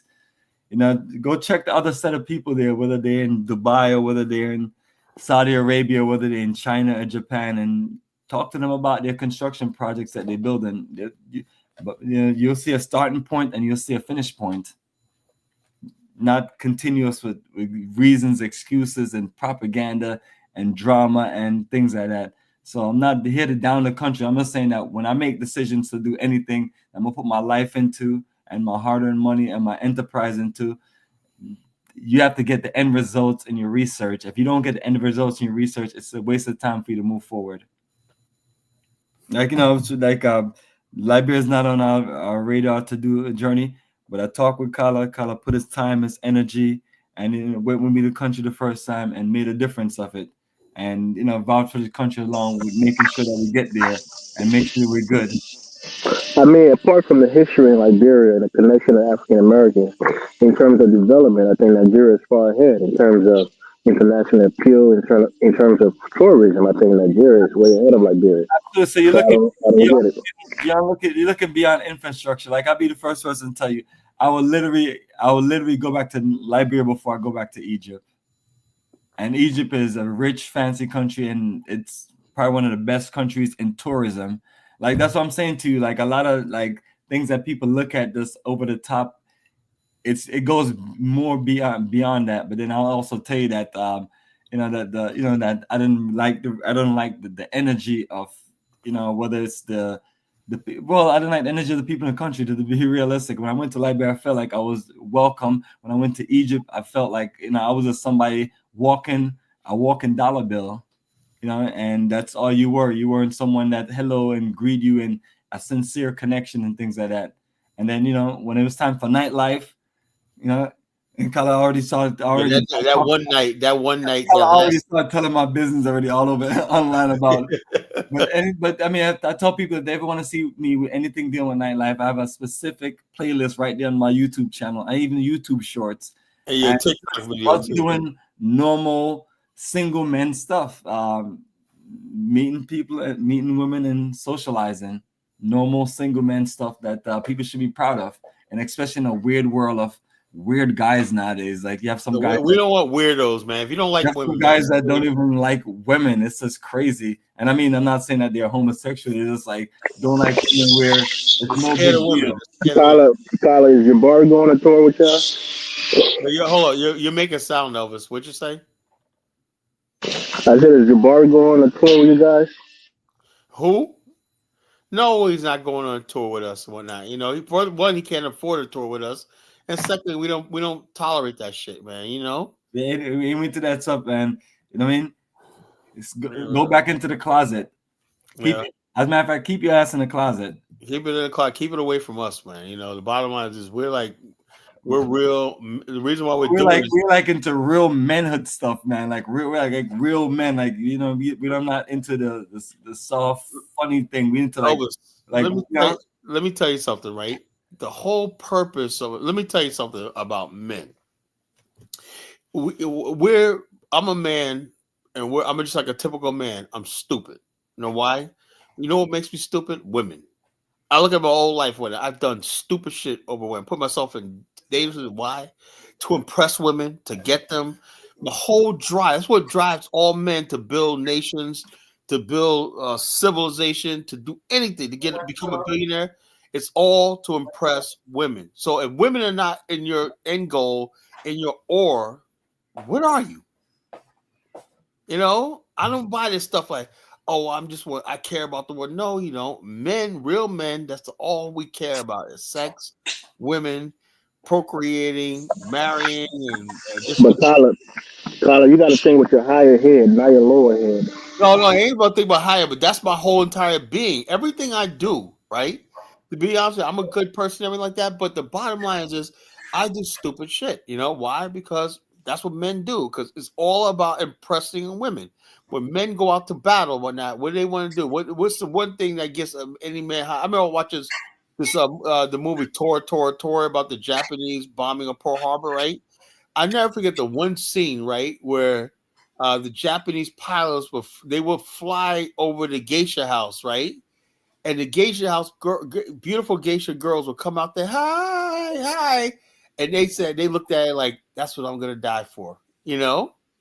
Those beautiful Japanese women, you know, that's what I'm protecting, whatever, like that. If you don't friggin' have no woman to protect, well, you ain't a man, you know? That's what we do. Like I tell people all the time. I say, if you're a woman, you come on this tour with us, you're gonna be around strong men that can protect you, you know? And so, like I said, we're the best people to be around. Strong alpha black men. You know, we're trying to bring that alpha male energy because everything we're doing as far as nation building is all about to secure a place for our women. You know, that's what's all about. They may hate us, they may nag, whatever like that, but you know, it's our blood sacrifice that gives them the life that they deserve. If you can't do that for your woman, you ain't shit. You know, say what you want about the white man, but he conquered the world for his women. You know, but what we have in America is a bunch of freaking sissies. Oh, Barack Obama, save us from the orange man. Oh, Kamala, you know the orange man's gonna get us and whatnot. All these fucking sissy ass.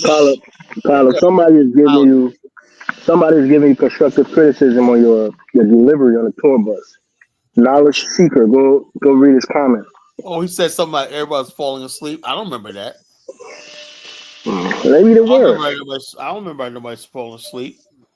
I don't remember that, man. You got to, you gotta basically show me something. I don't remember that shit. You know. He said somebody everybody's falling asleep. You know, I don't remember that on the tour bus. You know. But yeah, we had a good time on the tour bus. We basically had a lot of discussions and everything like that.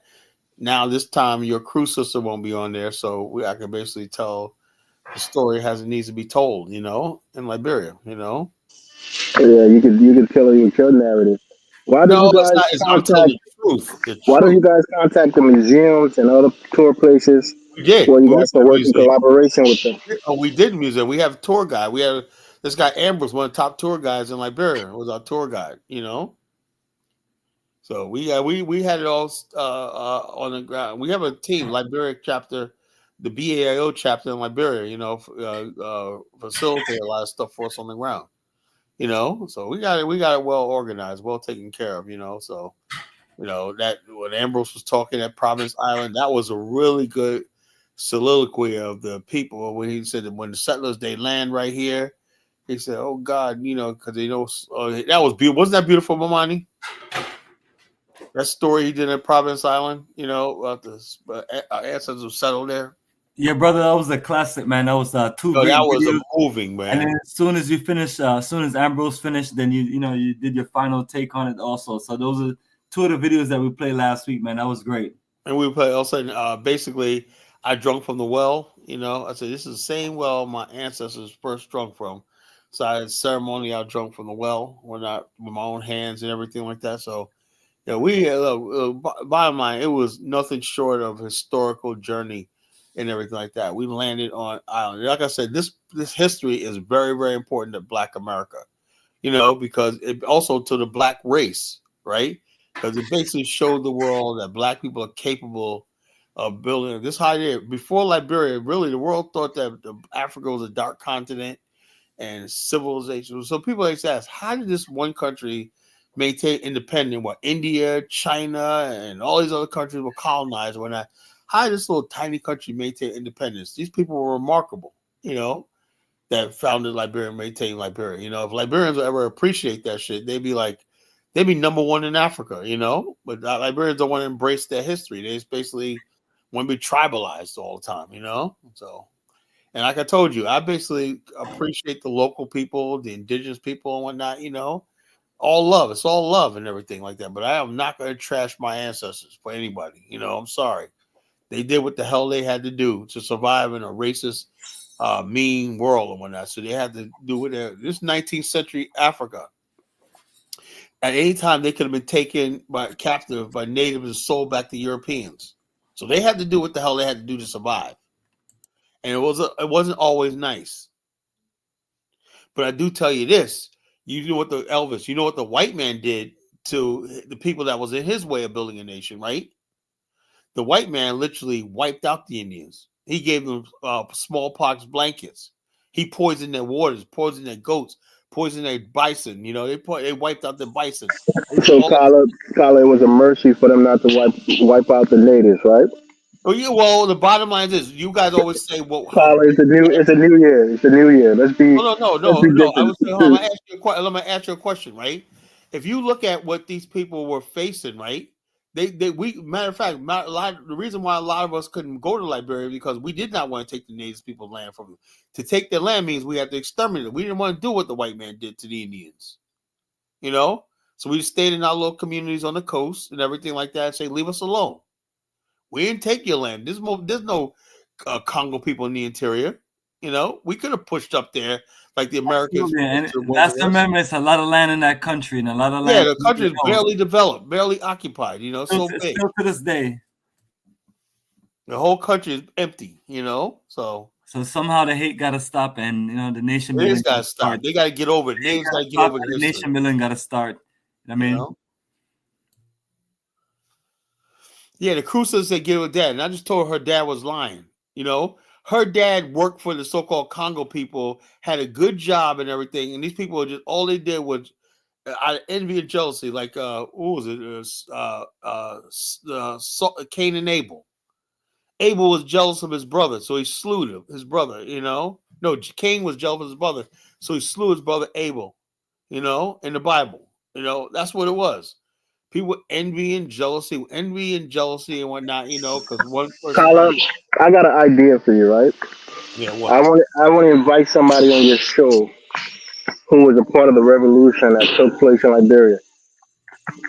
Bring him on. Yeah, bring him on. He's gonna tell you the native perspective. I understand. He was a part of the rice riot. Look, I understand. What revolution? You have to be clear about what revolution. You have to be clear about the word revolution. 1980. No, not the 1980 revolution. Like what we call the progressives. He's part of that group who wanted more rights for the native, more inclusion. Oh, you're talking about the downfall of the country. You're talking about the downfall of the country? No. When I say revolution, I'm talking about those people who were sanitizing the natives. Because the revolution got hijacked by the Samuel people. These were not military guys. These were students at the universities. These were young people who wanted more rights, who had got some education and wanted more inclusion, from the natives. And then the coup happened, and they were sidelined after the coup. So these are not guys who went there with violence. They were more trying to politicize the situation.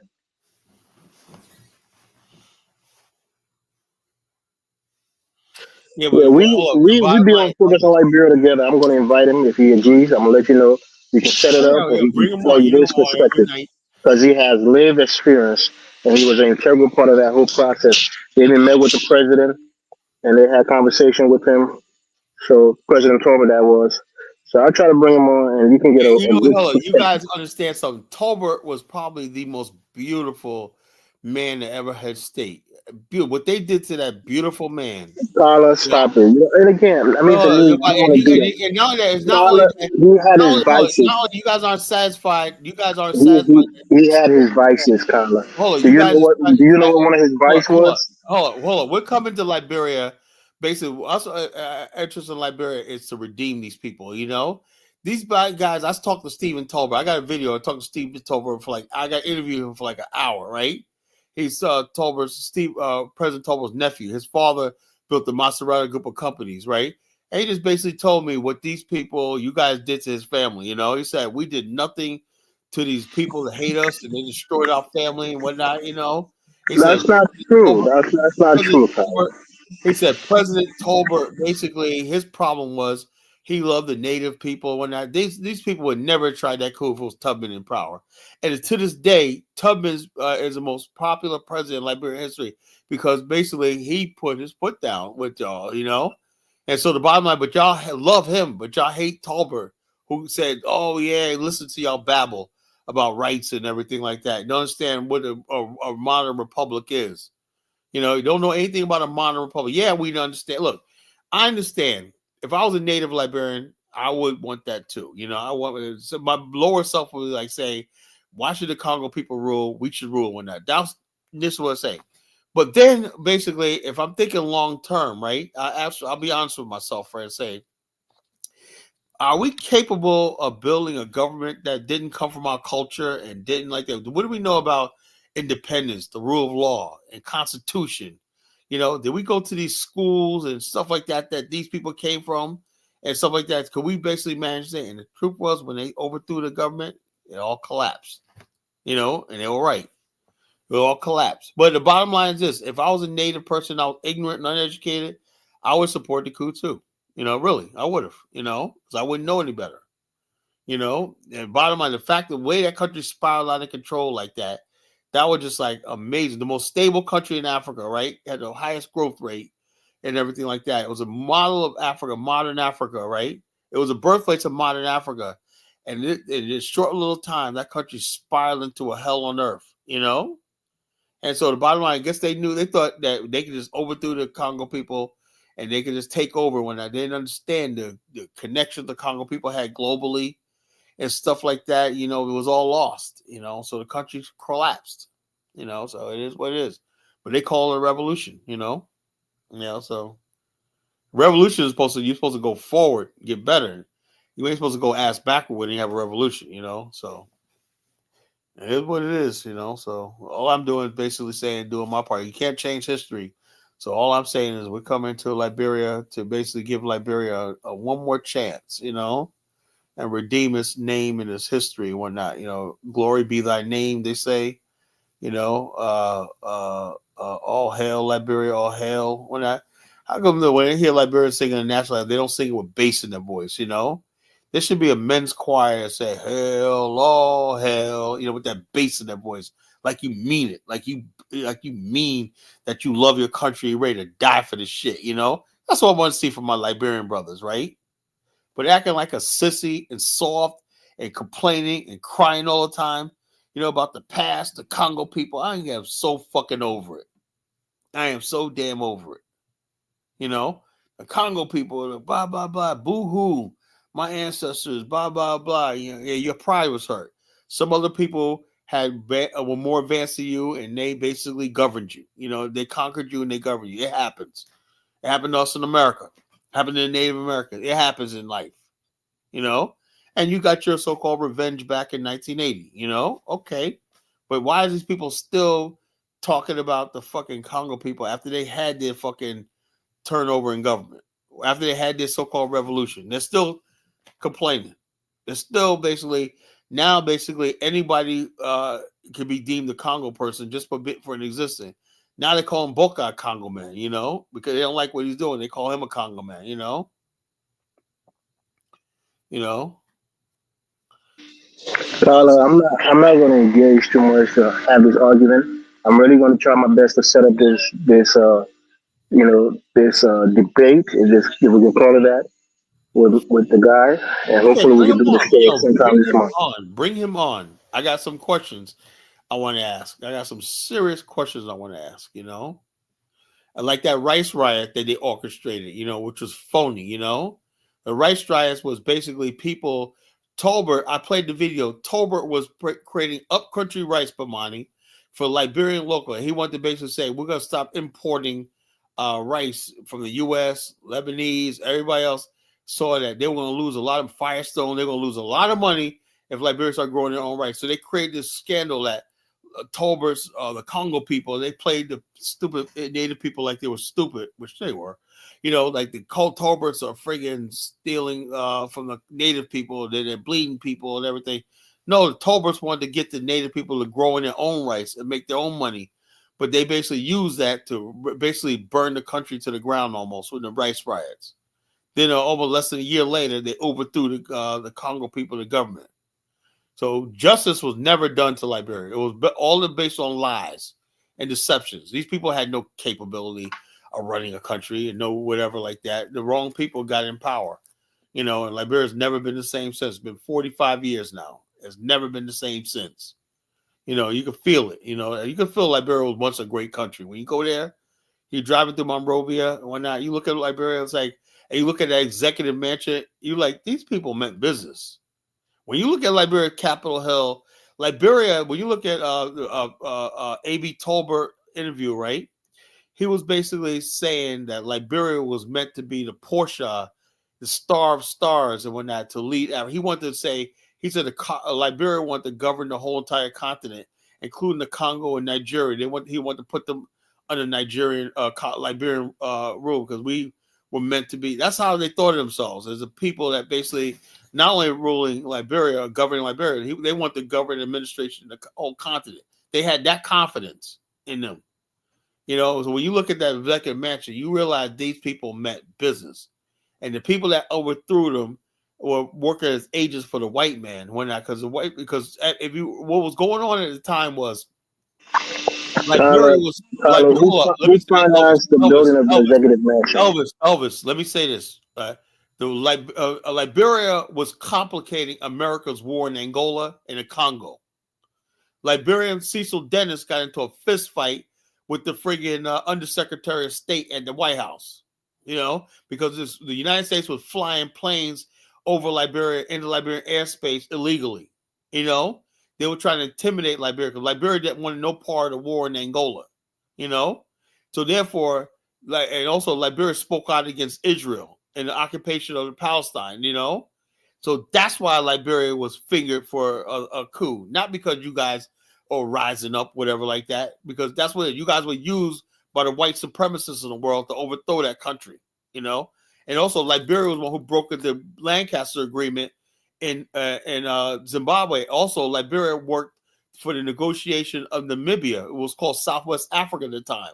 So Liberia was all over the continent trying to liberate Africa and whatnot. It was head of the OAU. It founded the OAU right there in San Quelle. It was the head of the OAU. And so the bottom line is this. So when you guys come up with this nonsense about the Congo people, you're a bunch of full of shit. You guys are nothing but a bunch of illiterate race traders. And we're here to redeem Liberia. That's why I'm putting everything I got in my life on redeeming what my ancestors built. And I'm not backing off and I'm not backing down.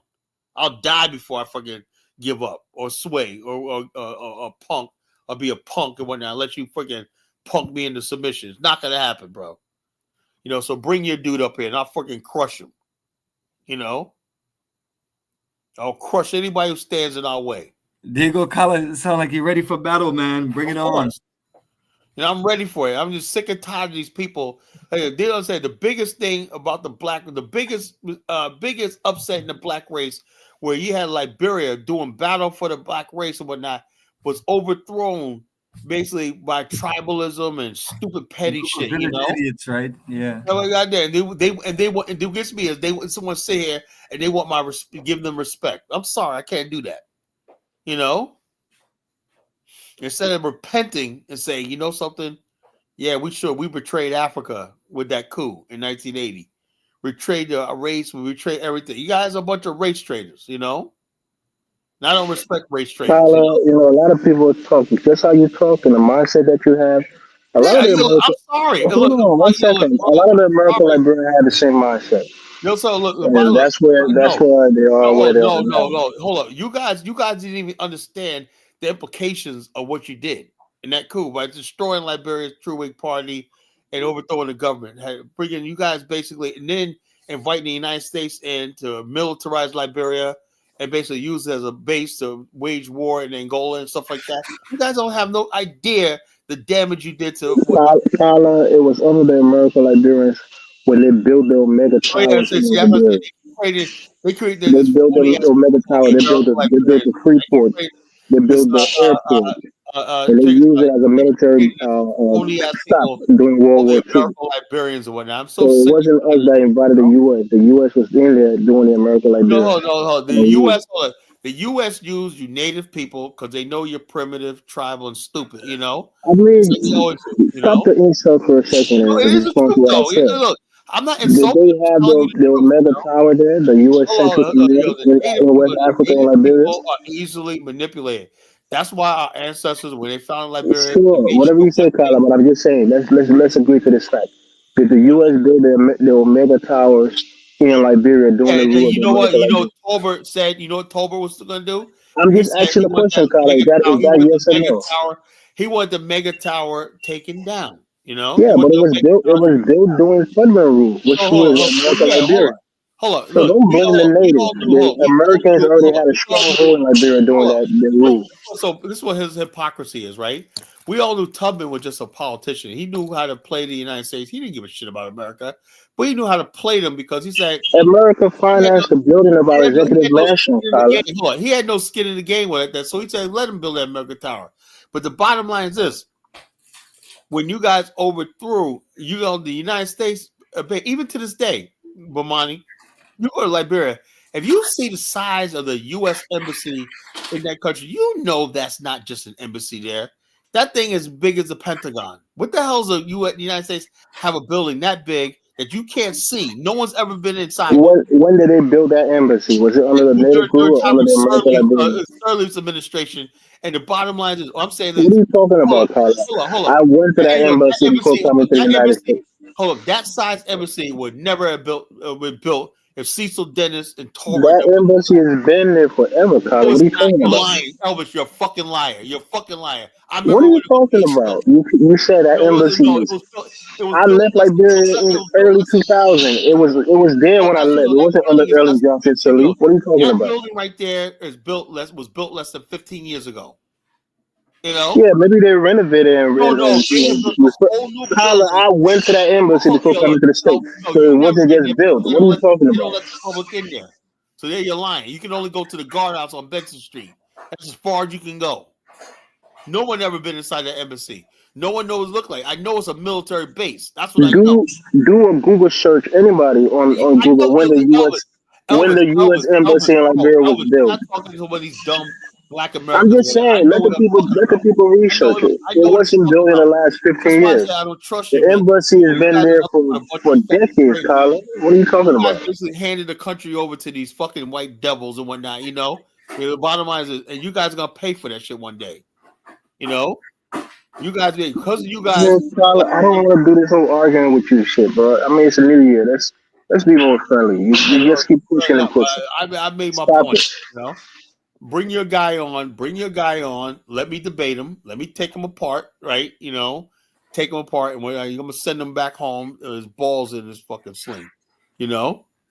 Bottom line is this: this is Elvis. The reason why I'm acting like this in 2025 because I know we've reached a critical mass. If we don't pull this off, as far as the Pan Africans and the African analysis, the movement and whatnot, we a black race are gonna fucking die. I know you Africans don't think like that. All you guys care about is your next meal. But we know, we look down the road and whatnot, you know, we are as a race are gonna die. You know, and we don't have a change of thing. You cannot have that much poverty on a continent without something has to give. You know? Something has to friggin' give. You know? We can't go another decade, another century living like this, you know? So the bottom line is this: we're gonna basically, because I want to see change. I want to see Africans arise. I want to see every last single country in Africa rise up. But you ain't gonna do it as long as Africans have this petty ass fucking shit about this self hate. You need to get over it. Africans need to go. You look at the chat room. All you gotta do is, Nigerians this, Nigerian that. I'm not against Nigeria. I wish them all the best in the world and whatnot. I'm on their side. I'm rooting for Nigeria. Well, all these people, the Africans, you guys can't get rid of that tribal. It's like it's in your blood, But when it comes to the white man, y'all just have so much love. Comes to the China man, y'all got so much goddamn love. Comes to Indian, Lebanese, y'all got so much love. When it comes to us, Y'all suspicious. Y'all got smoke. They want to guess us, question us, second guess us, and it's. I'm tired of it. You know, I put my life into this shit. You know. So I'm telling you, like I said, but the bottom line beauty about it is, man, when I meet the African Liberians on the ground, they're just beautiful, you know, because they love us. They want to see what we're doing. They get where we're coming from, and they like our ideas and what we think, you know. He goes, somebody said, Colin's book knowledge, you know, not lived experience. I actually been to Liberia several times, bro. My wife's Liberian, you know, and she fusses me on her Liberian colloquy, you know. So trust me, I'm all into Liberia. My family's Liberian. Don't tell me about no goddamn experience, you know.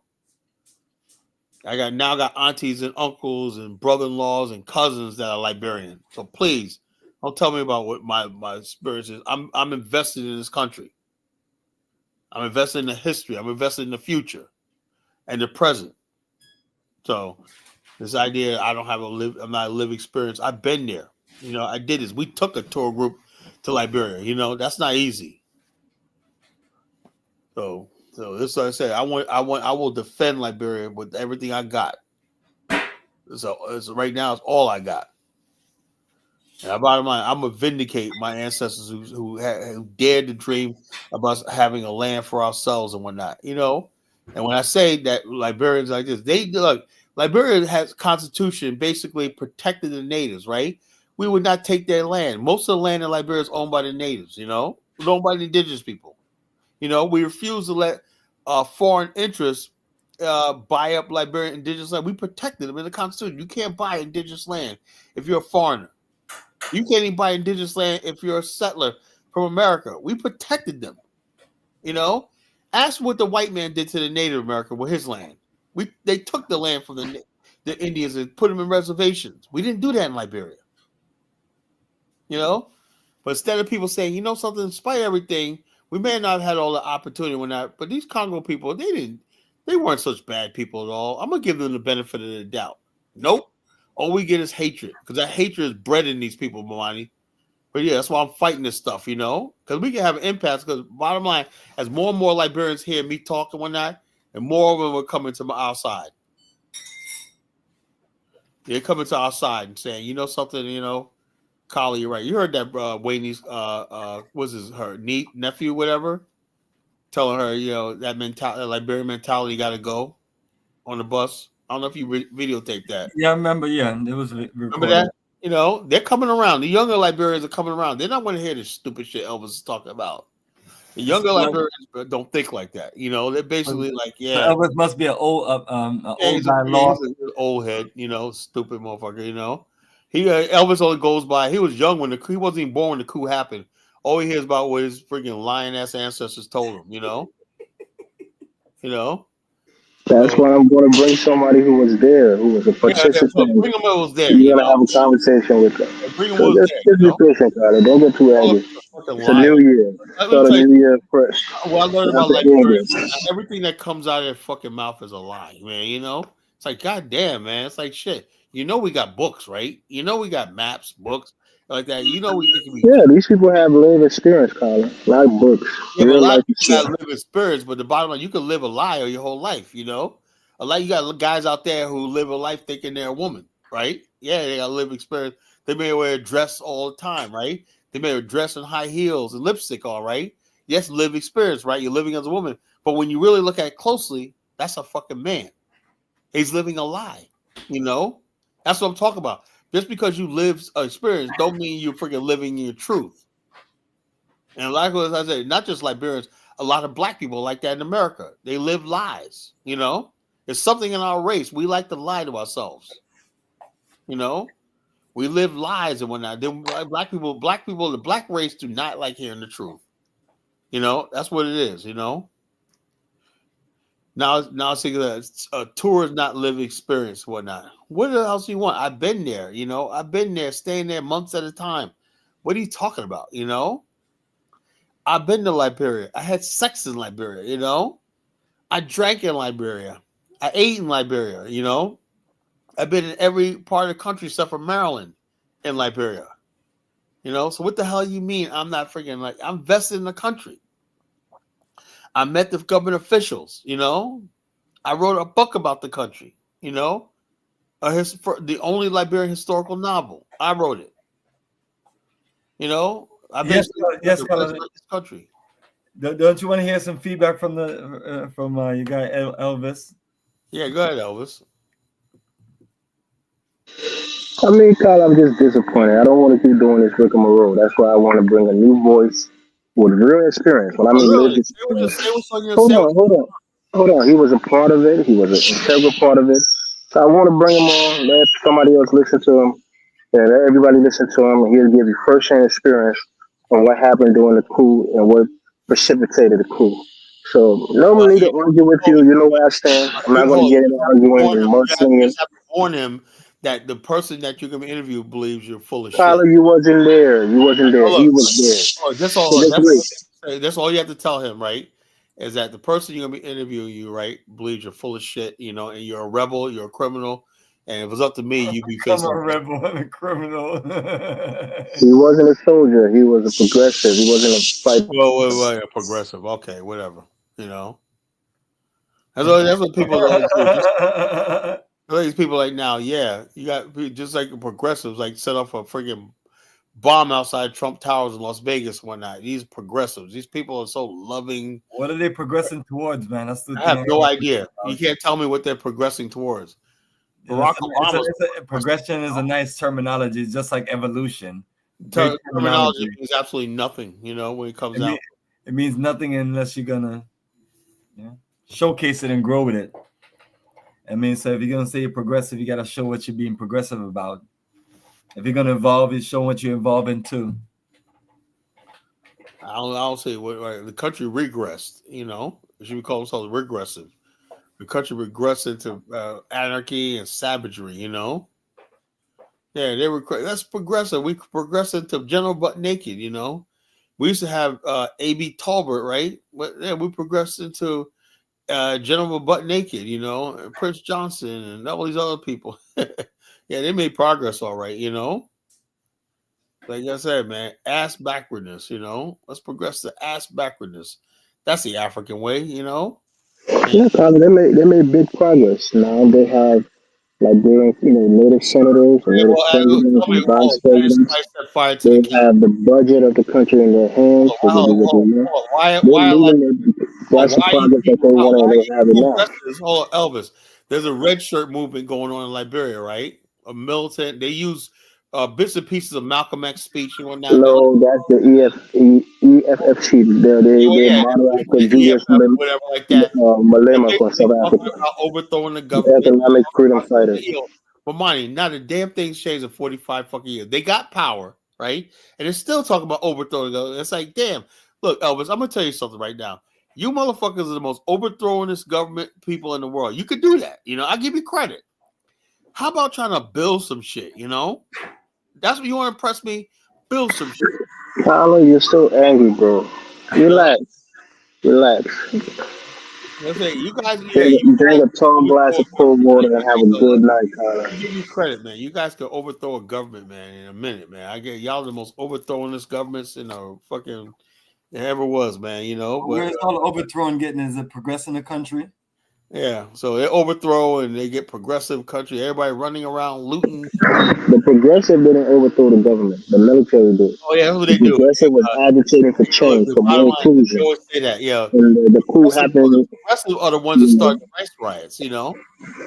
Yeah, they agitated for they protested against the price, the raising of the price of gas. That was a lie. Bonnie, that was a fucking lie. Okay, the guy's gonna pop. He's gonna give you all the details. Just be patient, guys. Yeah, Kala, can you hide this comment? You have this comment up there for a long time. Kala, the locals are 30 million there. You just gotta click and it will go away, or you can just leave it. There you go. Yeah. Website will show up. There you go, family. The website is there. African tourism investment, you know. They get a new space, yo. Right? Yeah, Kala, let the man talk so he can share what he needs to share, and then without cutting him off, so he can explain what he's explaining. I'll mute myself. No, I'm done, Kyle. I mean, I don't want to argue, so I'm done. I can let you speak. I don't want to argue with you Elvis, like I don't you want did to last That's year. why he's gonna get the other guy to I crush you. want to. I want to be a better guy this year. don't do that, man. Don't do that. He's gonna remember. He's gonna get the other guy to crush you. So Okay, yeah. All right, all right. That's gonna be funny. But the whole thing is Bomani, right? Like I said, when the lady Chenoweth, whatever her name is, basically put out a memo saying somebody's took it and ran with no research, no nothing, that the government of Liberia is trying to starve Liberians, by basically hiking up rice prices, right? That was because import rices because during inflation was going up, right? Had nothing to do with Liberia. Had everything to do with the global inflation. At the time, we was going through inflation globally. Gas prices were high. I don't know if anybody was alive that time.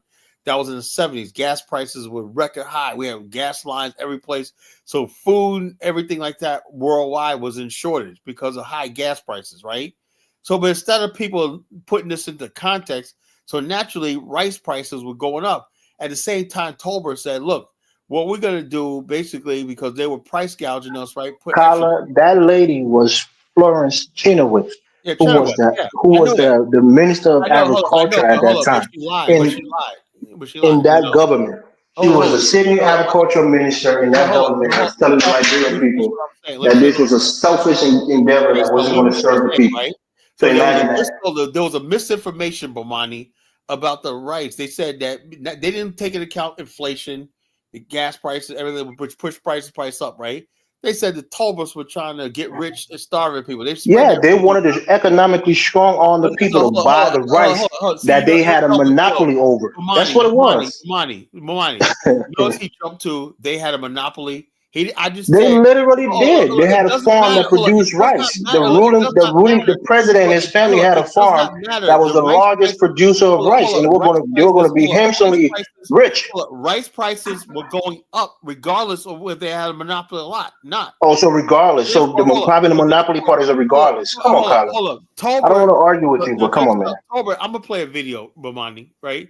Tolbert basically said, "Okay, we're ready to do up country rice production, right?" The native people said, "No, we don't want to farm rice, whatever like that. We just want to get our import right. They're getting it from Firestone, whatever like that, and everything like that." So they basically rioted, right? And they almost burned the country to the ground on a misinformation, right? Tolbert was trying to get them a thing to grow their own rice, And the bottom line is because at the time rice was high because of inflation and high gas prices. That was the 70s.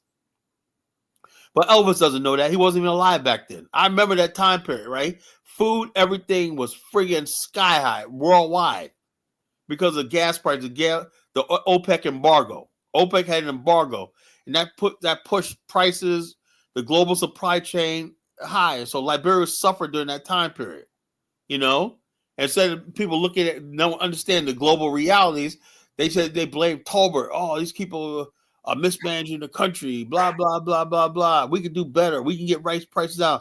Balkers Mathis said he can get rice price down to this. No experience, no nothing. He was even fired by the Taylor people for incompetence. They said he thought he was all this educated. The guy was freaking completely incompetent. But these are Elvis's people, He was fired by his own native people for incompetence. The guy talking all this smack about what he can do if he was in charge in government and everything like that failed. So what happened was after like 2 years of Samuel Doe in power, the country started spiraling out of control.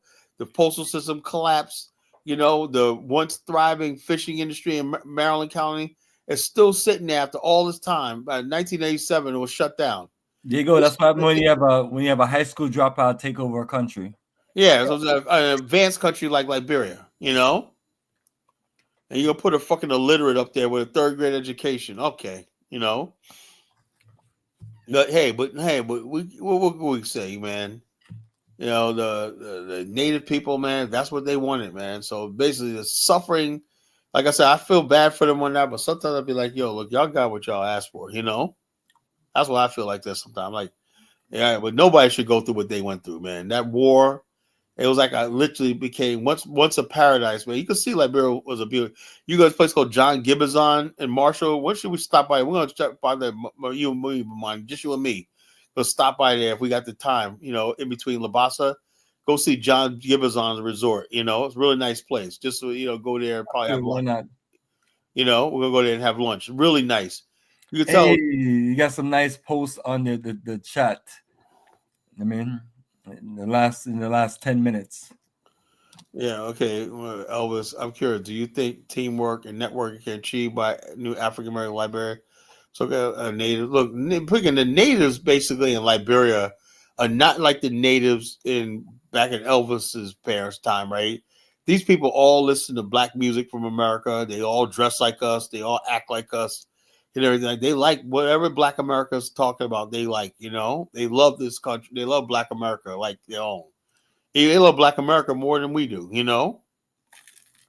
And so all my people, more Zocos guys and one of my street guys down there, man, these boys are down, man. These boys are down, man. You know, they're always like, yo, Kala, you know, what it is, what's good, Kala, you know? All these young Liberian brothers, they all love me. Well, they love us down there, you know? So I ain't worried about what these freaking stupid, they're tired of these fucking people that's always talk about war. They drive by on Capitol Hill, and you still see Elvis people out there still complaining about this, complaining on that, trying to overthrow the government, complaining about this, whatever. Like, I'm like, shit. George Weah even got tired of them, you know? George Weah sick, put the hot truck on the motherfucker, hot water truck on the motherfuckers, you know? George Weah said, y'all motherfuckers, they start marching towards Capitol Hill. George Weah said, y'all motherfuckers ain't gonna have me on no pole being shot.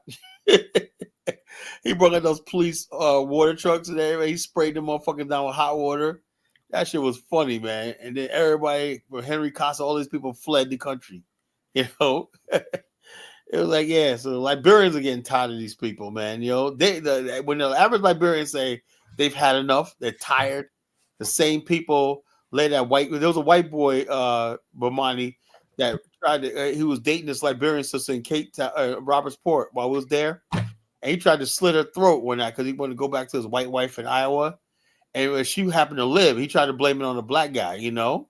And his wife, the girl Jessica said, no, it was him. It was Lucas that did that. You know who this dude got off? This dude got off. He walked out of Liberia with all the evidence, witnesses and everything. He got off, you know? And this is just so-called native people, Elvis. This ain't a Congo man letting this guy off. This was a native boy judge and would not let this boy off, you know? Because why? Because they don't care shit about Liberians. They don't care nothing about the poor Liberians. All they care about themselves, getting money and everything. And we're here to reclaim Liberia, the greatness of Liberia. So you just sit back in America and keep complaining and bring your nigga on here and whatnot and make me watch me destroy him.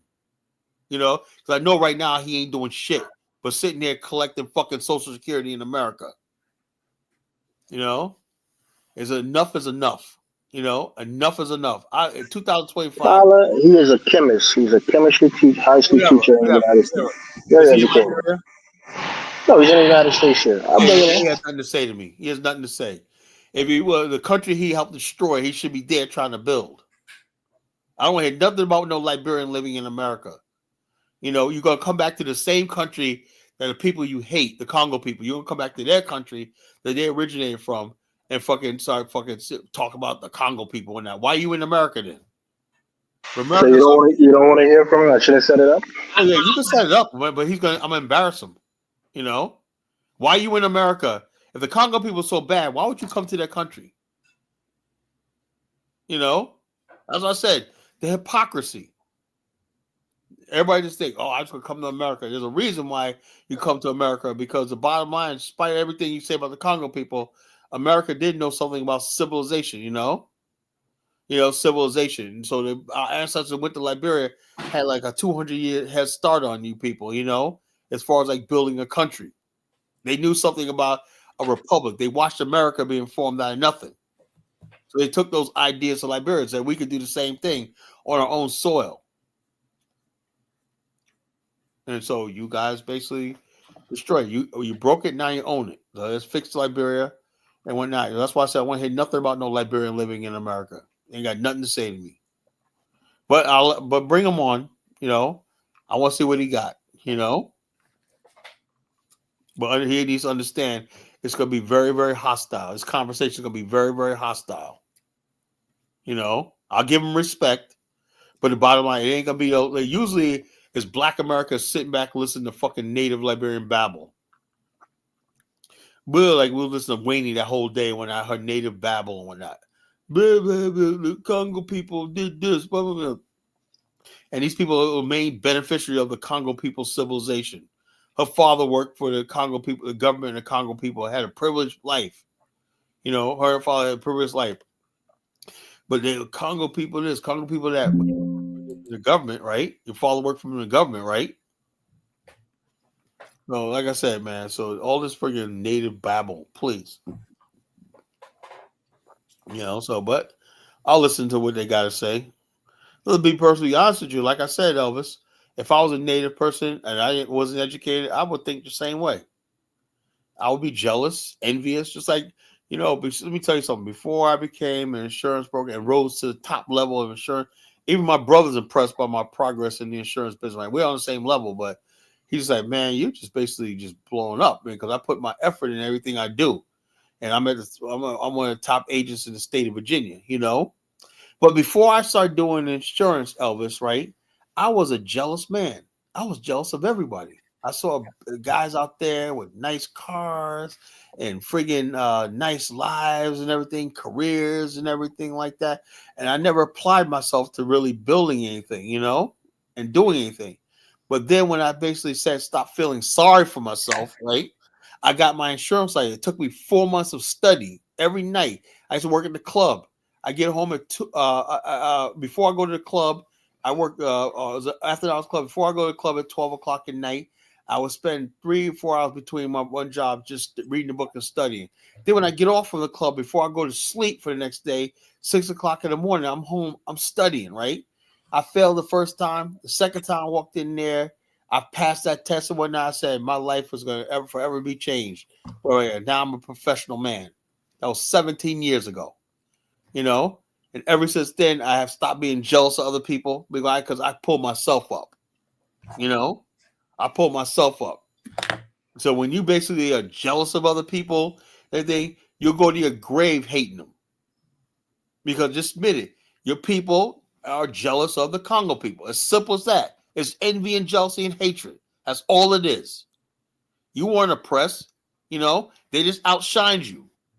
And you got to basically do better. What can we do to go back to my country and build my country up so we can outdo what the Congo people did? That's what I want to see you do. I want to see you go to Grand Jita and say, I want to build a new city and whatnot and outdo what the Congo people did. Make our people fucking proud. Like the dudes in Nimba County are doing.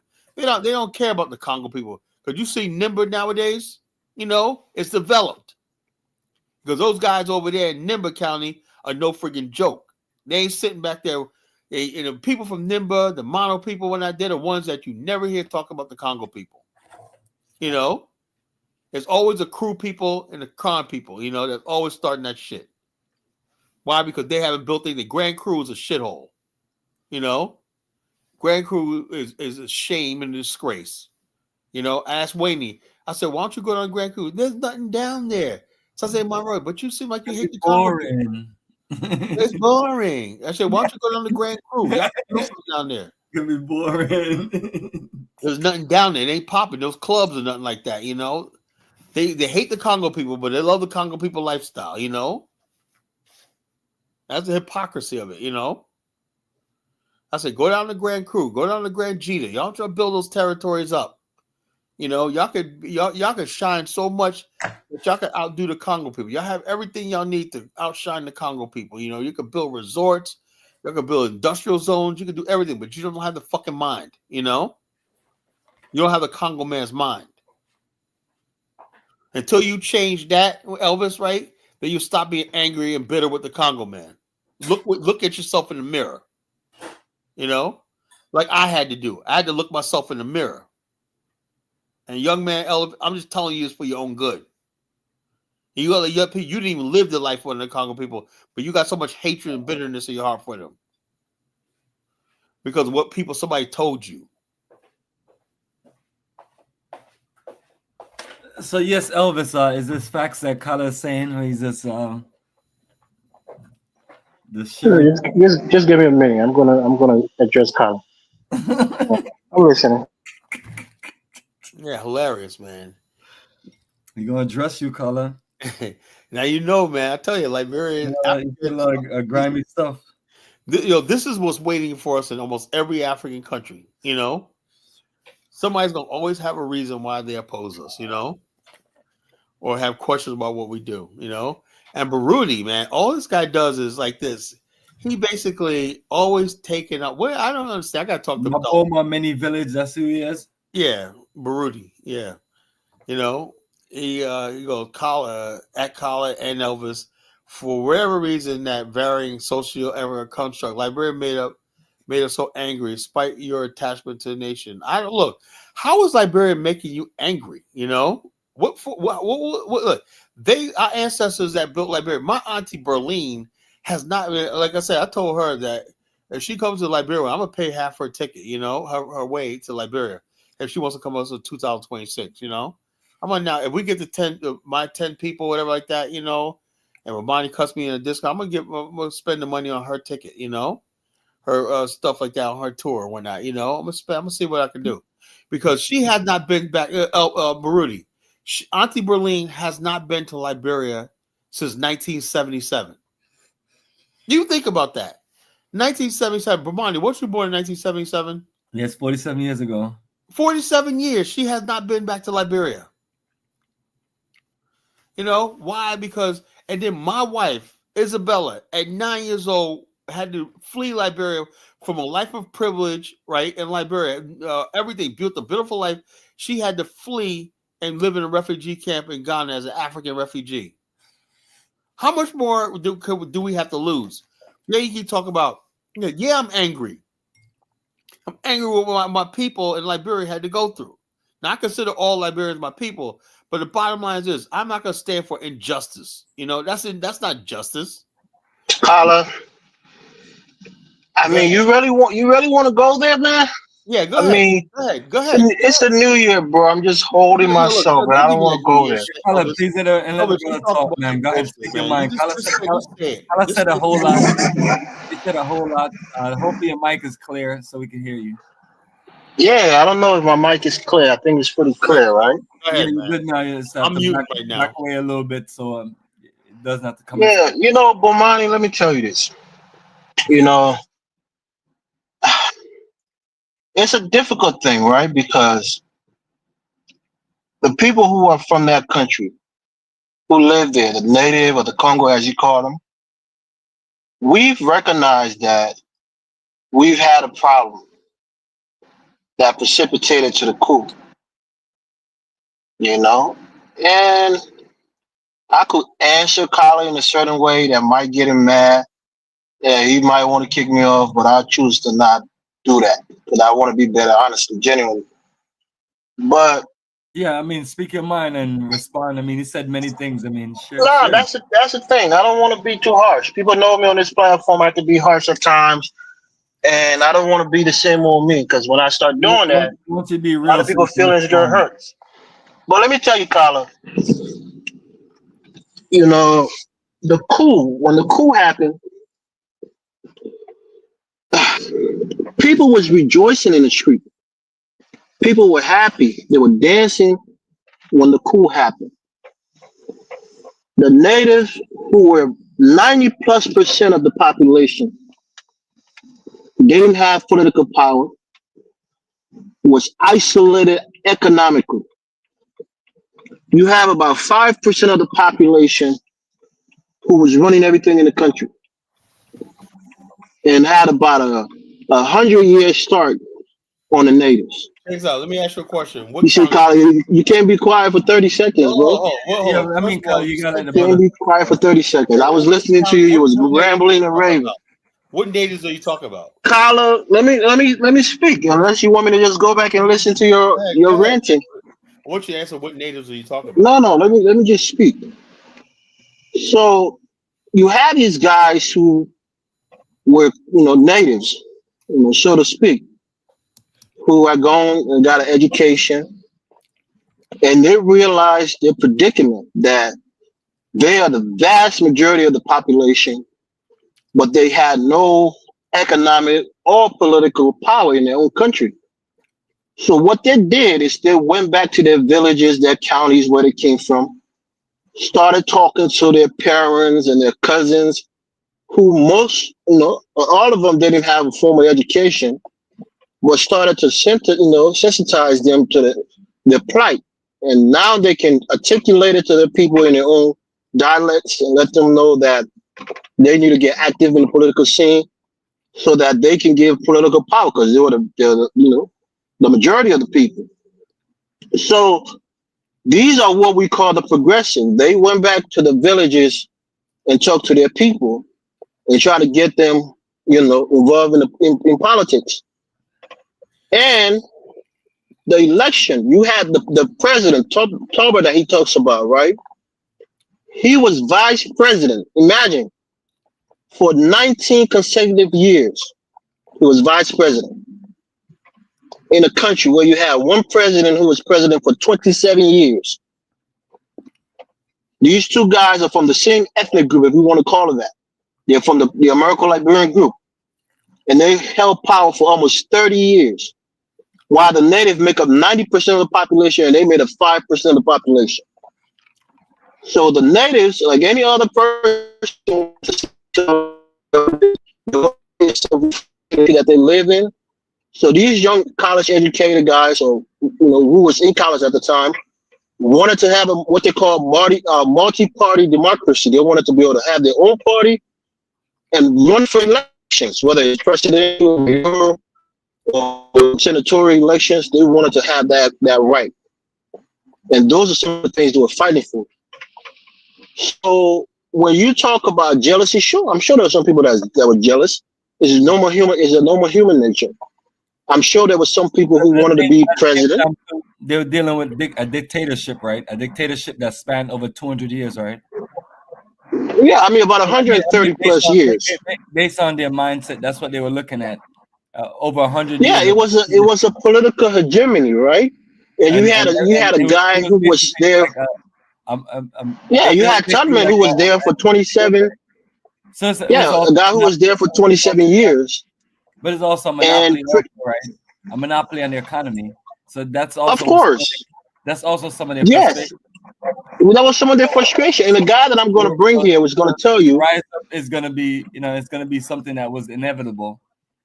Right, and again, the country was bubbling. People have been, you can say it was, part of it was to rile up the people, but a lot of these guys had done a good enough job that they told the regular man what was really going on in the country, and they got riled up because you have 5% of the population at the top who's enjoying the wealth of the country.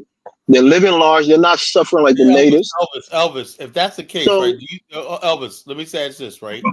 Now in America, right? It's about the same thing, right? 5% of the population can control everything. But that 5% is not only 5% of the population. Elvis, they come from the majority of the population in this country.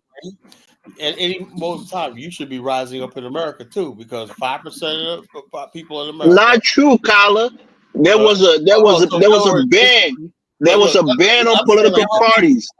They had to be approved by the government before they can have political parties. People that run America. How do you think a 5% of the people have the presidency for 27 years?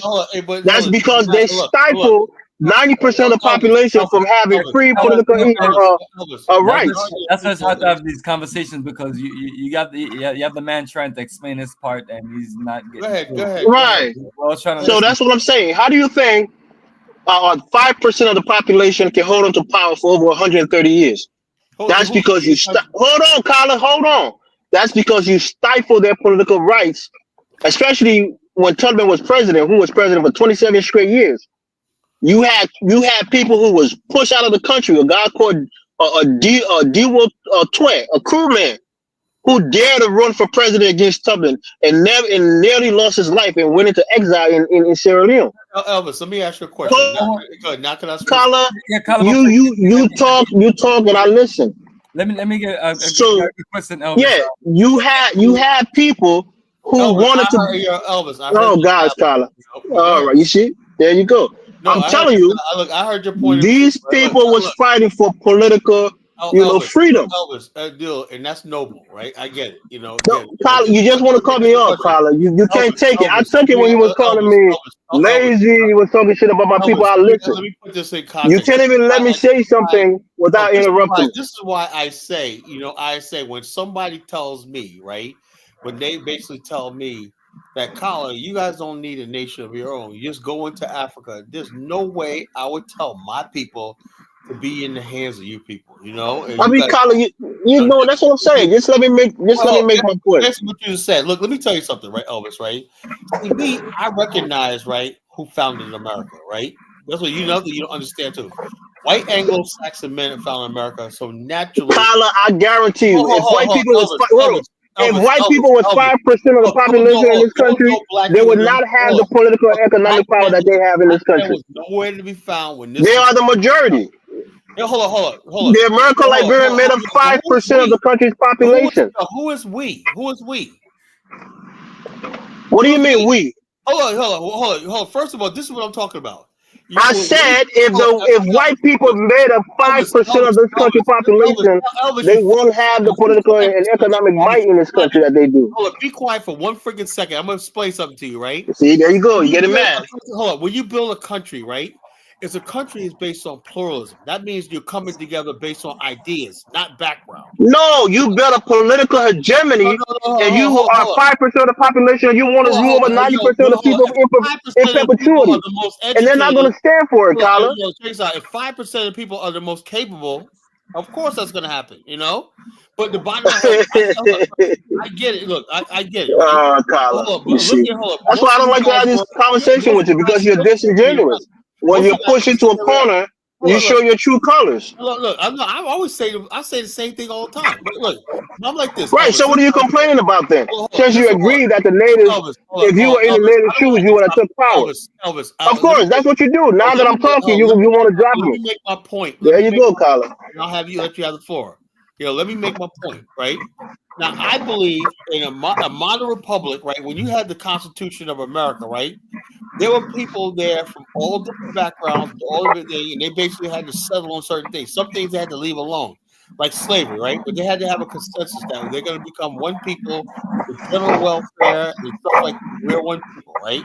Now, in Liberia, it was different, right? Because the people basically, the people that you call native, right? A lot of them were assimilated into the so-called Congo people background. What about the Congo people that recaptured high seas? So you create this idea about native people, Kyla, you don't even know what you're talking about. Elvis. I'm going to bring somebody who had the lived experience. Let me finish what I'm talking about, right?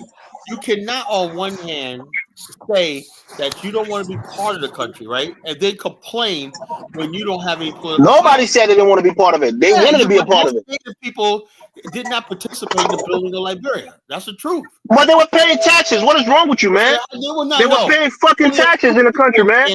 And they wasn't being represented. The resources that was taken from the land, the iron ore, the rubber, was taken from their ancestral land. What are you talking about, Kyla? Liberia was getting most of its tax money not from the natives. They'll get it from the freaking concessions and other. Yeah. So who got the land that the concession was being taken from?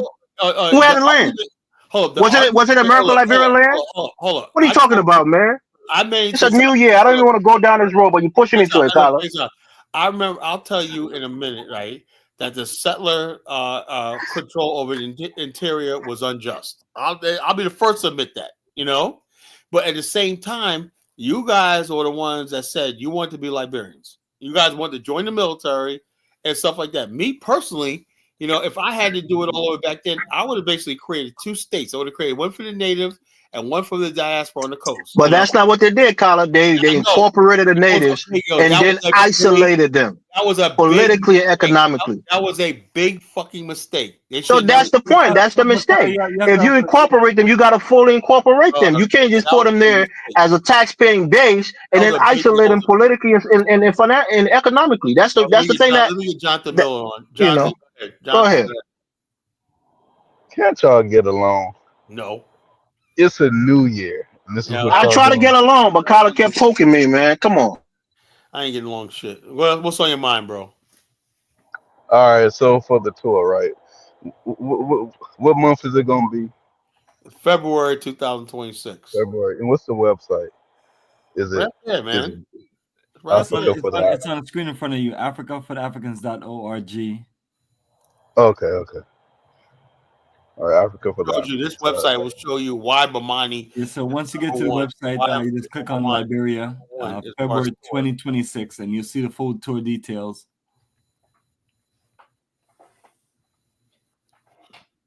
So this is the thing. And also, if you guys want more information, inbox me or message me your email, and I'll send you information. Just send me your email, or you got nation.caller5@gmail.com, or if you're a messenger, send me your email, and I'll send you the flyer.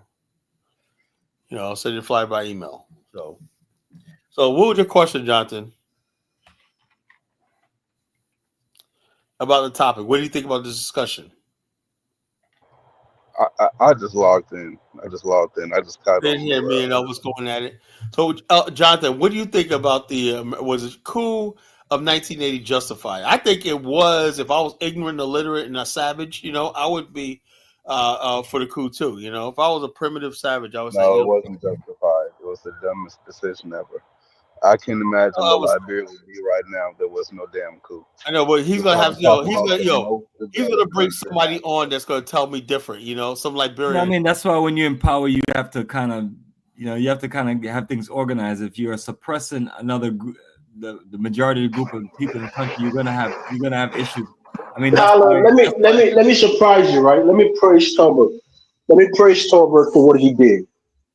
He actually went against the oligarchs who have control of the country, who was telling him to step on the next. Elvis, hold on, Colin. Let me say this, right? He actually went against these guys who wanted him to step on the necks of these young quote-unquote progressives who wanted more rights in the country and more say-so. These old guards was telling him, don't do it. These guys are blah, blah, blah. Well, he said, it's about time. It's about time that we incorporate the natives. And even he saw that. He saw that. And I keep telling you, hold on, Carter, let me make a statement for 30 seconds. The coup was not done by these intellectual guys who was going to the University of Liberia.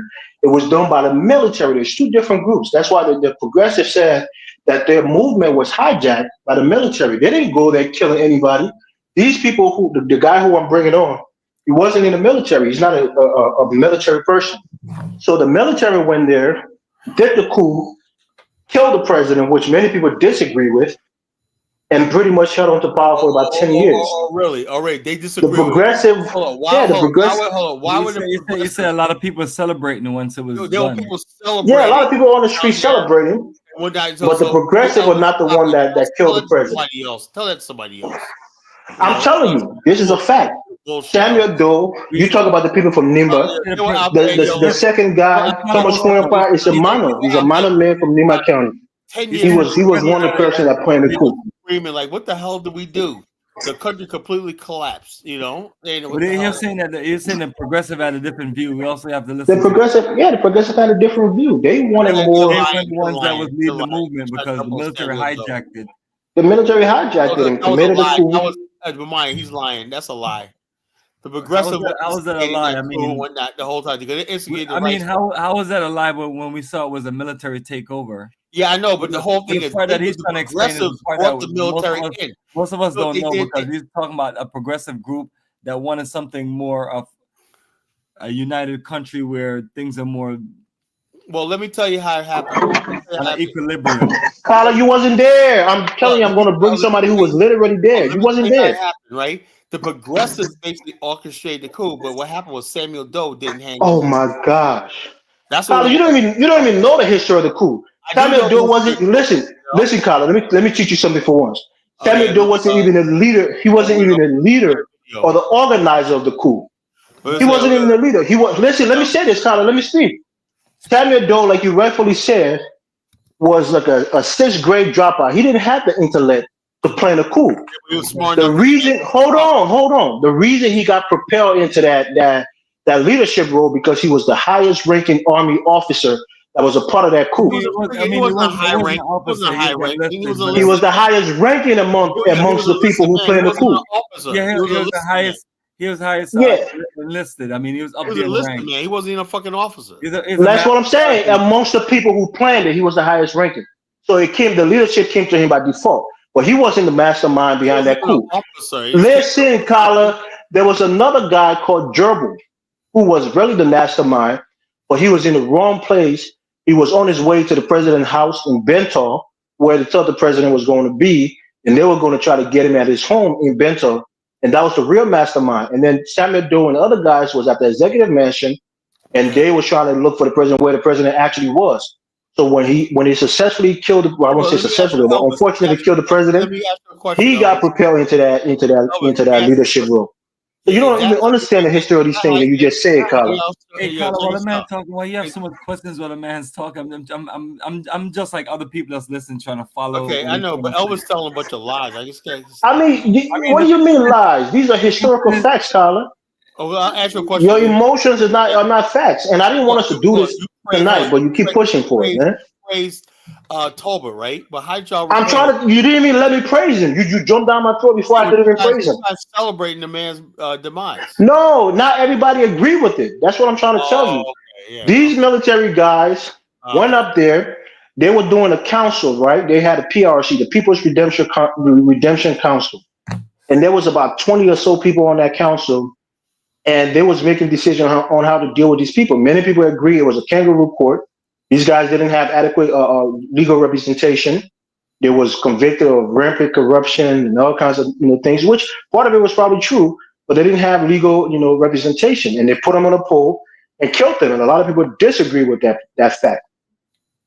So the progressive, like the Amos Sawyers, who became an interim president of Liberia, the guy that I'm talking about, who was who married the former Chief Justice's daughter from Nimba County.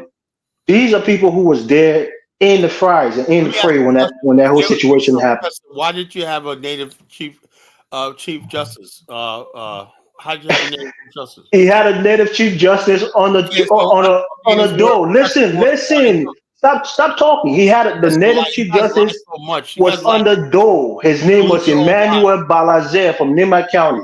He was the chief justice on the Samuel Doe. I mean, Carla, you just jumped. You don't even understand. Carla, I get it. You're angry, right? Experiment in 2025. Can one of y'all talk at a time? Right. That's why I didn't want to do this because, Carla, you kept, you're saying all kinds of derogatory things to me about my people. Look, in this country, Carla, when you pay your taxes, you don't go back to New York or Virginia or wherever your people are from and start building highways and start building railroads. You depend on your government who is serving your interests to develop the place that you live because you're a taxpayer. So when you try to insult us and tell us we're supposed to go back and build our places up when we're taxpayers and the resources from our regions are being used to give the government taxpaying revenues, and you think we should go back there and develop the infrastructure of those places? Carla, don't be insulting. This is a new year. Let's not do this. Elvis, do you have a figure of how much revenue was actually generated from your territory? No, you don't, right? Tyler, I mean, you're just. That's what I'm saying. That's who you are, Tyler. Where you basically revenue, But you don't even put in proper context in Africa. Liberia is part of Africa. Most Africa is undeveloped. One of the most ridiculous things that you said tonight, and I was I was biting my tongue, is that the American Liberians wanted to be the leaders of Africa. Yeah. Imagine saying something as stupid as that. Yeah. So I know you guys hate that.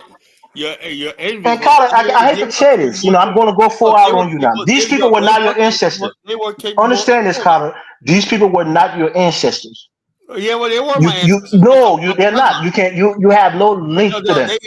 Tell me one of your family members who went to Liberia. Tell me one of your family members. Part of Black America overseas. No, ancestors don't mean people who are in your proximity. It's through your bloodline. Your ancestor comes from your bloodline. They are blood. None of these people came from your bloodline, Colin. You can't trace any of your family members to Liberia. These are not your ancestors. Stop saying they're your ancestors.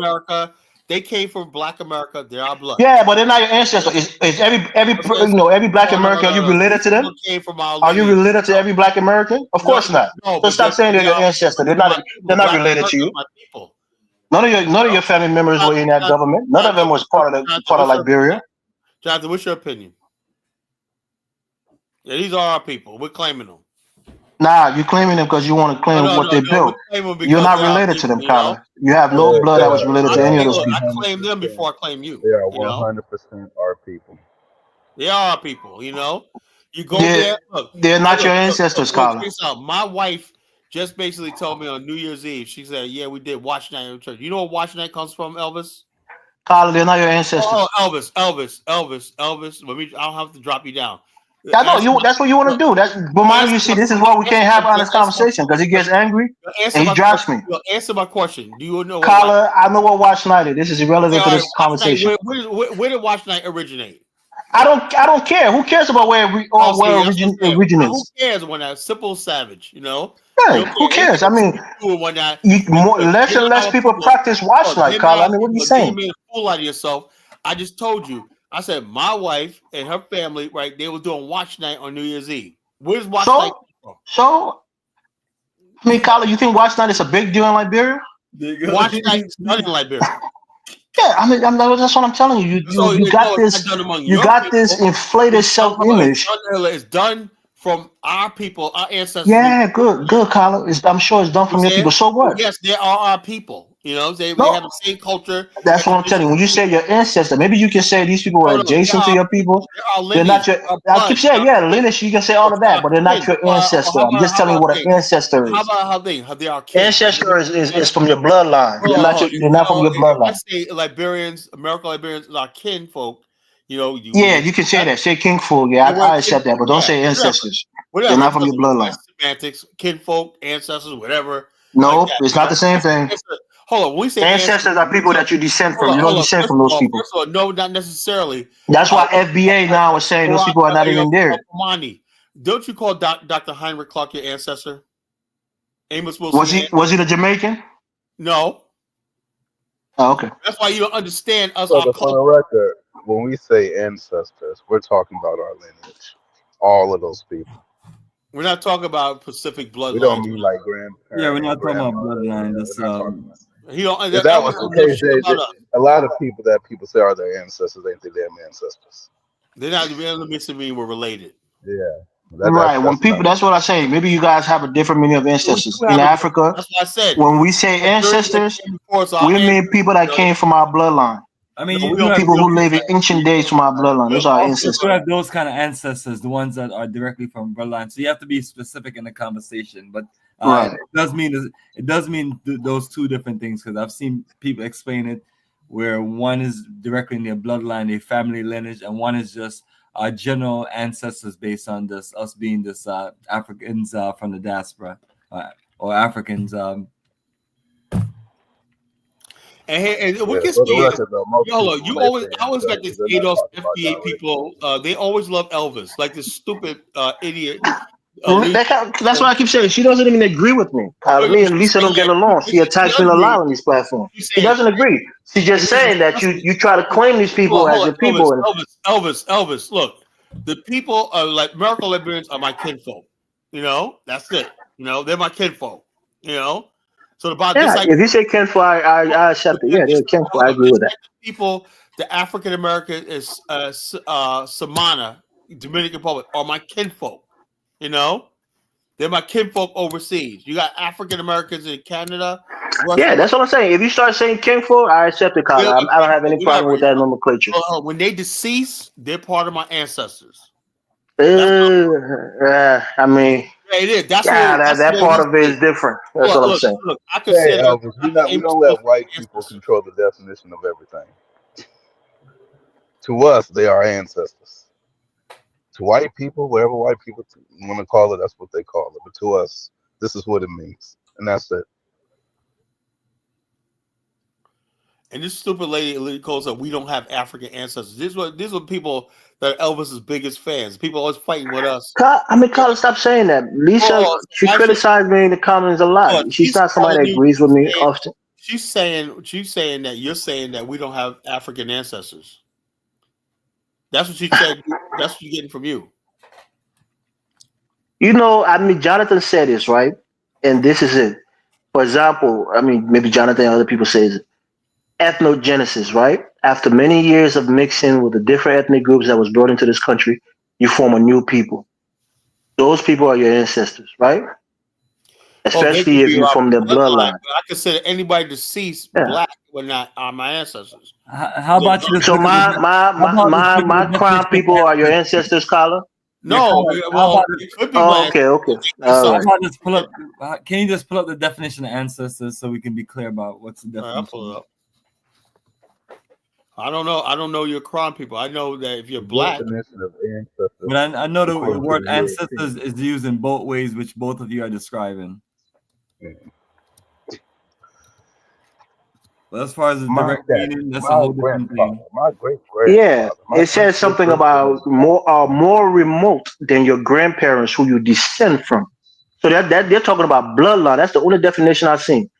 People who are more distinct, so your great grandparents and further back who is you what descend from. ancestor versus Yeah, because when I descendant. learn about ancestors, Colin, what are you doing versus? Just look at the word ancestor definition. And that's what It it says is. What are you doing versus? I thought ancestors specifically. were basically the people that came before us. People that you descend from. Yeah, so it may be No. specifically It like says you the mentioned, difference. Go look at the definition. Anybody in the chat, type in the word or ancestor definition. general It tells you that people who are nation. more further away from your grandparents, who you descend from, those are your ancestors. That's the main Why definition of this it. lady Liza saying, "Preach Elvis"? Or when I say Elvis, you must be making a fool out of yourself. Tyler, because I didn't want to do this shit tonight, bro. I wanted us to have a different approach this new year, and we're gonna go back to the Hey, same Kala, battling and arguing over stupid shit. you can't win them all. Okay, hold up. Okay, Just type in the word ancestor, Colin, and definition. Don't try to. I'm doing. Hold up. Don't try to do it versus this or versus Make that. sure you use the Merriam Dictionary. Right. Or the Webster Dictionary. Make sure you use the White People Dictionary. Hold up. I mean, Kala has used that word and attached himself to Liberia when, in fact, none of his people went to that country. I'm saying the people that basically They're your kinfolk, yeah, but they're not your ancestors. They came from the same struggle as I did, because the bottom line, their struggle is my struggle. There you go, Colin. Tell him, man, I'm making up my own definition. Tell him. Right. All right, check us out. What's the difference between ancestor and descendant? Why are you looking for difference? Just look for the word ancestor. That's what Bomani said. Elvis, hold it. You said that these aren't your descendants, So I'm going to say, it says right here, what's the difference between descendant and ancestor? The main difference between ancestor and descendant is that ancestor is a person you're related to that lived a long time ago, but descendant. There you go. That's the word. Somebody you're related to who lived a long time ago. You're not related to these people, Colin. They're not your ancestors. Both ancestors are for the people related to you. Okay, I get that. That's what I said. There you go. So I was right. You was wrong. That's all. That's what their definition is. But when we that's what it means. I mean, there's no definition. Words have meaning, Colin. Words have meaning. You can't just ascribe your own meaning to the words. To the we say one the of the English right? dictionaries. Well, I use it. We're talking about anybody that came before us. So now you need to stop saying that these people are your ancestors because you don't descend from them. Those are things. Those are things that we say in general. But I mean, if you're talking about the real definition, let's find the real definition so we can. That's what he just read it. The people that you descend from who are farther away from your grandparents, so that lived a long time ago, who are related to you. Colin, don't you give up that damn easily now. Remove as the founder of the Afristan, you have the right to make up words. A new definition. I know that's where he was going. We are not bowing to white European definitions anymore. Yeah, this is what we Elvis, finish saying what you're saying while Kala is not available. And he's probably trying to reconnect back on. Yeah, hurry up, Elvis, before Kala's already back. It's too late. It's too late. Well, Kala, let me tell you this, right? And I've said it and I'll say it again. You think this is just one-sided. I respect the American Liberians, like I said. The fact that they founded a country in that time is a noble thing. We respect them for it. The fact that in most instances they were more exposed, they were more educated. They're saying things in America that they wanted to bring back on the continent. We respect them for it. Where there's a divide, and you have said it yourself, as a man, as a human being, being ruled over by another group of people. How about Elvis? Just let me finish my little thought, Carla. Just let me finish it. You said it, and I'm even echoing what you said. Nobody wants to be perpetually ruled over by another group of people, especially if they're part of their Oh, country or organization. They well, want to be look, represented. Elvis, you're 100% right. So That's why in a million years, right, I'll never accept permanent being ruled over by white people in America. See, you understand what I'm talking about? There you go. that's fine. You know what I'm saying? That's So fine too. I don't want to hear nothing else again about black people talk about nation of their own, stuff like that. Bottom line is this. Now, since we both agree on that, now I could take it to the next level, and it could be I could send my brother David Hitt in when and then we could begin war. Right? Well, you said war. You guys declare war. You guys declare war on our answer because, like you just said, you want to be a perpetual being ruled over somebody or not. We don't. Why does it? Why does it have to be a war, Colin? It is war. You did. Hold on. You made war on us with that 1980 coup. You just declared war on black America. Tyler, are you telling me you waking up? So you want to fight? You want to fight a war? You want to fight a war against the natives, Colin? Is that what you're saying? If it means hell yeah. Hell yeah. You guys that's not productive, Colin. A lot of innocent people are going to die. Elvis, it's man, not a good thing. Open yourself up to all. Elvis, the way you got to look at it is globally. We got to make sacrifices for the greater good, for the greater future. But it's not necessary, Jonathan. Colin. A lot of innocent people are going to die. I think war is necessary. That's not good. In this atmosphere, you guys want to take it there? We got to. I mean, what do you mean? You said you want your Afghanistan on the land that's not occupied. So get it. Why you want to kill people? Why do you want to fight? My kinfolk right there that lost everything in Liberia, parents, women raped and whatnot, and lost everything, their property and everything like that. My auntie, Kala, you keep conflicting the two things. The war was not against the Congo people. Hold on. The war was a tribal war. The war came 10 years after the coup. My auntie. Come on, man. Hold on. My auntie has not been back to her homeland. Kala, your auntie-in-law. Stop saying your auntie. Your auntie-in-law. Well, she's my auntie. Nah, she's your auntie-in-law. In-law, through law, not by blood. You don't get to say what I'm saying like this. It's your auntie-in-law. Just say your auntie-in-law. Why you gotta say your auntie like she's related to you by blood? What difference does it make? Because she's not blood related to you. She could be your auntie today and not your auntie tomorrow if you get divorced. Unfortunately, So the bottom line is this: all the people. Kyle, you're too loose with the definition, bro. Property, lost their way of life. They did nothing wrong. Kyle, you think it was just these people who lost lives and lost property? There was 250,000 people that was killed during that war. A lot more of them were native people. You guys. I mean, come on, man. Remember that we was driving down Tubman Boulevard and those people, that police incident we saw and whatnot, that was the police clearing out fucking squatters on some guy's property and whatnot, Remember I told you about that? Yeah, Colin, that's not unique to the America or the Congo people. Native people are also fighting over land. I mean, you think anything bad that happens to your people, they're the only people that is happening to. Trying to take your land. Is native people squatting on other native people land? Yeah, native people squat on all the native land. They squat on Congo people. They squat on anybody's land, regardless of their ethnicity. Man, come on. A beautiful country where there was a rule of law. You can look at Liberia and tell at one time. Not your ancestors, Colin. Your ancestors stayed in the United States and built their homes in places like Georgia and Carolina and Virginia. If you come they didn't go to Liberia. If you come from Virginia, Pennsylvania, North Carolina, Georgia, and you settle in Liberia, you carry out traditions. Yeah, you're our ancestors. No. That's not what ancestors mean. Find a different word. Only thing between them and me is I was born in America. We're the same people. Yeah, and your family that was born in America never won this. That's the difference. We're the same people, though. No, yeah. You're king folks. Keep using that word, king folks. That's more appropriate. So now your ancestors.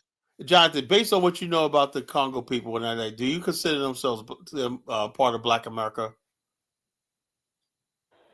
They're 100% a part of Black America. Of course they are. And if anyone tries to attack them, we should defend them by any means. Yeah, we defend them. We take up for them. So Elvis will understand that. I'm telling you, you can stand up for them.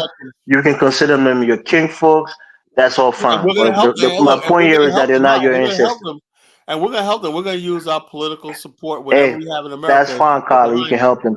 Nobody is in Liberia killing Congo people right now. That's what I'm trying to tell you. Bomani, let me tell you this. Since Carla kind of admitted this, right? The war, when the coup happened and they put those guys on the pole and killed them, not the best idea. many people was against it. At least the more rational people Oh, were against it. really? Okay, I gotta play. Let me speak, Carla. I gotta play. And then I'm listening to you, brother. Right, and then 10 years later, not even 10 years later, 5 years later, there was an election that was held in 1985 between the military head of state Samuel Doe and a guy from Nimba County called Jackson Doe. No relations. I mean, no relation. Hold on, Carla. Let me just make my point before you play this video, please. In April 1980, a tragedy unfolded in my country. The small West African Just let me play. Let me make my statement before you play the video. It's quite disrespectful to just play a video. Yeah, I was trying to hear what he was going to People say. had come to celebrate. Right, this is Carla, bro. That's why we can't even engage with him. He wants respect, but he consistently disrespects other people. They watched as 13 former cabinet members were stripped. Carla, you playing a video. I mean, are you going to explain it before you play it? Okay, go ahead. I'll stop the brother. Play the video. The bottom line, I'll stop it. Those dignified men were stripped naked and shot like that. Okay, Carla, let me make my point. That's also unfortunate when your country is overthrown and you went from being on top to now you're on the bottom. I mean, all of this is part of this unfortunate history and struggle, but it's the only way we're going to figure things out. But right, so I just want to let you know what precipitated the war, right? So in 1985, there was an election held. Samuel Doe from the Qand ethnic group and Jackson Doe, I think from the Mano ethnic group, and both of them, had an election. And many people agree that Jackson Doe, who was a member of the True Whig Party, who had just been deposed by Samuel Doe, had a lot of support from the now deposed American Liberians, and they supported him heavily. He actually won the election, but Samuel Doe rigged the elections and decided to stay in power. That was a mistake that he made. So a lot of people wanted to have a coup and remove him forcefully. So one of the guys that did the coup with him from Nimba County also, Thomas Qand A, had fled the country, was here in Maryland in the United States, and many people thought he was a strong man. He could go back and defeat Doe and have a coup, a counter coup, and remove Doe. And they had convinced him, to go back home away from Sierra Leone, to go in there and remove Samuel Doe. And in November of 1985, he went into the country. He almost succeeded with the coup. He had everything shut down, and he announced there was an overthrow. He had overthrown the government, and everybody was happy. A lot of people from the people from Nimba, the Mano, the Gil people, they was very happy. They thought that one of their guys had overthrown the government, and they were celebrating.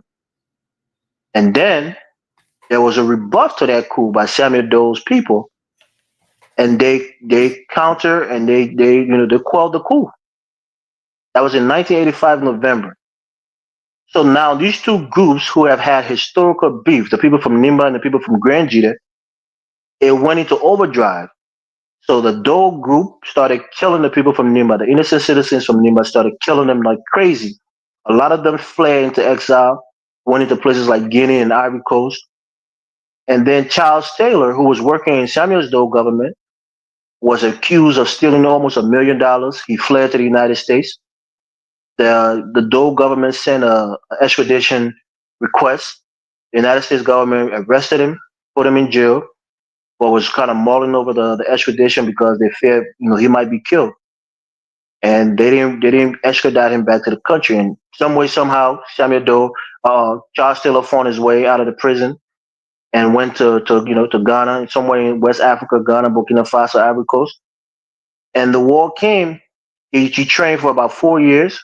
1985, Christmas Eve. 1989, Christmas Eve, they attacked Liberia. So that was 10 years after the coup. And he came with a lot of Mano and Gio from Nimba County. So this war wasn't waged against the American Liberians. That's why I keep trying to tell Kyle. Yeah, they were removed from power by Samuel Doe, but the war was not waged against them. It was a tribal war. That's a great point. Right. So, Kyle, I need you to understand that the war was the tribal war. I never said it was about. No, but you keep saying that these people lost everything. I said they was targeted. Everybody in the country lost their homes and their livelihood. So don't make it seem like it was a war targeting them. No, boy, it wasn't. Boy, don't put words in my mouth. I did not say that. I know better. I mean, he just got to be. Well, he got to be labeling the man all these things. But I'm saying no. But I hate when people lie. I did not say that. I mean, I don't say if you want to tell your whole story, you can hate everybody and tell the story. But he's trying to add information, clarification. Yeah, just clarification. That's all. I never said that the war was started because of American Liberians, where it's not always documented when. So when you complain that your wife was a refugee at 9 years old, right, but it wasn't because she was targeted. Everybody became a refugee. My family went to the Ivory Coast. Elvis, let me say this. Everybody lost. Elvis, during the war, they broke into the fucking Monrovia Zoo and ate the fucking animals there. You know. So the war was terrible. People was eating dogs. They were eating anything they could find. You call it, you stop the man. I mean, go ahead and explain everything, brother. I'm just trying to get. I mean, everybody's just listening, just like myself. They're trying to get. The whole story. Jonathan, in that war, people die of starvation. People died of starvation in the war. It was a terrible war. People ate anything they could find. Yeah, people died. So let me ask starvation. Was that better under the Congo people? You know, people. That's what I keep trying to tell you. The war wasn't because of the Congo people. The war was a tribal war, and Charles Taylor used that to his leverage to use people who had been aggrieved by the Samuel Doe government and came back because, like I'm trying to tell you, these two people have a historical, tribal rivalry. The people from Nimba and the people from Granji that we've fought each other for hundreds of years. Do they still got the tribal rivalry? We still do. My wife, her mother is from Nimba, and we always marry each other. Like I've said many times, we marry each other because we had a covenant many centuries ago because we try to have peace between each other because we live next to each other. In both Liberia and the Ivory Coast, the Gio people or the Don people live right next to the Qand people. We intermingle culturally, we intermarry with each other, but more so on the Liberia side of the border. We've had conflict. They haven't had conflict in Ivory Coast like that, but we've had that conflict in Liberia. So Carla don't understand the tribal knowledge of these things, and he just thinks that reading things in books and hearing people talk about it, they understand it deeply. I'm trying to tell you, I live this. Elvis, my mother-in-law is from Nimba County. We know the history, the tribal history of our people. I have a lot of Mono Geo friends. They tell me everything I need to know about what's going on. So when you try to talk about the Mono people, they didn't care about the Congo people. Thomas Komokwa is a Mono man. He was one of the heads of the coup. The whole thing is. So why you omitted that when you make these statements and you know it's not completely true? You had a man from Nimba County who was pretty much the second in charge of the entire coup. So they were very much involved. Come on, man. When you go up to Nimba County, right? I get it. People there seem like they're very relaxed, civilized. Right, fine. You can say all of those things, but to try to omit the fact that somebody from Nimba was also involved in the decision making to kill those 13 people on the polls. Don't omit that. Look, it happens, right? No, but you didn't say that. That's what I'm telling you. Say it. I had this young brother, that works for Great Africa on his farm one night. I was so blown away by these young men. When I was in Nimba, I get it. The people of Nimba are doing good. Good for them. They're doing well. Their country, and they're doing so well and stuff like that. Yeah, they're doing well, but they don't think that they didn't kill your ancestors too, because Thomas Kuampa was the deputy to Samuel Doe. Unofficially, they have no Congo, and they made that decision to kill those 13 men on the pole. In fact, so the people of Nimba was very much integral in the death of the American Liberians. Who and American Liberians is from Liberians that live in the States. Why is that? Carla, because when you go to Liberia, let me tell you right there, the thing that's on the people's mind immediately. It's not about the coup. It's about living and trying to survive that day. I know that. Hold up. But the bottom line, they don't have the luxury that those of us who live in the United States have. The average Liberian, they'll tell you right now, they're saying, no matter what, under their breath, right, they'll say the life was much better when the Congo people was in power. That's what Kyla, I don't want to be so harsh to you, right? I don't want to be harsh to you. If they think that, Carla, look, if it was why haven't they elected a Congo president? We have multiple Congo people who ran. So when I'm trying to tell you, the last Congo man who ran, he got 1% of the popular vote. 1%. So if you think they want these people back in power, they're not voting for them, Carla. They may tell you it, but they don't vote for them when the time comes. So don't be deceived. First of all, Bomani went to met Cummings, the political candidate. This guy was brilliant. He had a 100-day plan layout. He got 1% of the vote, Colin. 1%. The people don't know him. I mean, he lives in America. No, yeah, I get it, right? But when Colin said they want the Congo people back, but they don't just say that. They've never elected a Congo person since the coup. They want the things that the Congo people brought. They don't want them in power, but they want the things. Oh, okay, there you go. They don't. Why do you think they don't want them in power? I have no idea. Okay, then you should ask them. I mean, come on, man. But what I'm saying is this. I mean, it seems like there's a monopoly going on, and that was the big issue of the whole situation that started the whole. I think when you have a developing country like that, the country was friggin' developed. Tyler is going to justify. He's going to justify having a dictatorship. Hold up. What I'm saying is, if you don't get a dictatorship, you have a monopoly in the economy. Dictatorship and monopoly in the economy. I mean, that's the recipe for tribal war and the recipe for civil. But what's the solution? Should the Congo people should just said, in 1950, you know something? Let's just hand the country over to native people. I mean, once you're empowered, I mean, there's no way you want to set up power. I mean, they knew that it would be difficult for them to win free and fair election because they were it's like black people in this country who make up 13% of the population. I wouldn't think that they would be president often. It won't happen. White people will be the majority, and they'll be president more often. Elvis, let me tell you something different between you and me. I have no desire. I don't give a flying fuck about seeing a black person in the White House. I don't even give a damn about black people being a mayor, governor. Because you come to the realization that you are a minority. Oh no, right? It's not that. It's the fact that my life does not revolve around who the fuck is elected in office. I'm doing my thing. No matter who's in office, I'll be all right. Yeah, in America, it's different. But once you're in Africa and the rest of the developing world, whoever's in power, that makes a world difference to your life. Right. So it don't matter. You can't. Unfortunately, but in America, it's a little. It's all of us been doing what we need to do with this genius and running this genius in power, that next genius and another genius, but we all seem to keep doing what we're doing. But yeah, in other countries, unfortunately, man, that's why we support in other developing black countries. It's painful, brother. The people who in power literally will make the difference in your life. Yeah, and Carla, I personally want us to apologize to each other and to reconcile with each other because, like I've said, America Liberians. Even today, we can see that they're some of the best people we have in our country. They're very smart. They're educated. They will bring a lot of wealth to the country. Hold on, Carla. Let me make this statement, Carla. Why you keep calling me off? They will bring a lot of wealth to the country. But here's the thing, Bomani, they don't want to serve the country unless they're going to be in political power, and that's the dichotomy, right? That's a lie. And I mean, you literally said that, Colin. People have told you that.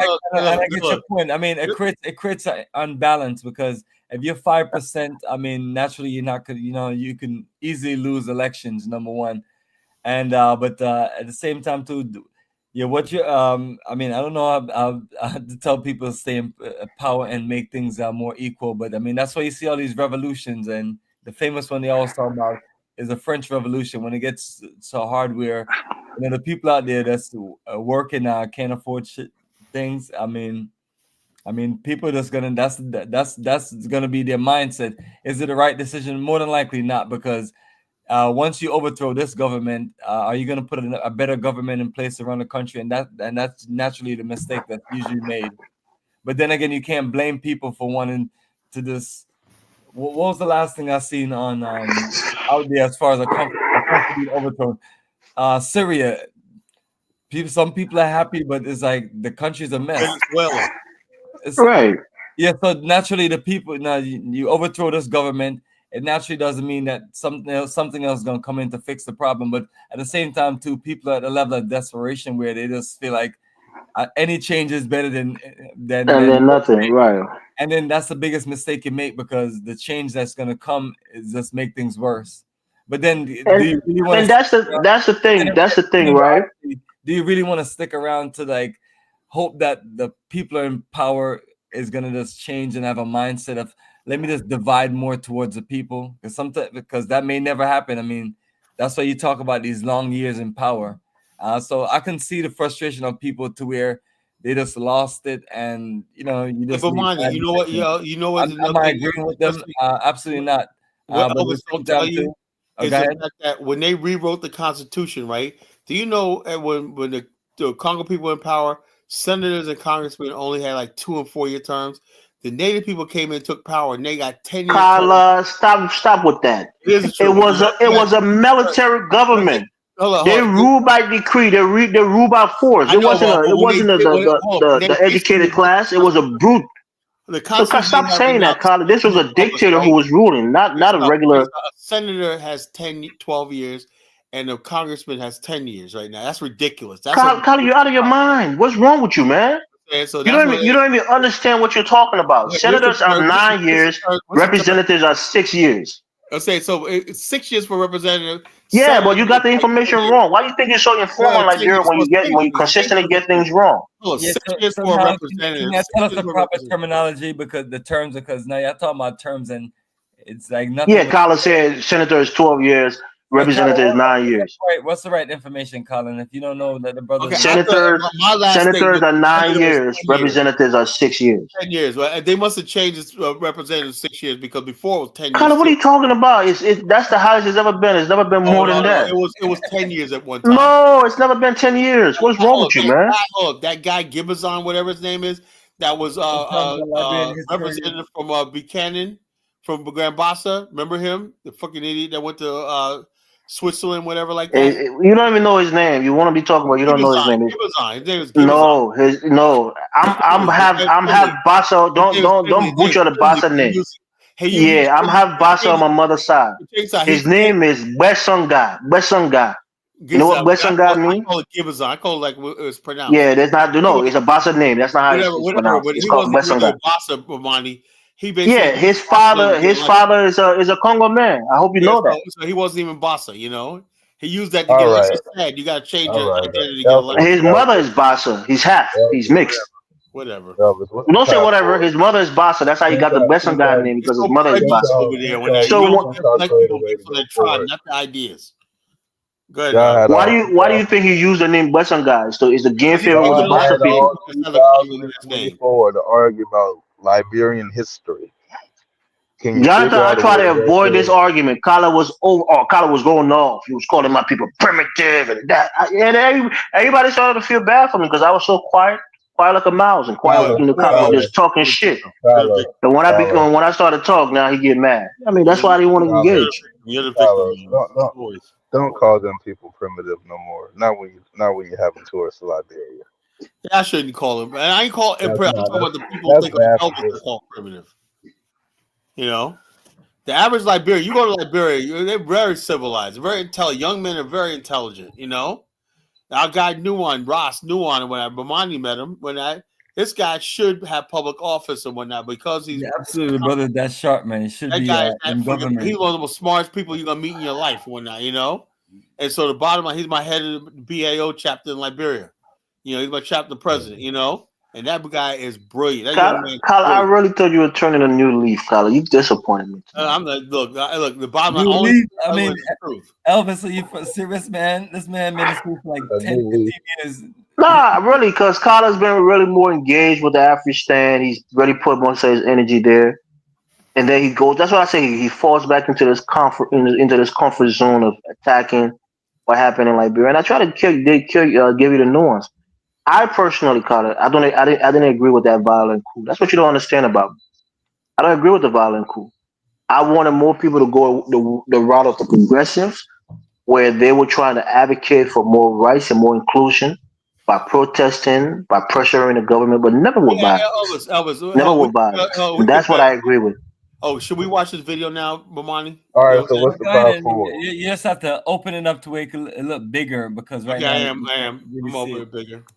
And okay, this is like the coup that people saying was so non-violent and whatnot. You know, Did I say the coup was non-violent? It was tried by the progressives and whatnot. The progressives. No, that's what. Carla, stop doing this. Stop. No, the progressive was not in the military. It was hard to believe. It was civilians. These people who did this was the military of Samuel Doe and his cohorts. Stop spreading false information, Carla. And freedom Those for the American American blacks Liberians who settled here rock around during them the time. trees. Yeah, those were high-ranking government officials. And these are military men, not progressive. These are people in the army who was carrying out the orders of Samuel Doe and the other PRC members. Much worse to come. Yeah. That was the start of the fall of the country right there. Not necessarily. I mean, because now that you overthrown the government, as long as you don't put anything stronger in place to change things, then This on YouTube or something? Yes, on YouTube. It's called America's Stepchild. Okay. The story began in 1820 when 86 black passengers set sail on the Elizabeth from the United States for the west coast of Africa. Fair use, folks. Fair use. Fair use for. It was 200 years after the first Africans were bound and shackled, transported against their wills to the New World. Now their descendants were heading back to Africa, back to the land of their ancestors. Land of their ancestors. The voyage began with a reading from Deuteronomy chapter 11. In the history of slavery, Carla, Liberia has only 12,000 people in the whole transatlantic slave trade that was taken off the coast of what is now Liberia. They carried everything. One of the lowest amount of people taken from them. Yeah, most of them was taken to Brazil, not to the United States. Many of whom they would never see again. Most of the slaves that was taken from Liberia went to Brazil, not to North America. It doesn't matter. We decided No, I guess the Brazilian people are your ancestors. He's saying they not like people, Carla. He's saying they not like people. The genesis of the voyage was a slave revolt on the island of Santo Domingo, today's Haiti, and the violence it unleashed only miles away from America's shores. Beat the people, so they won. It was there, in 1791, that Toussaint Louverture led an uprising of black slaves. Hundreds of slave owners were killed and their plantations set ablaze. After years of oppression and exploitation, the slaves turned on the white plantation owners. Africans basically said, enough is enough. We must be free. The only way to make it happen is by armed rebellion against our oppressors, against our enslavers. They're not successful in Brazil, but they are successful in Haiti. I mean, I like how people can make a documentary on a country and not have a Liberian historian there. The lady who narrated this is Liberian. It's a narrator, not a historian. White refugees from Haiti poured into U.S. ports. She's the one telling the and story. the tales they told. No, she's narrating. She's not giving it. Because Liberians are credible. They lie too much, you know? There you go. You see, that's my point. 1816, a remarkable anything that contradicts what you think and what you, you know, what you learn. Nah, that's the thing, Colin. You only want to hear one side of the story, and you dismiss the other side. The American Colonization Society. You live in an echo chamber. Everything you hear about Liberia has to come from one side. Blacks to Africa to reduce the possibility of slave revolt in the U.S. and also to extend what they call the civilizing influence of Christianity. Oh, Mari, if you have Gribble ancestry, that means you come from the Crew people. Members of the so you're my cousin. You're my long lost cousin, Mari Shaw. George Washington. The Gribble are my people, bro. Francis We're gonna eat. Star Spangled Banner. Carla, relax. You ain't Gribble. The Gribble are the Crew people. They're part of the Crew people. We know that. No, they're not. No, they're not. You know. Are you out of your mind, Carla? Go anybody right now. Go on Wikipedia. Bottom line is, no. 1 second, Carla. Go on Wikipedia. Type in GREBO people. I know about the Grebo people. They're not related to you, Crew people. What are you talking about? Do you somewhat, but they're not. You know, Carla, you don't even know what you're talking about. You don't even know what you're talking about. There are literally Grebo people that live in Grand Gita County. You know, Grebo G County. No, just listen. River G County, one of the newest county, was taken out of Grand G, which was lower Grand G. You don't understand the history, Carly. You just talk things you don't understand. So in other words, you're saying there's crime people in Maryland. You know, what did I just say just now? I said in Grand G County, where I'm from, in 1996, when Charles Taylor took over, they split the county, the southern part of the county where a lot of Gribble people live. They split that county and had their own county. So the Gribble people, if you can speak crime and Gribble, you know our dialect is very similar. The interchange, we can understand each other. What are you talking about? These are our people. The cool people, we're almost have the exact same culture. We have very similar language and dialects. We're just separated by a few things, but these are my people. The entire cool people are part of that same group. Are they your ancestors, Elvis? Are you your ancestors? No, they're not everybody's not my ancestors. My ancestors are people who are related to me by blood. These are my kinfolk. So how are they your people? They're my kinfolk. We speak the same languages, very similar language. We have this very similar culture. That's how things change around when it's a name. I just said it. I didn't say they're my ancestors. I told you they're my kinfolk. Ancestors are people who come directly from my bloodline. You don't even understand what the Gribbles are. Anybody that's listening, go and type the word Gribble, Grebo. People. They will tell you they're from the Kru speaking people. The Kru people. Kru doesn't have a really language either, man. It's a bunch of languages lumped together and they call Kru. Carlo, you don't even know. That's what I'm saying. I'm from the group. You don't understand. You don't have the tribal knowledge that I have about my people. So stop trying to say things you don't really understand. You don't have a deep understanding of. What is the Kru language? The Kru language is a language. Listen, you got to understand. Listen, you don't even understand how these things are classified. Kru language are languages that are similar, right? The Kru language is a hold on, is a cluster, and then within that cluster you have different variations, as they call it, dialects. And these people have a common ancestry. We know we came from a common progenitor. So even though a Gribble man or Kru man, because like I keep trying to tell you, there's a Kru ethnic group, and then there's the Kru language group that encompass the Crown, the Gribbles, the Bassa, the Krus, as they call them in Liberia, or the Clow. So these different groups are part of the Kru speaking groups. We have a similar language group, which we can almost understand each other. A lot of similar words in our dialects. We have a same culture. Our religious practices are very similar to each other. And we intermarry, we live in close proximity to each other. We're very related culturally and linguistically. So these are my people when I'm telling you that. So, Carla, you don't know these things and you just want to talk shit, bro. Come on. Yeah, right. Okay, whatever. These are your people. Okay. Well, like I said, the Congo people are my people. How about that? Yeah, you can say that. You can say that to people. I don't mind. They speak the same, but they're not your ancestors. That's the thing. They're not your ancestors. They eat the same foods. No, I get it. I give you that. I'm not taking that away from you. Same battle you just said. When I can say about the Congo people, right? Yeah, you can say that, but they're not your ancestors. That's what I'm telling you. What's good for the goose is good for the gander. You're not hearing me. I made a specific claim.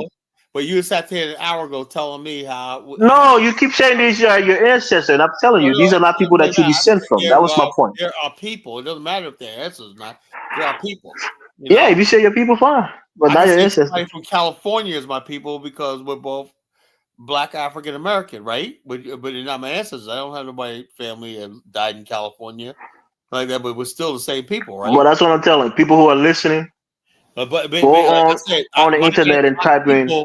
My people extend to the Black people of the African Americans in Samana, Dominican Republic, the African Americans that went to Haiti, the African Americans that went to Panama, the African Americans that went to Costa Rica, the African Americans settling in Baja California, Mexico, African Americans settling in Sierra Leone, the African Americans settling in South Africa, Liberia. These are all part of our diaspora, Yeah, why? Because they have the same AME church. They have the same traditions, culture, and value system that you find in Black America. Yeah, I agree with you, Carla. I agree with all of that. That's fine. You guys basically claim people and everything like that and exclude people. We could do the same. Then we could play. You're not hearing what I'm saying. I'm telling you. It's like the Mende speaking people. I don't know if you've heard about the Mende I know people. all about the Mende people. You know, Right. So you have different ethnic groups in that group, but they're similar. The language is almost sometimes understood by other Mende speaking people. The culture, the practices, the custom are very similar. So they're really one people, but they have different branches. That's it's like, that's what it is. like the people who are slave descendants, the African Americans and that Caribbean and everything. We have different cultures and different ways of doing things and everything like that. Why? Because out of the experience of slavery produced a culture. That's why Black America and Jamaica culture is so similar. Why we assimilate with each other so well? You know, because we have the same background as far as slavery. You know, so slavery. That's why you think Marcus Garvey came to America and could become the number one Black leader in our history. You know, and he wasn't even born in America because we reckon because we're more advanced culturally than you guys You are. said Marcus Garvey is the most renowned Black leader in America? Yeah, he is. There was nobody can match Marcus Garvey in history. Many people would disagree with you on that Who Tim could match Collar. Marcus Garvey? I know Jonathan is not on, but I mean I know Brother Bomani is on, and Marcus is a Jamaican, so I'm sure he has an It doesn't affinity even for matter him. about Jamaica. I We mean, I all mean, know But the Garvey thing is of the it number is one leader. when you respond to a comment like that, then you have to give names, and more than likely you can't give any names. So you can give some names. I mean, as far so as I mean I want to when you, hear. I know Jonathan was on. I want to hear Jonathan's take because Jonathan has some is African operation American heroes that he looks up to. I don't know if Marcus Garvey is on that top of that list. well, what I'm saying to you also is operation that they ran in the 1920s out of New York City, organized some of the biggest groups of Black people still to this day.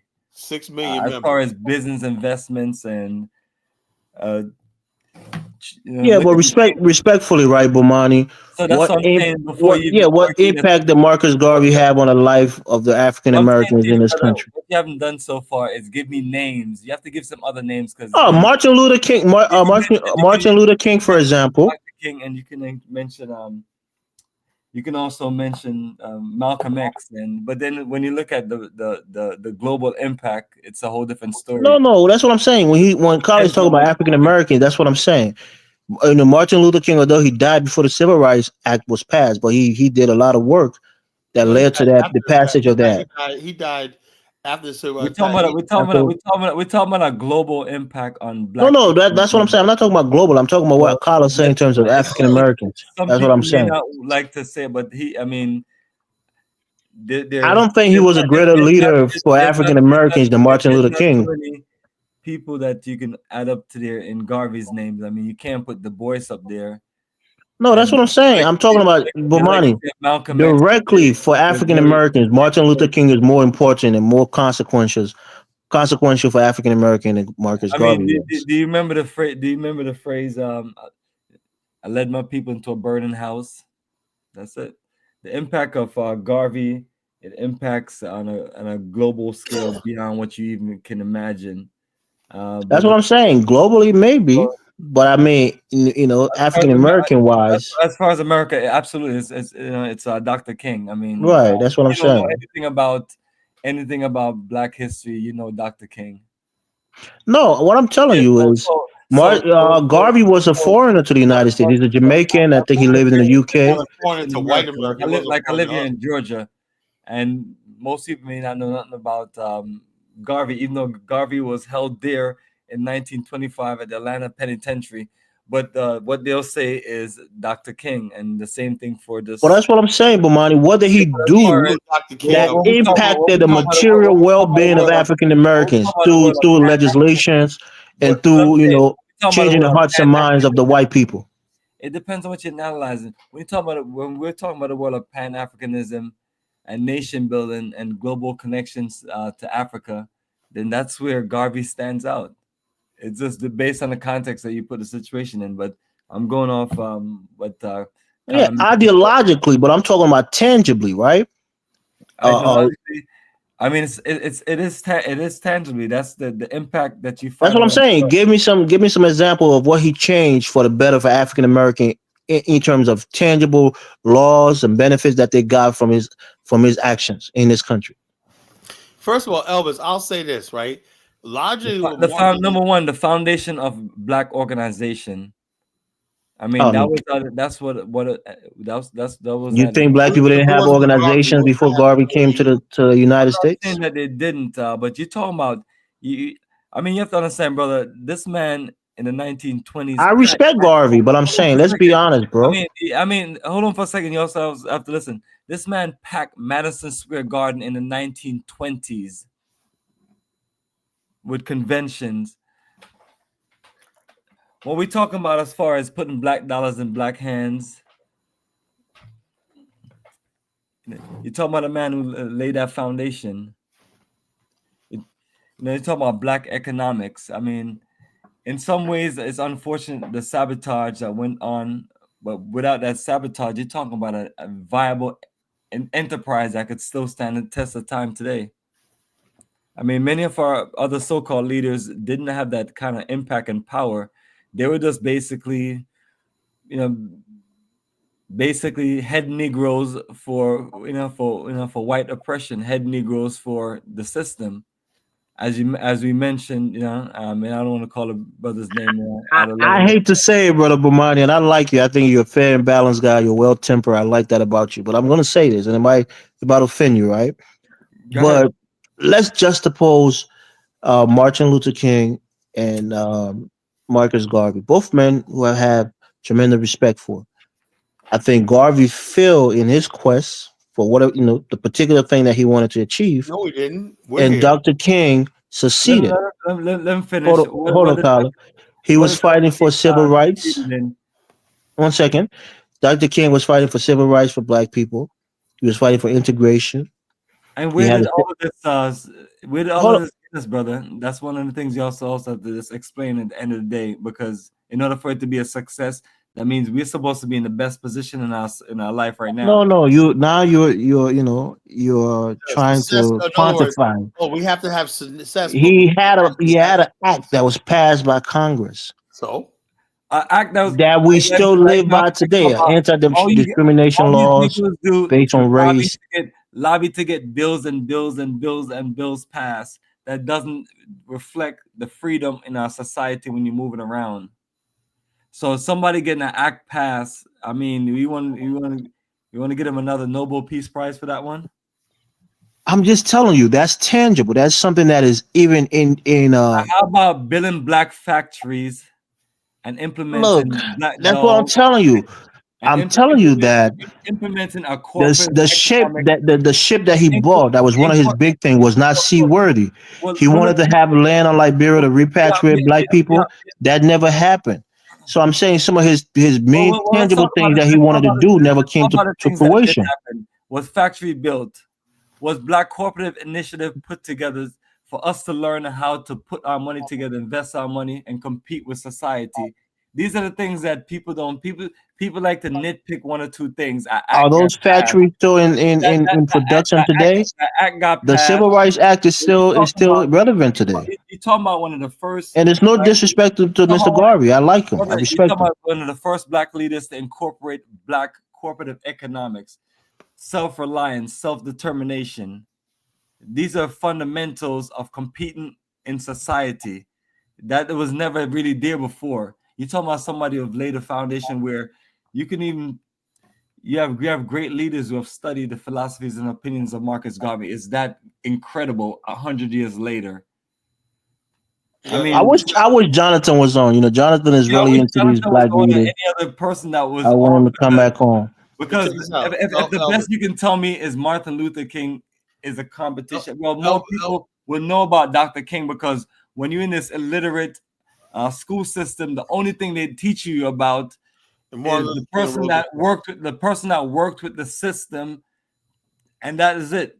I mean, can we agree that the Civil Rights Act was a positive thing for black people in this country? The system is not going to educate our children to basically give them leaders that challenge the system and competed with the system. Garvey was one of those energy that challenged and competed against the system. And that's what I'm saying. Can we agree that the tangible Civil Rights Act was a positive thing for black people that still persists today? First thing people speak in their ignorance, oh, this wasn't accomplished, this wasn't accomplished. Were they not looking at all of the things that literally accomplished to where that energy of Marcus Garvey is more of an impact for people like myself and other people? Oh, we have the OEU because of Garvey. Number one, make moves in Africa. That was like a foundation for what we call. Brother Bomani, with all due respect, right? We're juxtaposing him to African Americans in this country. I'm not talking about on a global stage. There's no all due respect. You're trying to glorify a man who led our people into a burning house, and only thing the man got done. So that's what I'm asking you. You're not answering. You think the Civil Rights Act was a net negative for black people in this country?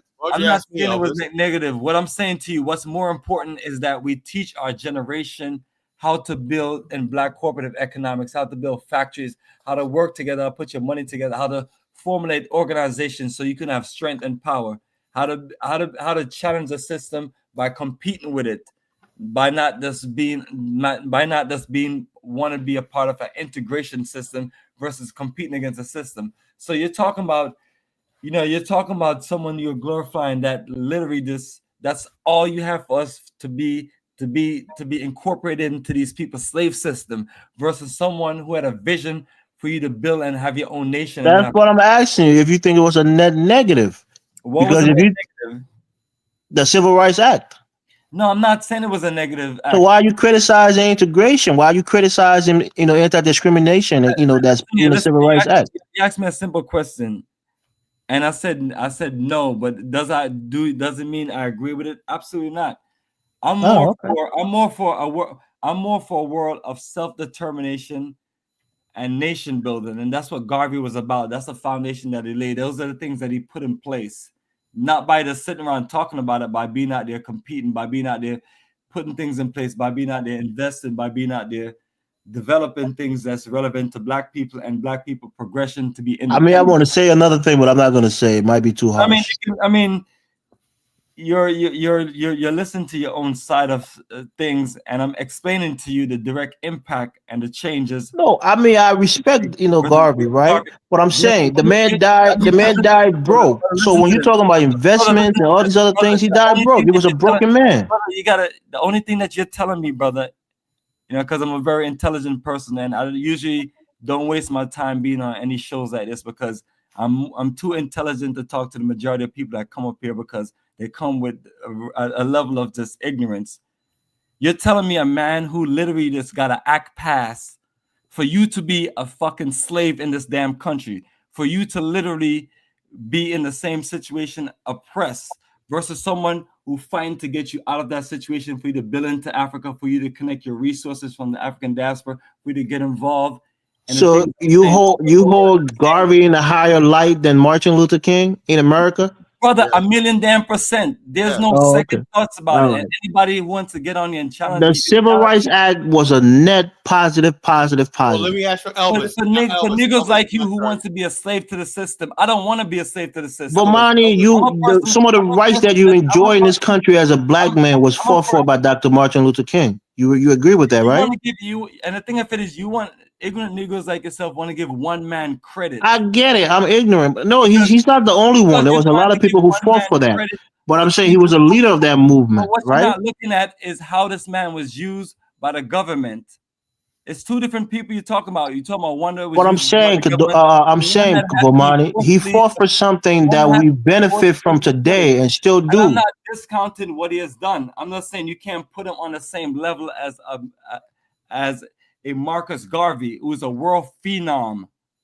I get it. I'm not disputing it. I'm not taking anything from you on a global stage, but I'm saying here in America, Dr. King had more impact and he fought for something that we benefit from today. Buy black, build black. Ho Chi Minh buy black, build black, and invest in black, and you're talking about things like that. That is the energy when you talk about self. But Bomani, the reason you can do business in this country, the reason nobody can just come and take your shit and discriminate against you for your skin color was fought for by Dr. Martin Luther King. You're gonna give one man credit for that. He's not just one man. I'm saying he led that movement. You got John, That's also an energy that you get from Dr. King himself. From Marcus Garvey himself. Because Marcus Garvey laid an incredible foundation here in America. While most of the fake-ass black leaders like W.E. Du Bois was pushing. Yeah, I'm not a fan of Du Bois. I get that. But I'm saying we benefit from the civil rights movement today. Consistent. And I'm saying to you, what are you more for? Are you more for still waking up your ass every day and being a slave to the system, or are you working towards independence? I mean, Bomani, everybody who live in this country is a slave to some kind of system, unless they're really wealthy. That's the vision of the two different leaders. So yes, I'm giving you facts and explaining to you the impact of how one leader make a global impact versus one leader that forces us more into the situation that everyone complain about, modern day slavery. That's what I'm saying. So you saying that civil rights led to modern day slavery? Civil rights is, brother. What I'm saying to you, everything that changed went from being independent to now that you're dependent on a system. Exactly. And now you have given up all of your independence to be part of what everyone else have. But and Brother Bomani, right? The thing that happened in Tulsa, right? It can't happen today and just go free. The way people was killing black people who had some success because they were jealous of their success without any repercussions. You have civil rights that protects your rights now, and people just can come take your shit. Is it really Elvis, actually, we had the pieces of defense. I mean, Kala, if you want to come in now, turn your volume up. My question for you, Kala. I want to hear Bantu and Kedola. I think they might have a different view on this topic. Is civil rights really what's making you free from today's society? I mean, I wasn't in this country then, but when we read the history books, before civil rights, black people was getting murdered, lynched, killed. Their things were being taken away. They were being treated like animals. I mean, come on. The civil rights was a very positive thing that happened for black people, and Dr. King led that movement. Can't take that away from him. Before you continue, one should also acknowledge the rest of the people that was not on the same integration side. You know, like people still to this day do not give the Black Panther Party enough respect for going out there and just being bold and challenging the system and stand up for their communities. You see, people solely want to give all the credit to Dr. Martin Luther King, exactly. which everyone I'm not giving him the sole credit. I'm just saying he was the leader of that movement. Which everyone acknowledged, and I acknowledge myself. We had John Lewis, and other people who were a part of it. John Lewis is a great man, but they are not on the level of Marcus Garvey. When you talk about nation building in Africa, you cannot include them in that. No, we're not talking about nation building. I'm just saying in terms of tangible impacts of the two men. When you talk about self-determination in America, you talk about Marcus Garvey. We talk about nation building. We talk about even the pride of the red, black, and green. You know, I mean, the issue that people have with Marcus Garvey is that they're not educated because most of what they hear is what they learn from a school system. But when they do their own research and they connect everything to the foundation of the UNIA of what Marcus Garvey laid, they'll see how it's all connected to from America, all over the rest of the globe, as far as black intelligent minds want to be more independent, want to build something for themselves. I mean, if you're anyone that is great in a certain mindset, you're gonna study a Marcus Garvey. You can't necessarily. I keep saying I'm not taking anything away from Garvey, right? But I'm saying his big ideas, right? They didn't pan out. You know, you can say he was sabotaged, which is probably true. So that's your one point, and that's gonna make the difference in him not being this incredible world figure. I agree with that. He's an incredible world figure. That's the thing. How do you explain the fact that you have to look at all of the things the man accomplished? What people want to nitpick is about the man had great vision, and he had a long list of things that he was trying to accomplish, and there is no one in the history of the entire world. And that's the thing. Dr. King focused on one thing, put all his energy there. He led that movement, and he got it done. And we benefit from it today. That's a good thing. Brother, he let his people burn the house, and he got assassinated. And as far as but he got to act past that. We benefit from him today. His legacy lives on through the Civil Rights Act. Totally on him. If that's the case, Elvis, let me ask you a question. You don't give other groups of people credit for fighting in that movement. People tend to just give it to that one organization, that one person. And this is why I don't want to even continue wasting my time in the conversation. Kala, take it away, and I'll speak. All right, let me say this. What you're saying, since you've been able to listen to what's going on the last few minutes. Elvis, yeah, I know, because I'm tired. I'm about to go to sleep. Elvis, let me say this, right? Okay, the Civil Rights Act was passed in 1964. we must have had like 2 or 3 dozen race riots between 64 and 1968. Detroit in 1967 was burned to the ground. Same thing with Baltimore, Newark, burned to the ground. So if the civil rights are there, why would he have all these race riots and civil disturbances, everything right after civil rights over passed? That's a great question. Thank you, Carla, for that question. Right, because people were angry. You asked a question that you won't let me answer. Then okay, then you can answer the question and let the air answer it. Brother, you gotta start explaining why the great civil rights act that you said Dr. King got passed, and it was only solely because of him it got passed. How that didn't stop. I'm not saying it's solely. Why you guys try to take away from Dr. King the prop of Marcus Garvey? Both men are great. I'm just telling you, in this country where I live, one impact my life on a daily basis that I can see that is tangible, right? Marcus Garvey had great ideas. Is that gonna stop the police from dragging your ass out of your vehicle and smoking you? The police can do that. I mean, but there will be repercussions for that. If you just you saw what happened to George Floyd. Had it happened before the 1960s and a police officer stepped on the neck of a black man, he probably wouldn't be in jail today. He'd probably go scot-free.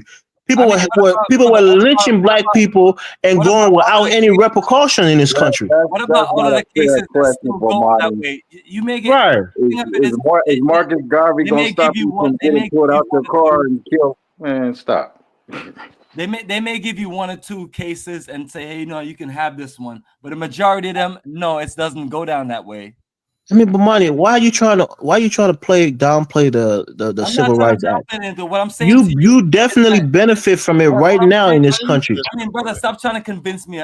Stop trying to convince me like I'm some fool. What I'm saying to you is the act that you talk about does not prevent nothing from happening.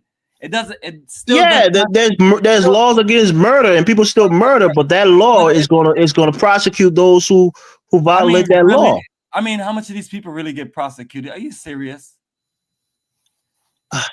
If it wasn't, brother, do you see people? It happens from time to time, but not to the level. You see people just taking black people and lynching them, and white people watching and taking pictures and having a picnic. You don't see that shit happening anymore, brother. Can you hear me? If it wasn't movement and energy like the Black Panther Party, you wouldn't have the government forcing to come to a plea and signing those bills. Because just because they're the government don't mean that they're not scared and terrified.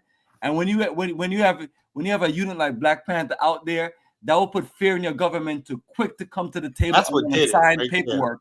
So I would give them the bulk of that credit for those. You'll give the Black Panther the bulk of the credit for getting the civil rights passed. Yeah, that's all they cared about, of the work that they did out there in the field. So you think the U.S. government was afraid of the Black Panther, so they rushed and passed the law? Elvis. Brother, are you they were terrified of Let me handle this. Brother, when you got guns and weapons and you shoot, that's fine. But when other people start shooting back, now you have a problem. It is. Check this out. One of the things that the FBI memo said, and Malcolm X knew about this, and I don't know how he knew about this, right? But I got a hold of the FBI memo said the FBI said they want to basically prop, and the media said they're going to work together to prop Elijah Muhammad up over Malcolm X. Why? Because Malcolm X was talking about getting involved in the civil rights movement and marching and carrying guns and stuff like that. Elijah Muhammad was preaching, no, don't get involved with the government, whatever like that. Don't vote, do anything like that. So the media and law enforcement began propping Elijah Muhammad over Malcolm X, because that's what they feared. They feared black militants getting involved in the civil rights movement. And when they started doing that with SNCC and those other people like that, that's when they moved and pushed on. Not Martin Luther King. He came after the fact. Could a Black Panther overthrow the U.S. government? No, they don't care. They just want violence. They put fear in their heart. They put fear in their heart. They want to come to the. Tyler, please do me a favor. Allow Bantu Mandinka to give his take on this. I want to hear what he has to say, please. In warfare, when you put fear into the enemy, they're going to come to the. Did you say who cares, Colin? Is that what you said? I heard him. It's all good. Let Bantu come in, because I think different people. I don't just want to hug it. Bantu, go ahead, brother. I want to hear your take. Go ahead. Let him keep talking. Go ahead. Elvis. hold on, Kidola. I was just saying, Elvis, right? Everybody's making good points on this thing. No, yeah, I was gonna say that y'all both making good points. Everybody's making good points. The point I'm trying to make is, if Elvis, you were looking at the textbook history of Black America, right? Like the civil rights, we shall overcome history, right? Elvis, if you look at open your encyclopedia, right? You'll know Marcus Garvey's movement, right? The UNIA was the largest movement in Black history, largest, right? It had 6 million members, nationwide, global movement, right? A newspaper, everything, Black Star Line, laundries for Black women, enterprise, everything like that, right? All these organizations came under the banner of the UNIA, right? He's given one little tiny paragraph, right, in the encyclopedia. The civil rights movement with E.B. Du Bois and everything like that is given like 4 or 5 pages.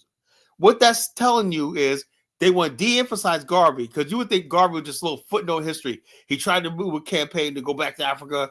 Black people overwhelmingly love America. They rejected him. End of story. So move on. That's not what happened. Garvey was much bigger than the media and history let on. Because the reason why they don't want you to talk about Garvey is because Garvey fundamentally, this is very, very careful.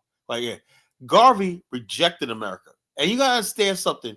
And even at this time, right, W.E. Du Bois and Garvey were enemies, right? But over time, you know what W.E. said? Garvey was right. W.E.B. Du Bois said civil rights and integration in America is a cruel and deceptive hoax in the 1940s, right? He said the reason why he said that, Elvis, is because he said, look, if you have a country that glorifies whiteness and everything, and a country that oppresses people because they're Black, there's almost nothing you could possibly do besides benign neglect in rectifying that, because you cannot change the hearts. I mean, in the Kerner Commission that happened 4 years after the Civil Rights Movement, they said, we have the civil rights, the voting rights passed. Why are we having these riots in the country? So the Kerner Commission concluded one thing. You know what they concluded? They said because of white racial prejudice that's embedded in the country, it's impossible to move this country forward and everything. So the civil rights was a failure, right? Because white America will not change. Even though you have the laws on the books, everything like that, the hearts of white America will not change and see Black people a certain way. And so this is why they came up with the idea of benign neglect. That means we're not going to help the Black people in their community. We're just going to let them die. That's called benign neglect. They say, because if we do help them, right, that means they're going to be able to afford to move in our neighborhoods, and the average white people will go to war, because the whole idea of protecting white America is making sure Black people can't afford to live where they live, So they'll stuck in a catch-22 situation. And the Civil Rights Act and movement did not solve that. That's why in the Gary, Indiana Convention of 1970, the one thing they'll talk about is saying, look, we got civil rights, but we need fucking jobs. Jesse Jackson said that. That's where self-determination comes self-determination and also like this. So bottom line, and people in the 70s, 80s start going back to Garveyism and stuff like that. You understand, Elvis? Yeah, Carla, but that was the infancy of after the civil rights movement. Hold on, and Elvis. Eventually things got a lot better for Black people in this country after that. Somebody in the chat said the civil rights was passed way before the Panthers. Hold on. First of all, Dr. Martin Luther King was a great leader. Sure he was. In the civil rights, brother, we can look back at Marcus Garvey and appreciate everything that he stood for. Niggas go to Africa now, and then they run their ass right back to America. Why? Because that's not necessarily working either. Oh no! Well, Elvis, you can look at Liberia as an example of Black people going. Let me finish, Tyler. We can look back at the Black to Africa movement. And we can go ahead and say that, unfortunately, it doesn't work either. So we can look back at Martin Luther King. Was going on way before Garvey came along. It was definitely going on before Garvey. The idea of us building a nation predates Garvey. You literally can't even say that. You can't even just label it a failure, because we're in the middle of working that movement. I agree. The problem that I have is that when we look at the current situation today, when Black Americans or even Jamaicans, I know a lot of Jamaicans, they went to Africa and they said, the hell with this, we're not treated right. I'm getting the hell out of here. I was better off in Jamaica. Oh, let me ask you Too a question. many of our people. Let me say this. Go ahead. At the end of the day, you can see some success in the Back to Africa movement, and you can see some success from the passage of what Dr. Martin Luther King stood for. Hold on. We all Jonathan, But we all know that. So you talking about? Well, I gotta say that Elvis is right on this point because the question was, who is more influential in African America, and it's going to be MLK. Is the brother talking about being a modern day slave in America? Is that what? Because that's what it was accomplished. I mean, how do you feel your life in America? Do you feel free? A modern day slave. Well, hold on a second. I'm not saying that we're free in Africa. I'm not saying it's a movement that at least we're working. We're not free in Africa. And what I'm saying, I'm saying I'm not saying that we're free in Africa. I'm definitely saying that we're not free in America, but at least in Africa, that is a vision. That is something that we can figure out and make work. But I mean, Bomani, I agree with you. We're not free in America. We're not free in Africa. The only difference is in America, we know that these are our enemies, but in Africa, we don't expect these people to act like enemies. Unfortunate, but they do. Is a trip, yo. and in that case, I can't see that as a win either. But you got to start somewhere. Absolutely, brother. It's definitely not a win, and it's a situation where if we want to figure it out, we can figure it out. But that's where we are, and until things either get better or worse, we still don't know what that situation is in Africa, and that's why you still hear us talking about going to Liberia and bringing some energy and trying to start something for the next generation. Yeah, because I mean, at one point you had different black organizations here where you say, you know what, let me go join this black organization here. They're talking about this and talking about that. But nowadays we're confused. We don't even know if it's even worth it to join any of these black organizations.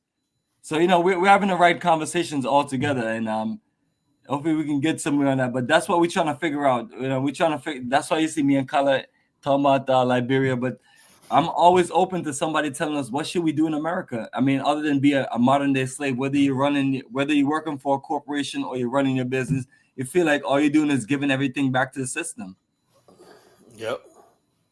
And then you can barely enjoy the fruits of your labor. You know, like I say, I tell people all the time. But yeah, brother, call me out and let the brother respond. I mean, we didn't mean to even discuss you off like that, but we just want to get some clarification before we start getting into these conversations. No, well, the clarification is that as far as being modern day slaves in America, unless Kala says he feels like a slave, I definitely don't feel like I'm a slave. I sure don't feel like. Well, we're not modern day slaves in America. Well, this is the what problem I say, is, Jonathan. This is why I say you hear me say this every night. You know, collectively. Let me actually say this, Jonathan. Right, and this is what I was like this. Right. Between Garvey and Martin Luther King, which person's vision, right, will ultimately give us power, right? It's like, do you want power? Well, the one that would give us the most power will obviously be with Marcus Garvey's vision. Oh, see, but the problem is, Kala, the problem is Marcus Garvey's vision. But hold up. This is why. Hold up. When you look Kala, you've been to Africa. Cut it out now. Look, Jonathan. That's not a vision. That's a dream. My end game. You know my end game, right? I said that we need what? An Afghanistan. I create the terminology. I'm trying to get it on Wikipedia to give everybody a reference point. The end game of the diaspora is to have a homeland that we control from the bottom up. That has to happen, right? A government that we control and a territory we control that we can build to the highest level with our best and brightest minds and whatnot on our ancestral homeland. Right? That's our end game. That's how we gain power. You know, integrating and getting things in America. The bottom line is somebody can't give you civil rights, right? I'm born with goddamn civil rights, right? If someone stop that. People were being lynched. Their civil rights were not being respected. Hold on, Elvis. Come on, Kala. Can you name how many people who were fighting for civil rights before Martin Luther King got killed, before Martin Luther King became the leader? People were not being lynched during Martin Luther King. And also, when you talk about King and civil rights, you're talking about the Deep South. You're not talking about New York. My family's in New York. We ain't going through that. Your family came from the South. The South. Your family came from the South. Yeah, I Your know. family But came from Carolina, right? family moved to up north. You know. So what? They came from the Why do you South. think? Why do you think they move up north, Carla? Why do you think they move up north? Industrial jobs, built communities in the north, right? So we were not part of oppression. They were fleeing the discrimination from the South They were just and the going poverty that they were facing down there. Eric. So the bottom line is this: Oh man, we went to up north, right? We got ourselves together, and Black America built the largest Black middle class in the world when we came north. You know. So the bottom line is this: and the white people took that shift from you right afterwards. Hold up. First of all, do you understand that Black people, the Black middle class, grew during World War One, during World War II, because they needed us in the factories in Detroit and Pittsburgh and places like that, in Chicago and places like that. So we were buying homes before the Civil Rights Movement. It's people think the Civil Rights Movement came, we were just living in squalor. Martin Luther King came, and people were praying. People were praying to God for their rights to be respected in this country. Elvis, don't mind. Carla, whole communities. You had whole communities in Black America that were Garveyites. Teach color. Carla, you think your life would be the same without the civil rights bill being passed? Hell no, he don't think that. It won't be. Hey, dude, stop glorifying the civil rights bill and stop glorifying. How can you say that, Bomani? We all benefit from it today. Some of our rights are protected as Black people in this country because of that bill. What my father told me, right? My father came to New York in 1960, right? You really and I said, well, how about civil rights? He goes, you know what my father told me? He said, wow. You know something? He goes, Jonathan, I don't know if you believe that. I don't know Bantu. I don't know if you believe what these guys are saying, man. Let me speak.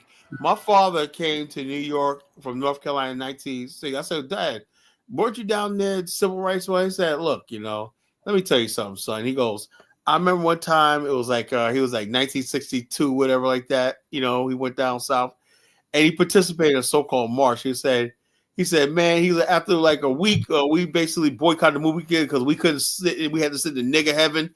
That was a part of the balcony in the movie theater where Black people say called nigger heaven. We went to sit in the first row and that.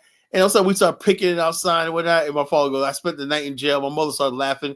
He goes, I don't know. I was the worst kind of civil rights leader because as soon as they put me in jail, I was like, man, let me out of here. Saying the new movie theater lost so much money. They said, man, I don't give a damn. You stack these niggas and whites on top of each other. Bring them back. And that was the end of the day. He said, it was no big deal. The next thing can they do that today, Carla? Can they have a nigger section and a white section? Let me tell you something, Elvis. You could sue their ass for violating your civil rights as a human being. Right? That's the difference. Do you know what we were trying to do at that time? We were actually, our goal was to build our own Black theaters.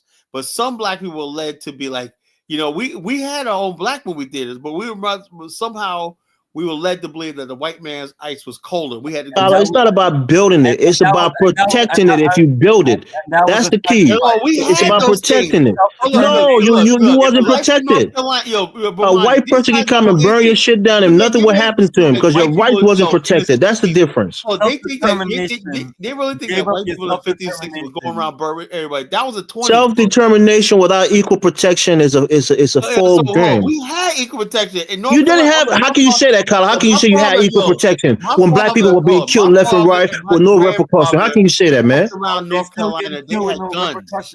No, there's repercussions. Sometimes it happens, and when it does happen, people get in the street and they riot and they protest. You may get one or two. One thing I want to say is that you may get we cannot disrespect all the older people who lived in that time period that said things are way better now. And for us niggas today, who never lived in that time period, to be like, oh, it wasn't nothing. Really? There were people who were humiliated in this country, called nigger, made to feel small in front of a white man. That shit won't happen today. No, but bottom line, Elvis, like it says, Black people back then were trying to patronize their own businesses and stuff like that. We were led by these white liberals and these fucking. Oh, you should Carla, stop it. That you don't. Black people build great businesses, they build great organization, and it was burned down by white people with no repercussion because they wasn't protected under the law. How come the Chinese? Why they target us for integration? We gained nothing from integration. We lost integration during integration. You know, we gained nothing from that shit. You know, so the Tyler, bottom line, you're able to your livelihood is dependent on integration right now. You sell insurance to white people. You do business with white people, and you benefit from it too. I would much rather look. In Come my on. business right here, what I'm doing right here, if I lived in an area where 99% of the people were black, one night I'd be fucking rich. Why? Because I have to compete with white businessmen doing the same thing I do, going into all black neighborhoods and whatnot. You know, most of my Yeah, you go there and you kick their ass because you're better than them, right? If I had a situation where we had segregation and black people could only buy from another black person, I'd be rich. Black people were getting rich back then. When we were segregated among ourselves and whatnot. Tyler, you think segregation means equal? I think it's segregation, but it doesn't mean equal. These guys, you know how white people are. They will stifle black, the black economic power because they don't want you to equally compete with them. You know how it is, bro. It was a fool's dream. These guys would do everything to cut off supply from black neighborhoods. They would do everything to give themselves the benefit. Our farms and our commerce that we had, black men. We were selling watermelon, some everything, getting rich and whatnot in the South and whatnot. All that came in the end when we start being able to go into their supermarkets and everything. Tyler, trust me. Those, like Jonathan said, those people who are living back there, they most likely they didn't think segregation was the best thing because they saw how their life was and how the white man's life was. I'm saying like this, so in other words, basically, you know, after segregation, you know who came on the field? The guy Walden created Walmart. You know how you got rich or not? Using black labor and selling to black people. That's how Walmart started in 1967. Tyler, black people make you think David Stewart don't sell to white people? He sell to white people and now he's a billionaire. Without black people, so come on, he wouldn't have a labor force and he wouldn't have his basic consumption base. We made Walmart what it is. Black people benefit from white people. White people benefit from black people. That's how it is. Black people make wealth from white people. They make wealth from black people. That's how it is. All I want to do is really, at this point in life, I think I've done enough business with white people. I want to start doing business with my own people. That's what I want. That's black nationalism. You know, Tyler, that's a noble idea, but I'm telling you, the powers that be will skew it in such a way that it will be unsustainable. That's the point that I'm making. Oh yeah, okay. You keep saying that. You know, that's what I said. Tyler, I think you feel to understand the power that these people have and how they can use that power to the detriment of black people in this country. Look, check this out. I'm gonna keep preaching the gospel of black nationalism. Black people need to start building their own industries, their own businesses, their own trade. Black people did it, Tyler. What happened to Black Wall Street? What happened to Tulsa? No, the bottom line, the bottom line, you can't build what you can't defend. That's the point. That's why civil rights is defending it. No, it ain't no civil rights. Civil rights don't mean gun. We got guns. You know?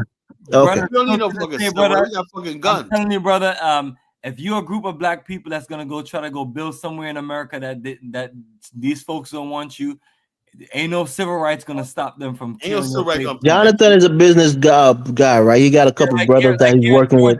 You think somewhere in California they can just come and burn out his business without any repercussions or legal remedy to his disposal? Hell no.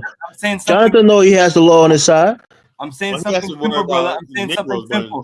There's a group from New York that came to this part of Georgia. A white man can't just get jealous and see Jonathan driving his electric vehicle and try to take it from him or burn it down. Elvis. Yeah, sorry, my bad. Go ahead. Let me mind talk. You're just generalizing that these things can't happen. That's the issue with you believing that a bill is gonna save your ass.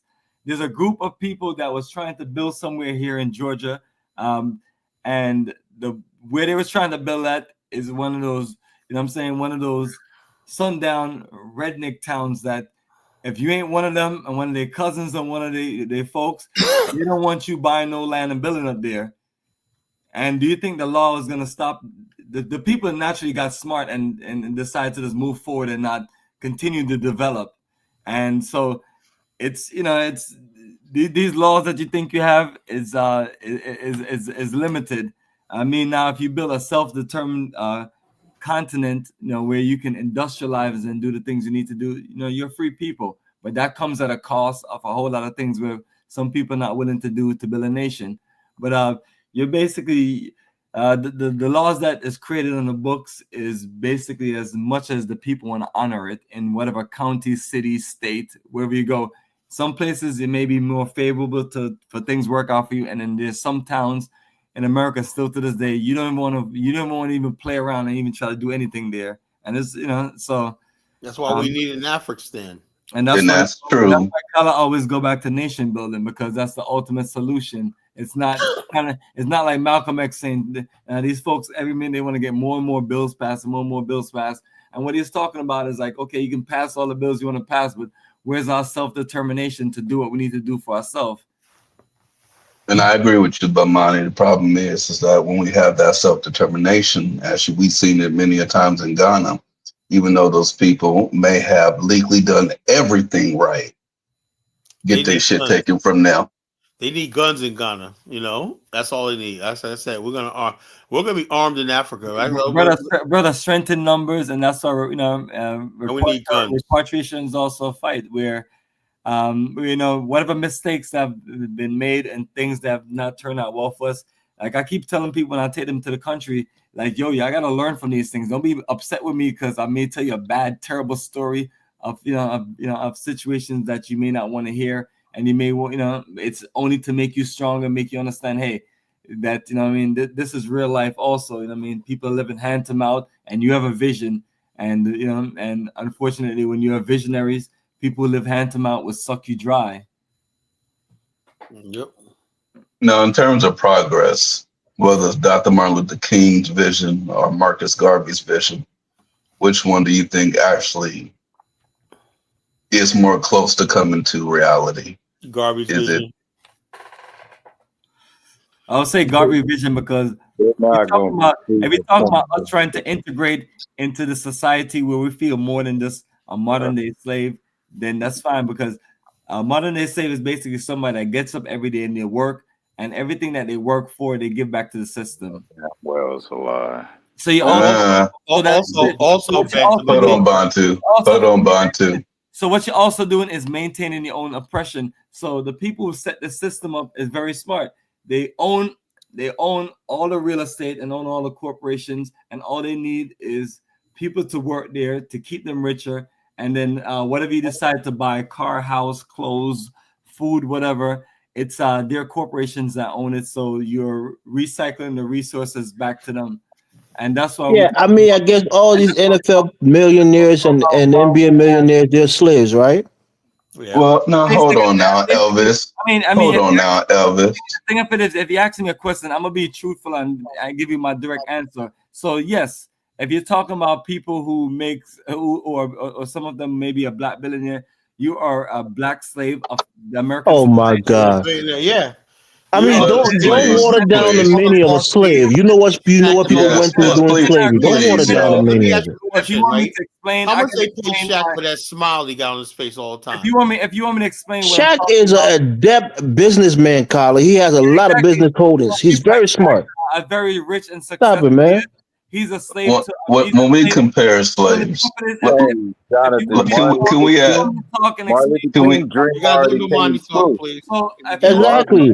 Even though it's not 100% Bantu. You gotta guess on the show. People acting like they're shocked at what I'm saying. It's not like I'm just making up stories. What I'm explaining is, yes, that person is very rich and successful, and most of us or all of us would love to be in that person's shoe, but at the same time too, that person is limited based on what a system.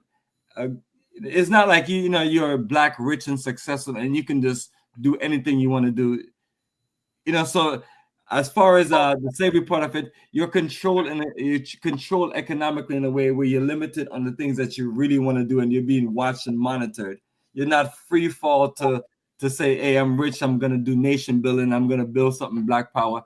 I mean, that's why you don't see people do those things, because that's why they don't donate to. And they may have talked about. So don't use the word slave, but you can find a better word. No. So we have to be honest here, though. What they're doing because is they're slaves because they're being used by a system, and yes, they're being paid a large sum of money. Yeah, and that's the thing. Slave wasn't getting paid.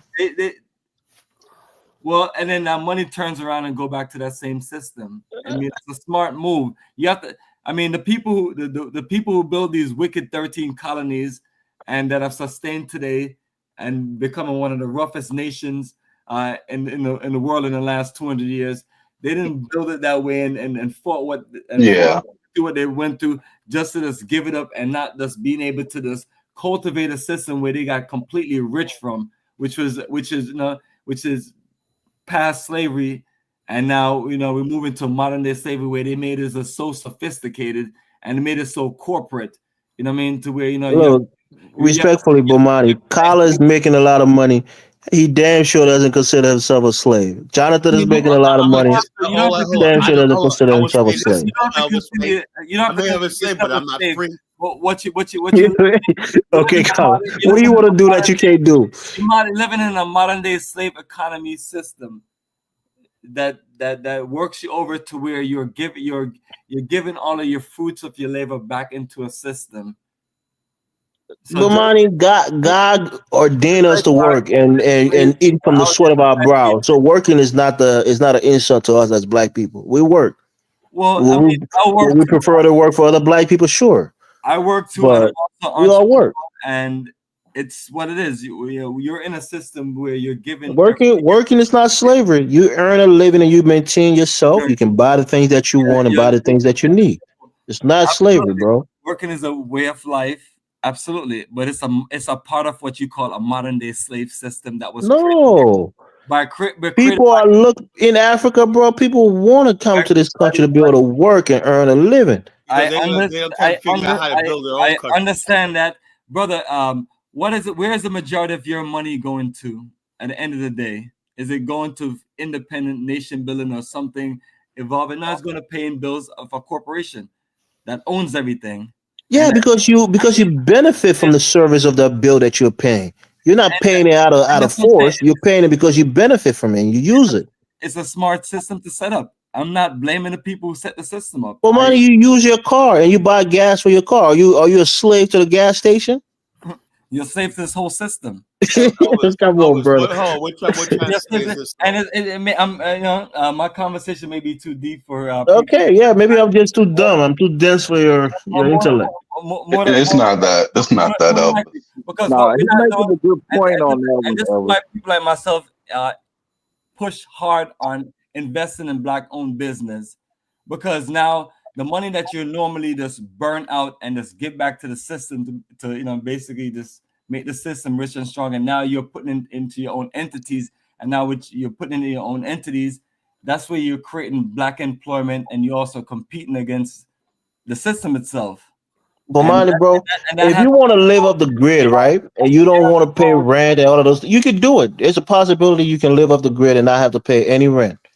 And then you don't have to give the system back the money that you earn. Well, hold on, Elvis. There's something I wanted to say in response to Bomani. How about you build your own nation with your own people in Africa, and then be able to have all the things that you need? How about you do that? But since that's another challenge, you're trying to work whatever system that they put together. But obviously, the system is rigged and it's not into your favor. And you have to, just literally just like deal with it as best as you can and live as happy and fine. Bomani, you came from Jamaica, right? You wasn't born in the United States. Absolutely, I was not born in the United States. You gotta hear that accent, Elvis. Right, I do. I'm hearing it, but I just want to point out that. I mean, are you saying that in a literal sense that I should go back and build my country up? I'm not saying. Let's be realistic. When we look at our situation in America, it's a comfortable life, but it's part of what I said, a modern day system, modern day slavery system. So in order for us to build true freedom, yes, that's exactly what we have to do.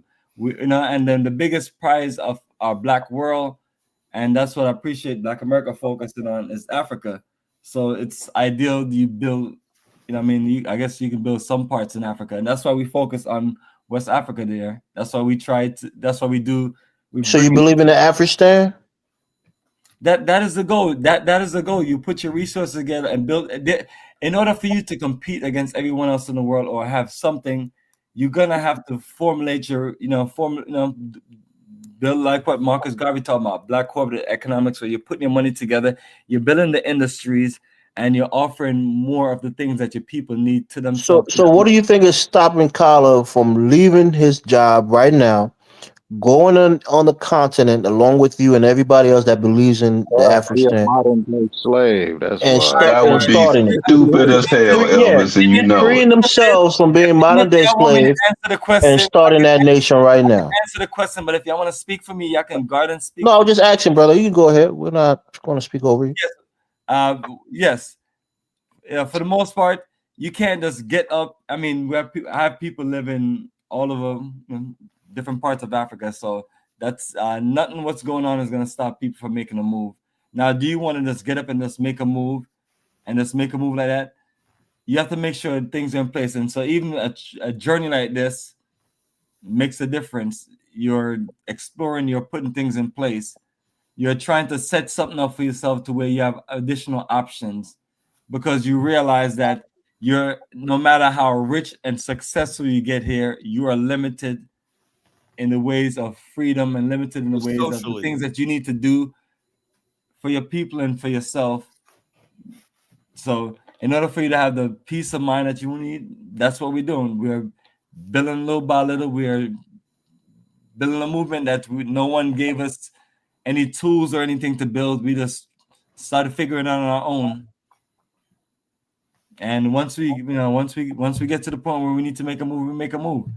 But why should we just get up and just make a move just because of our No, because like you're saying, you don't want to be a slave to a system, right? So you want to free yourself Elvis, from the shackle of slavery to a system. So you go on your own land and you become free, and you're not enslaved to any systems. But Elvis, it's not just that. Part of doing that is not just giving up what you bust your ass for and what you work hard for, because part of what you're building in this you're in the system, you build some revenue to where you can use it for investment somewhere else. Other than that, more than likely it's going to go back to the system one way or another. And then unless you're good at investing. So now that's what we're doing. Bomani, go ahead. Does the system change when you go to Africa, or do these very same white people still control those systems over there too? No, we create our own systems. You create your own systems, basically. But you haven't created it yet. That's what I'm saying. What's stopping you from creating now? It's much needed on the continent. How about you give us all the resources that we need to that's disingenuous. Make it work? And how about you give us all the support that we need? You can't just make a move without what they need. Go ahead, Bomani basically put together a tour program, right? He's like, once you figure it out, we just figure bit by bit. I said earlier tonight, sooner or later, I'm gonna be the Bomani Tyehimba of rubber manufacturing in Liberia. I'm gonna be the Bomani Tyehimba in friggin' palm oil and rice production, whatever like that. You see what I'm saying? How we're starting this thing? We're creating nobody did it. This is a grassroots. That's not new. They got a lot of people doing rubber business, doing palm oil business. I'm talking about maybe some young Liberian might be live in America all his life, was born here. I was talking about all these people that don't exist. That's one of the things about it. I'm saying, like I tell people, y'all know us, and we're living proof of us figuring a way to make a world of business and investment work in Africa, which is a very big challenge. I mean, we're here, we work in America. It's not easy.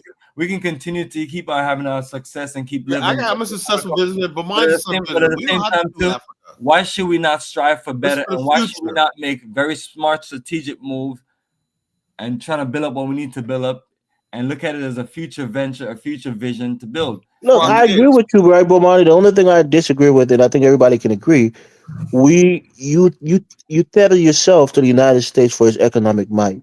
So that's what I'm saying. It's not slavery. You tether yourself here because you have the economic resource. My answer is what I'm saying is America is based on a modern day slave system, especially when it's dealing with us. Tyler, the very ancestor you said that fought for him to come here, you disrespected earlier. Dr. Martin Luther King, the 1964. When I talk about you can't knock the bill down and then praise it out. America has always had a slave system that they have built, and all they have done is they've built this incredible, wicked slave system, and they have made it work to their benefit, and they make it look nice and smooth as possible. Why would you not want to have a nice house, a nice car, have groceries, be able to take vacations, have pensions, and all those things? So, Bomani, how would you change the system? I've never been to Ghana. But it's still a modern day slave system that they create to So basically. what would you change to make this a more free system, Bomani? Stop talking to assist me. You throw me off my concept. It's literally created. Number one thing what they need in this country, labor, right? LABOR. They need labor, right? So you get paid for your labor as much as you need. Basically, paid enough for your labor so you can recycle it back to the system. And while Ford, GM, Chrysler, and everybody else build cars and all these fancy housing corporation build houses for you, and we need to pump some of that money that we generate into our the goal is what would make the difference is you're building that same system for yourself and your own people, and that's where Africa comes in place, because you're not going to challenge the system. It's the same thing in Africa, Bomani. In Africa, no, Elvis, hold on. No, hold on. Let me explain why I say that. Right? When I'm in Nigeria, I see people striving and they making shit. And then whenever they buy, it comes from either white people or Asian people. It doesn't come from Nigerians. So that very same system that you're fighting in America, you're going right to Africa to deal with the very same system. But we're not going because those white people are the ones that set up those systems in Africa. Waste not time. Let's go to Brazil and Colombia and let's go out there and let's go. It's the same thing there. Somebody knock us off. It ain't different. Yeah, let's go to Colombia. That's what I'm saying. People, it's capitalism, right? It's a global. People make money to buy things that they need and want. Why are we wasting our time? That's what I'm saying, man. Sometimes I wonder, are we wasting our time? I mean, we can challenge your ideas, bro. I mean, I just disagree with the idea that it's a slave system, right? If you don't want to pay rent, live in your car. You don't have to pay rent. It's free of charge. No, I'm just saying, because you say these things are slavery. It's not. It's something that you do consciously because you benefit from the luxury of having these things. America has built a system based on a slave economy. That's what they built. They built a slave system to where it's all about how they can take advantage of people's labor. So are you saying you don't want to work, Bomani? You don't want to have to work to make money to sustain yourself? Bomani works more all than we do So that's what I'm saying. You have a choice to work or not to work. Nobody's going to kill you for not working. Nobody's going to beat you if you don't want to work. So, but if you work, Elvis, why do you guys got to go to the extremes? Anybody talking about not working? He's talking about. I don't even apply to corporations to work for. I agree. I make money off my skills, talent, and my work ethic. But even that situation. But that money that you make, you still have to pay for the amenities that you enjoy in this country. Yes, and you give everything back to the system. No, that's because what I'm saying. If you didn't want to give it back to the system, don't use the service. Don't use the house. Don't use the cars. Don't use the electricity grade. Don't use any of those things. So then your money don't go back to the system. Brother, we're not living a bummy revolution here. You know what I'm saying? Oh, so there you go. So you want to enjoy these things, but you don't want to pay for them. You got to pay for them once you enjoy them. Oh no, that's not slavery. That's called capitalism, bro. That's how it works 7 days a week. That's how it works 7 days a week. Because I'm not living like that, and that's why I don't live in Africa. Because wherever I'm living in Africa, I'm building it as a new city. Other than that, I'm not moving there. That's the kind of mindset I'm on.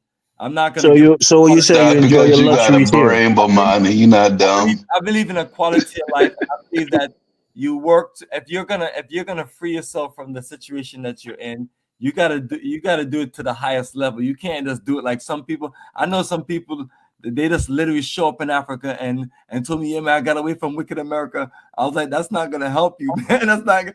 I was like, how prepared are you? And it's like, yeah, man, I left, man, and I got $50,000. I was like, good luck. So Bomani, I'm guessing you enjoy your AC during the hot months. You put the heat on during the colder months. I know you live in Georgia. You drive a nice car. You don't live in Africa. He lives a good life in America. That's what I'm saying. So that's the point I'm making. I like my leather seats and I like my bar. Yeah. So and you pay for all of those amenities to utilize them. It's not slavery, man. Absolutely. The part of it slavery. The only suggestion I have. I mean, what you're not looking at is working is not slavery. You're talking about a system that controls your labor and controls your resources and your economics. Okay, break that down to me. No. Before we even get there, it's a system, and what end up happening is, it's unfortunate, but what you're doing is you're contributing to that system, and all of us, and that's how tricky the system is, and that's why our opportunity for the future is how we can make a move in Africa and build something for ourselves. Because that's what I'm saying. Will we not pay bills in the Afghanistan? Will you guys not pay bills? You're gonna do Elvis, no dumb questions. You're gonna do the same exact. No, I'm saying. So how do you free yourself of that system? Elvis, no dumb questions. Okay. Listen here. Kala and Bomani. The only thing I would say is this: is that you can have the Marcus Garvey belief. I mean, let me still respect Dr. Martin Luther King. What I'm saying to you is, who owns your utility company that you currently have? Like mine is Georgia Power is one of them. Mine is Excel Energy. So the goal you're doing is you're looking to invest in the resources that you work hard for into a future economy that you and your family can have investment in, and you can do what you need to do. So that is our end goal. That is our working goal. That's why we're here working also. And that's why we're going back and forth to Africa. You're building something over a period of time. But you have to have some kind of vision, because people's vision is like they're just going to live in America and then everything is going to be everything. We don't even know the future of America, and then we literally just put all of our eggs into the basket of America. So when people like ourselves say, we're going to build our business here, but we're going to keep on making our move to Africa, we're putting ourselves in the best situation. But other people are confused about what to do, and they just like, well, I don't want to mess with Africa. And I don't blame some people. You may not want to mess with Africa now, but it's like, at least work with us so we can build something so you can come and also have a quality of life. Because I don't know anyone that say, I want to go to Africa because I just want to live in a village. I don't want to have running water. I don't want to have this or that. And it's not like every part of Africa live like that. Like I was just in Egypt, and I went to a part of Egypt where it was a whole new city built from the ground up, brand new everything. You know what I mean? So that's also the world that you're living in. But as far as those of us that are part of groups that have traveled and do business with me, they want to be able to just have a city built, a town built, and they move in and just enjoy a quality of life. They don't want anything beyond that.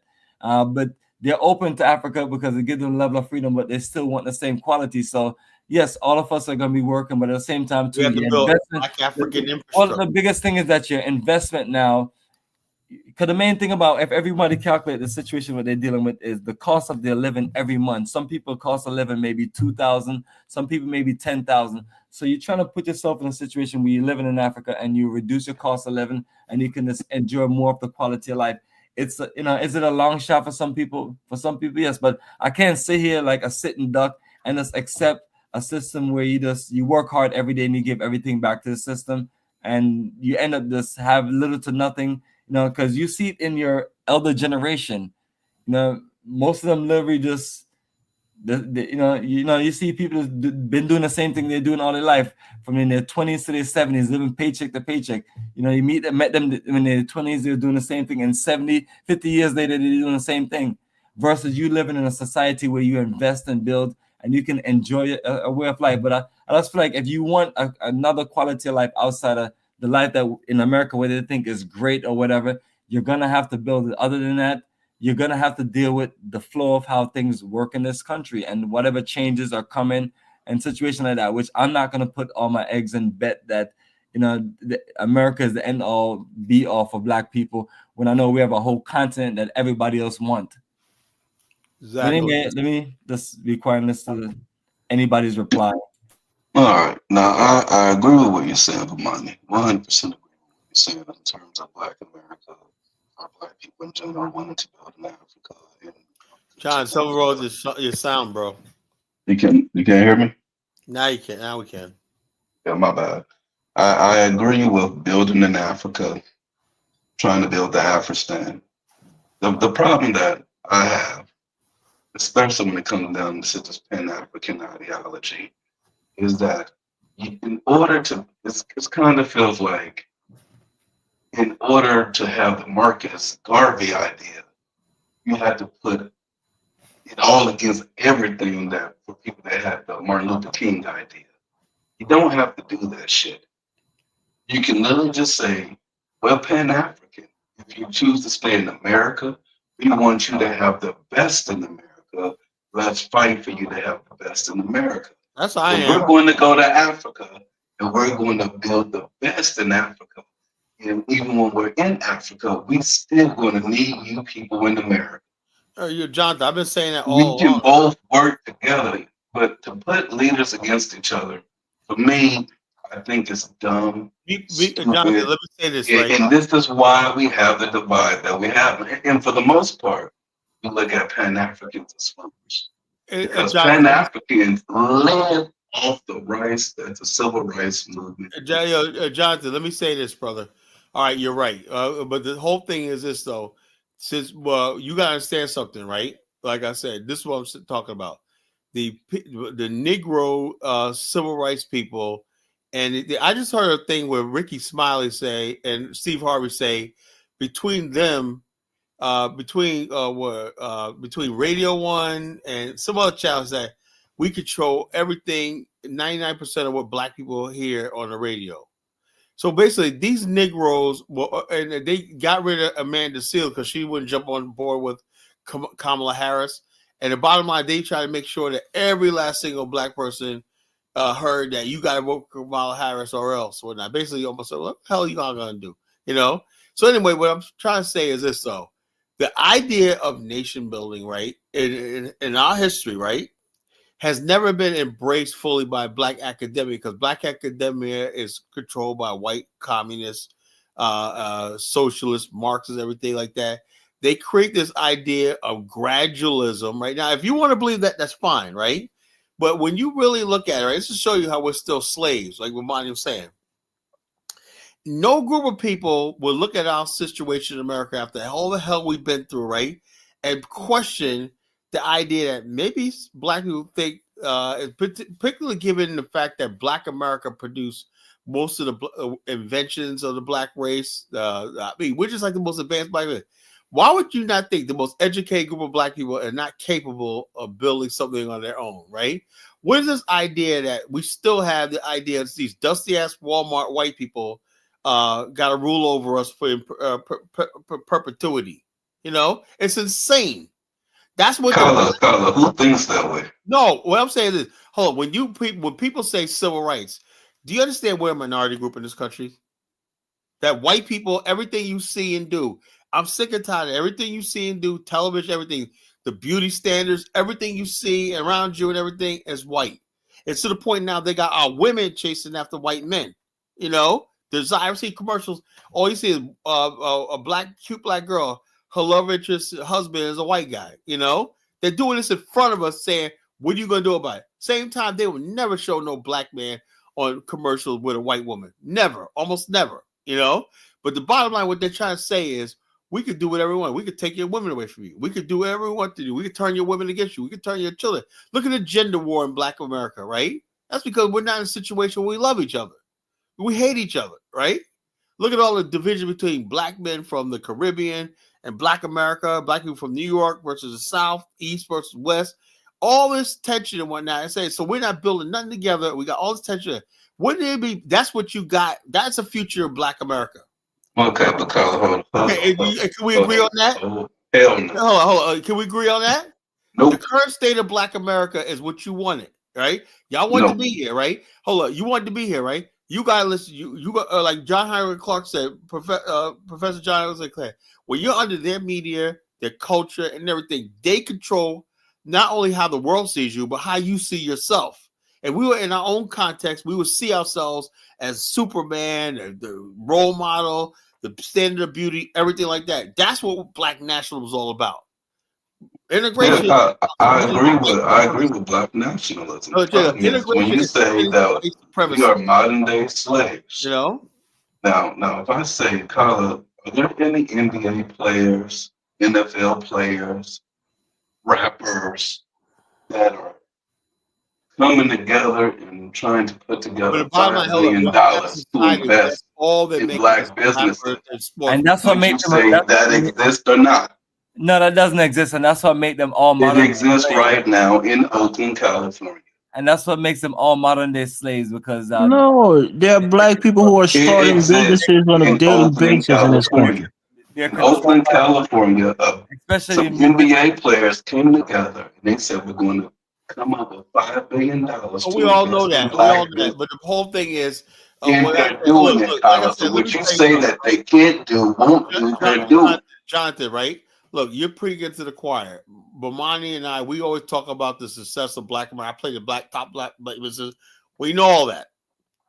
But there's something deeper down in our soul, right?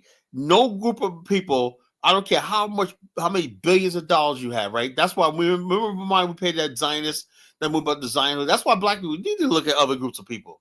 The Zionist movement, one person gave like $50 million. That's like $500 million in today's to the Zionist cause. Why? Because the idea that they were going to have a land of their own. Exactly. You know? Exactly. You know? And so the bottom line is this. The black man is saying, okay, give me couple $1 million. Let's be successful. But the bottom line, in his mind, is thinking, this is it, man. I made it in America, right?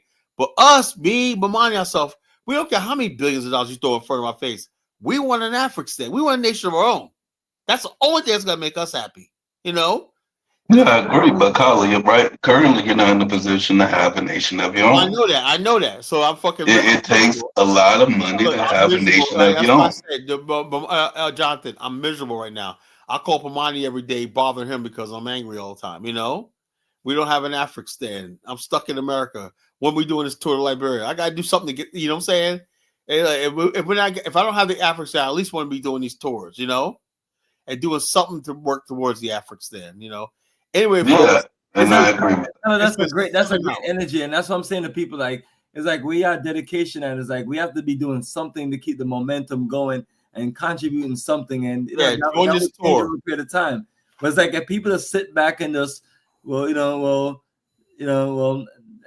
basically you're just basically sitting back and watch Africa getting taken over and just watching all of the great opportunities get taken over or taken by other people. And that's what has happened. So the less of our present is the more of other people's presence. If that makes sense, everybody. Yep.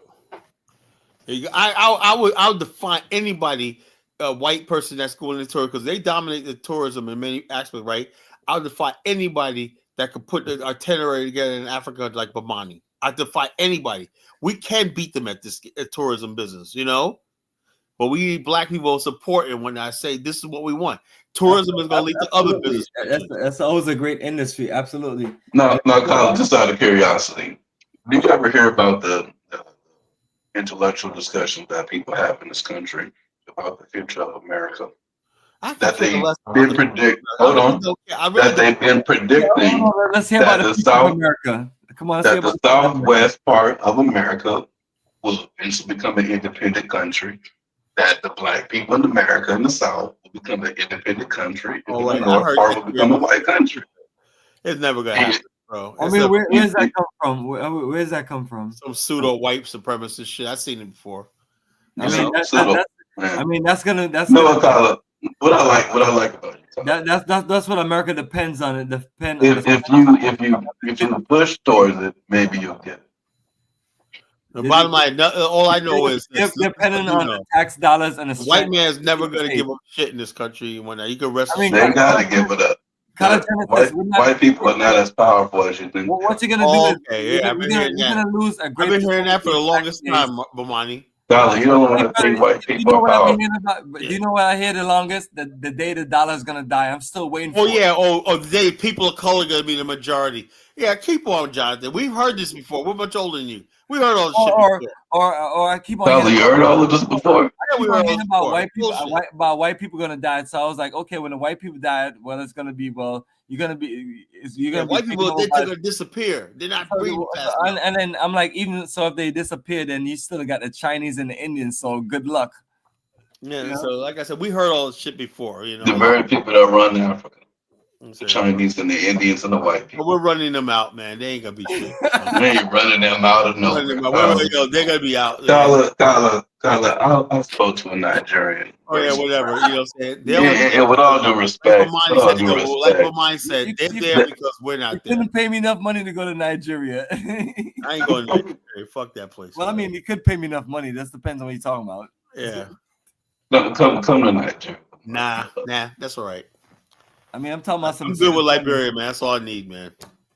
You know, you pay me and Kala $10,000 each. We'll show up in Nigeria. Yeah, we'll show up. Y'all scared of Nigeria? No, we just don't like it, man. It's like, the money's in Nigeria. We got no damn Liberia. We got better. We got better options. We got better options. You know, the Nigerians. Name more. I mean, name more that's better. When I see Nigeria, Nigeria only been to Monrovia and some area. Oh, Monrovia is a tourism city, man. I mean, maybe Liberia is not also, but Liberia is set up for it based on the resorts that they have and based on. Kala, you big up Liberia too much. You haven't been to other countries and seen the competition.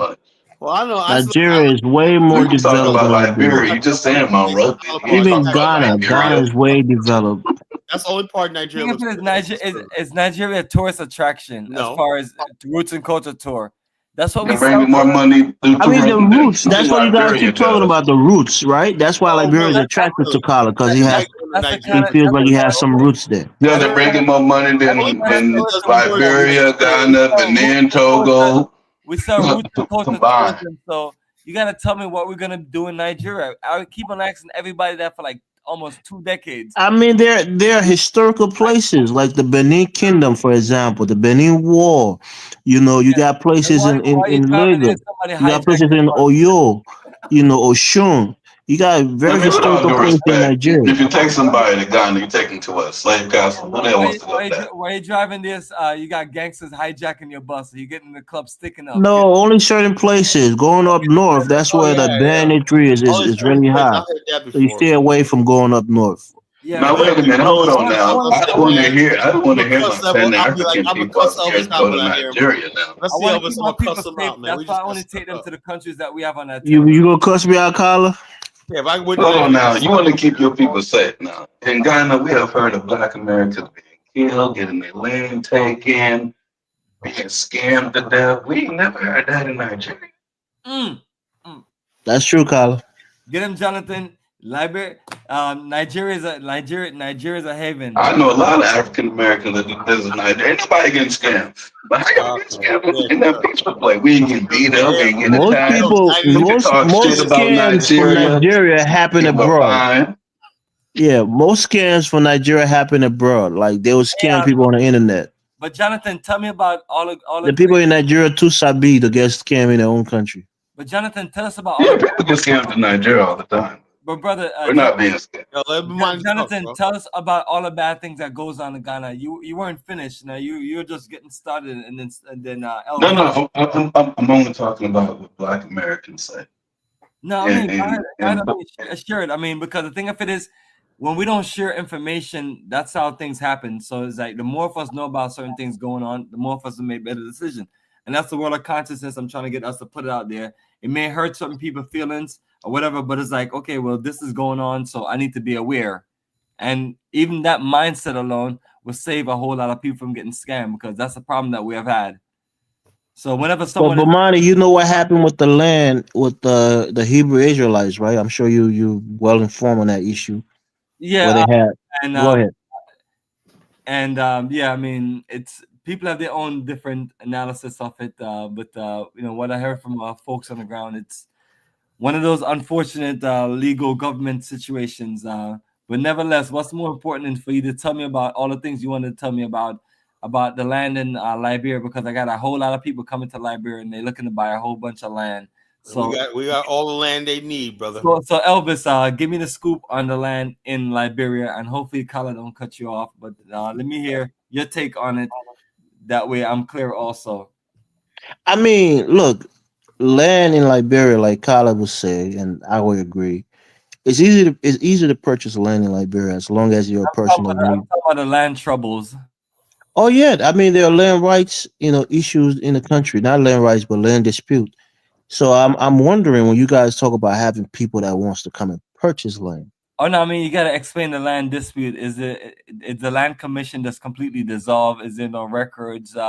What is It's it? there. I mean, it's there. The land commission is there, but that's one of the biggest Those are people issues. on land commission. One second, Carter. That's one of the biggest issue we have in the country. The international community have even said that if we have another conflict, it will probably be because of land rights and land disputes. So my thing is, when you say you have people coming there who wants to buy land, my family personally, we've had to buy land multiple times because whoever sold us the land came with documentation that looks accurate, that looks legitimate, who bought the land, and then somebody from the United States came and claimed the land that land belongs to them. They have their original deed from the 80s when they purchased it. So I'm telling you, 95, I mean, I won't say 90, maybe that's being too alarmist, but it's a high percent that somebody who's selling you that land doesn't own it. You have to do a lot of My real digging. estate company, our real estate company, we check the title, search everything. We Have got a you been lawyer. have you been selling land? Well, I don't sell. My partner Ross does. Okay. So the So if you're bottom line bringing is people from the United States who don't live in Liberia, who don't have family there, you better do your due diligence no, look, brother. thoroughly before you can sell Bottom line anybody is, land. look, well, Who's the a people we foreigner. got, man, we not doing no. I don't do no jack legs. We got lawyers, everything. When you basically get a piece of land from us, we're like that's just legit, because Hey, we're Carl, that's a good point, man. And brothers, I mean, I appreciate him. He's just he's just trying to make sure it's clear. So I'm listening to everything both of y'all saying. Yeah, you got to go to the probate court, do it as soon as possible, get a surveyor. We know Make that. sure you register. Okay, all right, Colin, you know it. I mean, what do I have to say? You know it, We Colin. know it. We know that. I know everything. Hey, Colin, the brother's trying to explain the process. No, Colin knows it. I mean, Colin knows everything. And when it comes to Liberia, Colin knows more about the country than the natives. So what can I say? Think about it. You're not the only person listening. There's other people. You may know everything that he's about to say, but myself and almost nobody else know anything what he's about to say. And Colin don't think I know anything more about my own country than he does. He think he knows more about my country than it's myself. just like if I was on a conversation with somebody in Ghana, I would ask them the same thing too. Can you? And even though you know the answer, you just trying to get someone else to reaffirm and explain something because you're trying to educate a group of people. I had a tour guide with me last year. Him and somebody else explained the same process I explained to people like literally recent, and recorded it. But everything is for educational purpose. But yeah, if you don't mind, Kala. Yeah, Kala, I'm just trying to tell you that even people who claim to have what they call the master deed to a property, that could be forged, that could be falsified. So not just because you have lawyers and people who will look at something and examine it on the first, go around and it seem or they deem it to be credible means that it's legitimately credible. The land situation in Liberia is diabolical. I mean, we've had scrimmages in places like Nimba and other places because of land rights.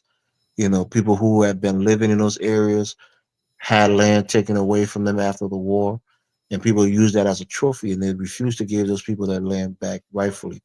So they have bad blood in that country right now because certain group of people, like the Mandingos in Nimba, who felt like they were targeted during the war, and after the war was over, their property was taken, through force, and it's been refused, to be restated to them.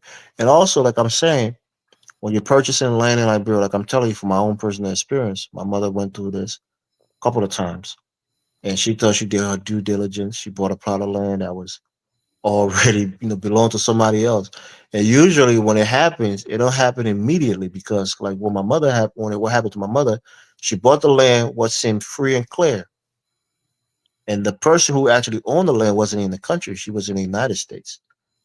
And after like a year or so, the lady came back with her master deed and told my mother that this was her land. And when she went to court, we lost. And my mother had to negotiate with her and purchase the land back.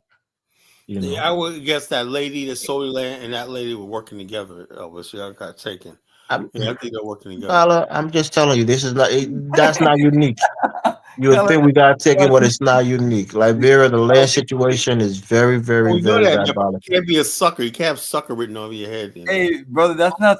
brother. That's what I'm telling you. My mother did her due diligence. You think my mom is stupid? My mom is from Liberia, Carla. You know, we know the problems. I mean, And she went through all the hoops to get it, was and it all seemed the legitimate.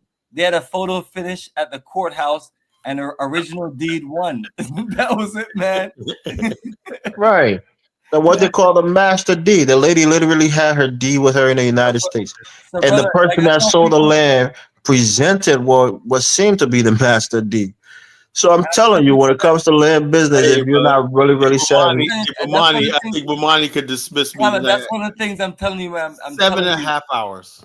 Brother, I'm telling you, it's the situation is, I'm telling people, no matter how street smart you are, no matter how much lawyers you get, no matter how much the situation is, you can just be. But Kyle, no offense, why do you guys think that's a good business idea? You can get legally tied into selling land.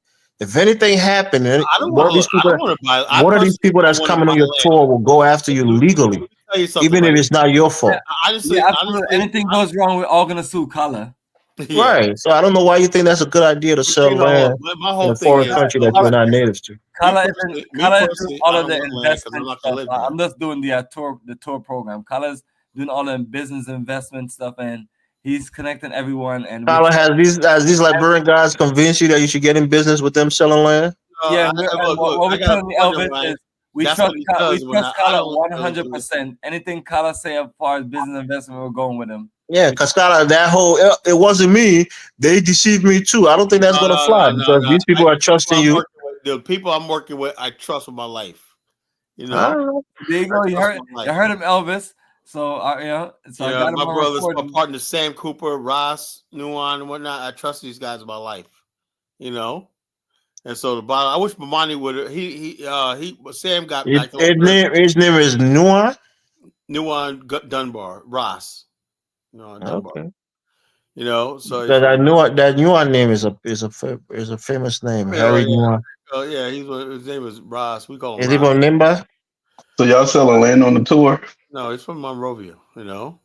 Kala got all the connections. Yeah, Kala, that's a bad idea. Don't get into land business. I'm telling you this as advice. Look, I'm a grown man, Elvis. I know what I'm doing. You know. Okay, Kala. It's cool, Kala. Sell me some land. It's just a friendly warning. I'm not. Look, the bottom line is this. I tell people all the time: if you want land, whatever like that, you know, people. You meet with the right people and you do your homework. You do that. Well, all I would recommend, right? But I'm saying, are you recommending people to this company to buy land from them? You let us do the paperwork and everything like that for you for a fee. You know, it's going to cost you.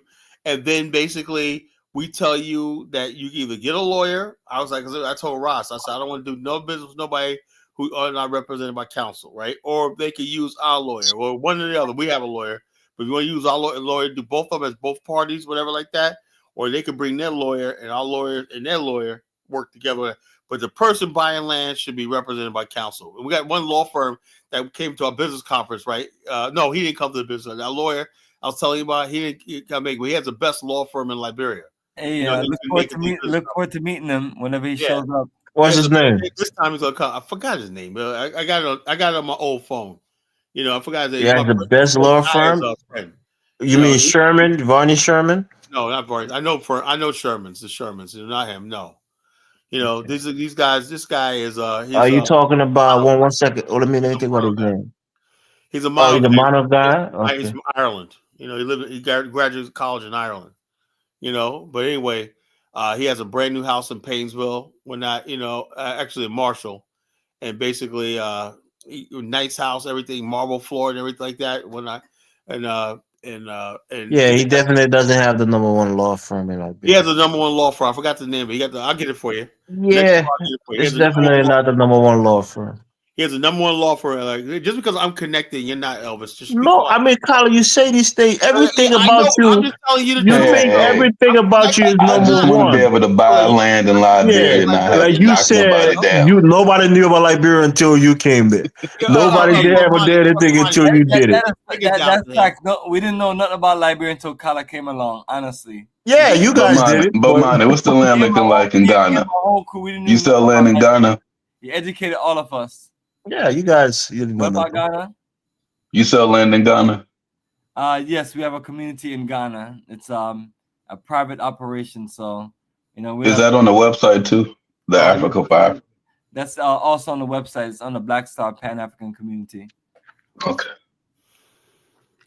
So you're dealing with real guys here. That seasoned, know the business. I got Liberia, Bomani got Ghana. You got Liberia, Kala. You sure about that? I got Liberia.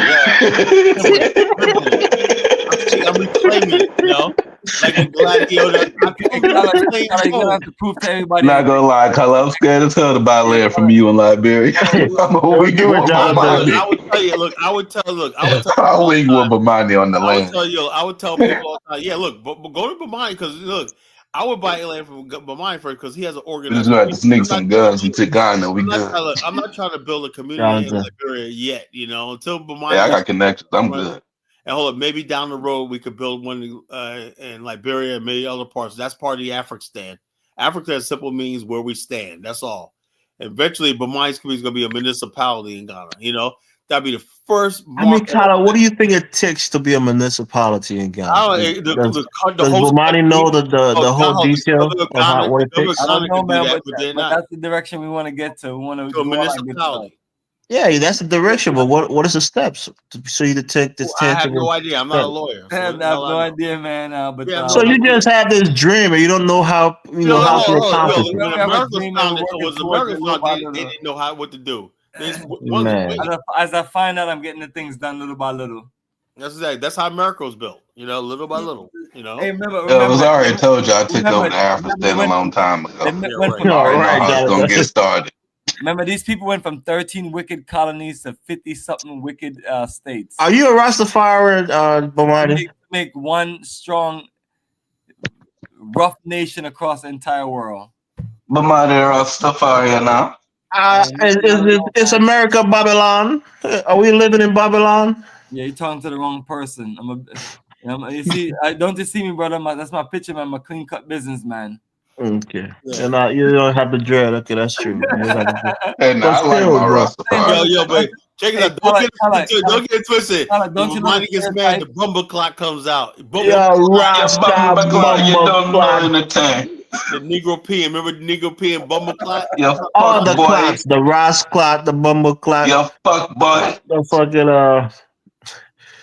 what's the other clock? Easy, bumble clock, Nakmeezy. You're cursing up a storm on this one. Blood clot, man. There's blood clot, there's bumble clot, there's Ras clot. There you go, man. That wasn't me. I love my Jamaica. All the clots. All right. What does clot actually mean, Bomani? What does clot mean? It's been nice 7.5 hours. 1 second, Carl. Let him answer before you go. I can't answer any of those questions because all of those are derogatory terminology that leads to nasty curse words. I mean, what does clot mean? Is it like a blood clot? It's a cloth. It means cloth. No question. No answer. Like a rag? Yeah. I don't know. I don't get it. Don't forget, we had a Jamaican first lady. Brother, unfortunately, there's a lot of things you're not gonna get. Yeah, I don't get it when people say I don't even understand what it really means. But we had a Jamaican first lady. I mean, African goddess is saying too much cursing. I know she was married to a Jamaican actually. African goddess in the UK, so I guess she really knows what it means.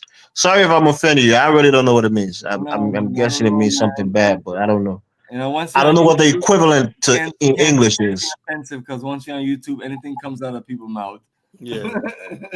All right, fellas, I gotta go to bed. It's over 6 o'clock. Yeah, Carla, you did a good job tonight, but you was poking for a fight tonight, and you got it finally. Gosh, you don't rest until you get a fight, Carla. 7.5 hours, whatnot, which discusses all things Liberia. It was a great show. Thanks, brother Bomani, for coming by. Everybody for coming in and whatnot. Y'all have a good night. I am going to bed. All right, man. Good night. All right, brother.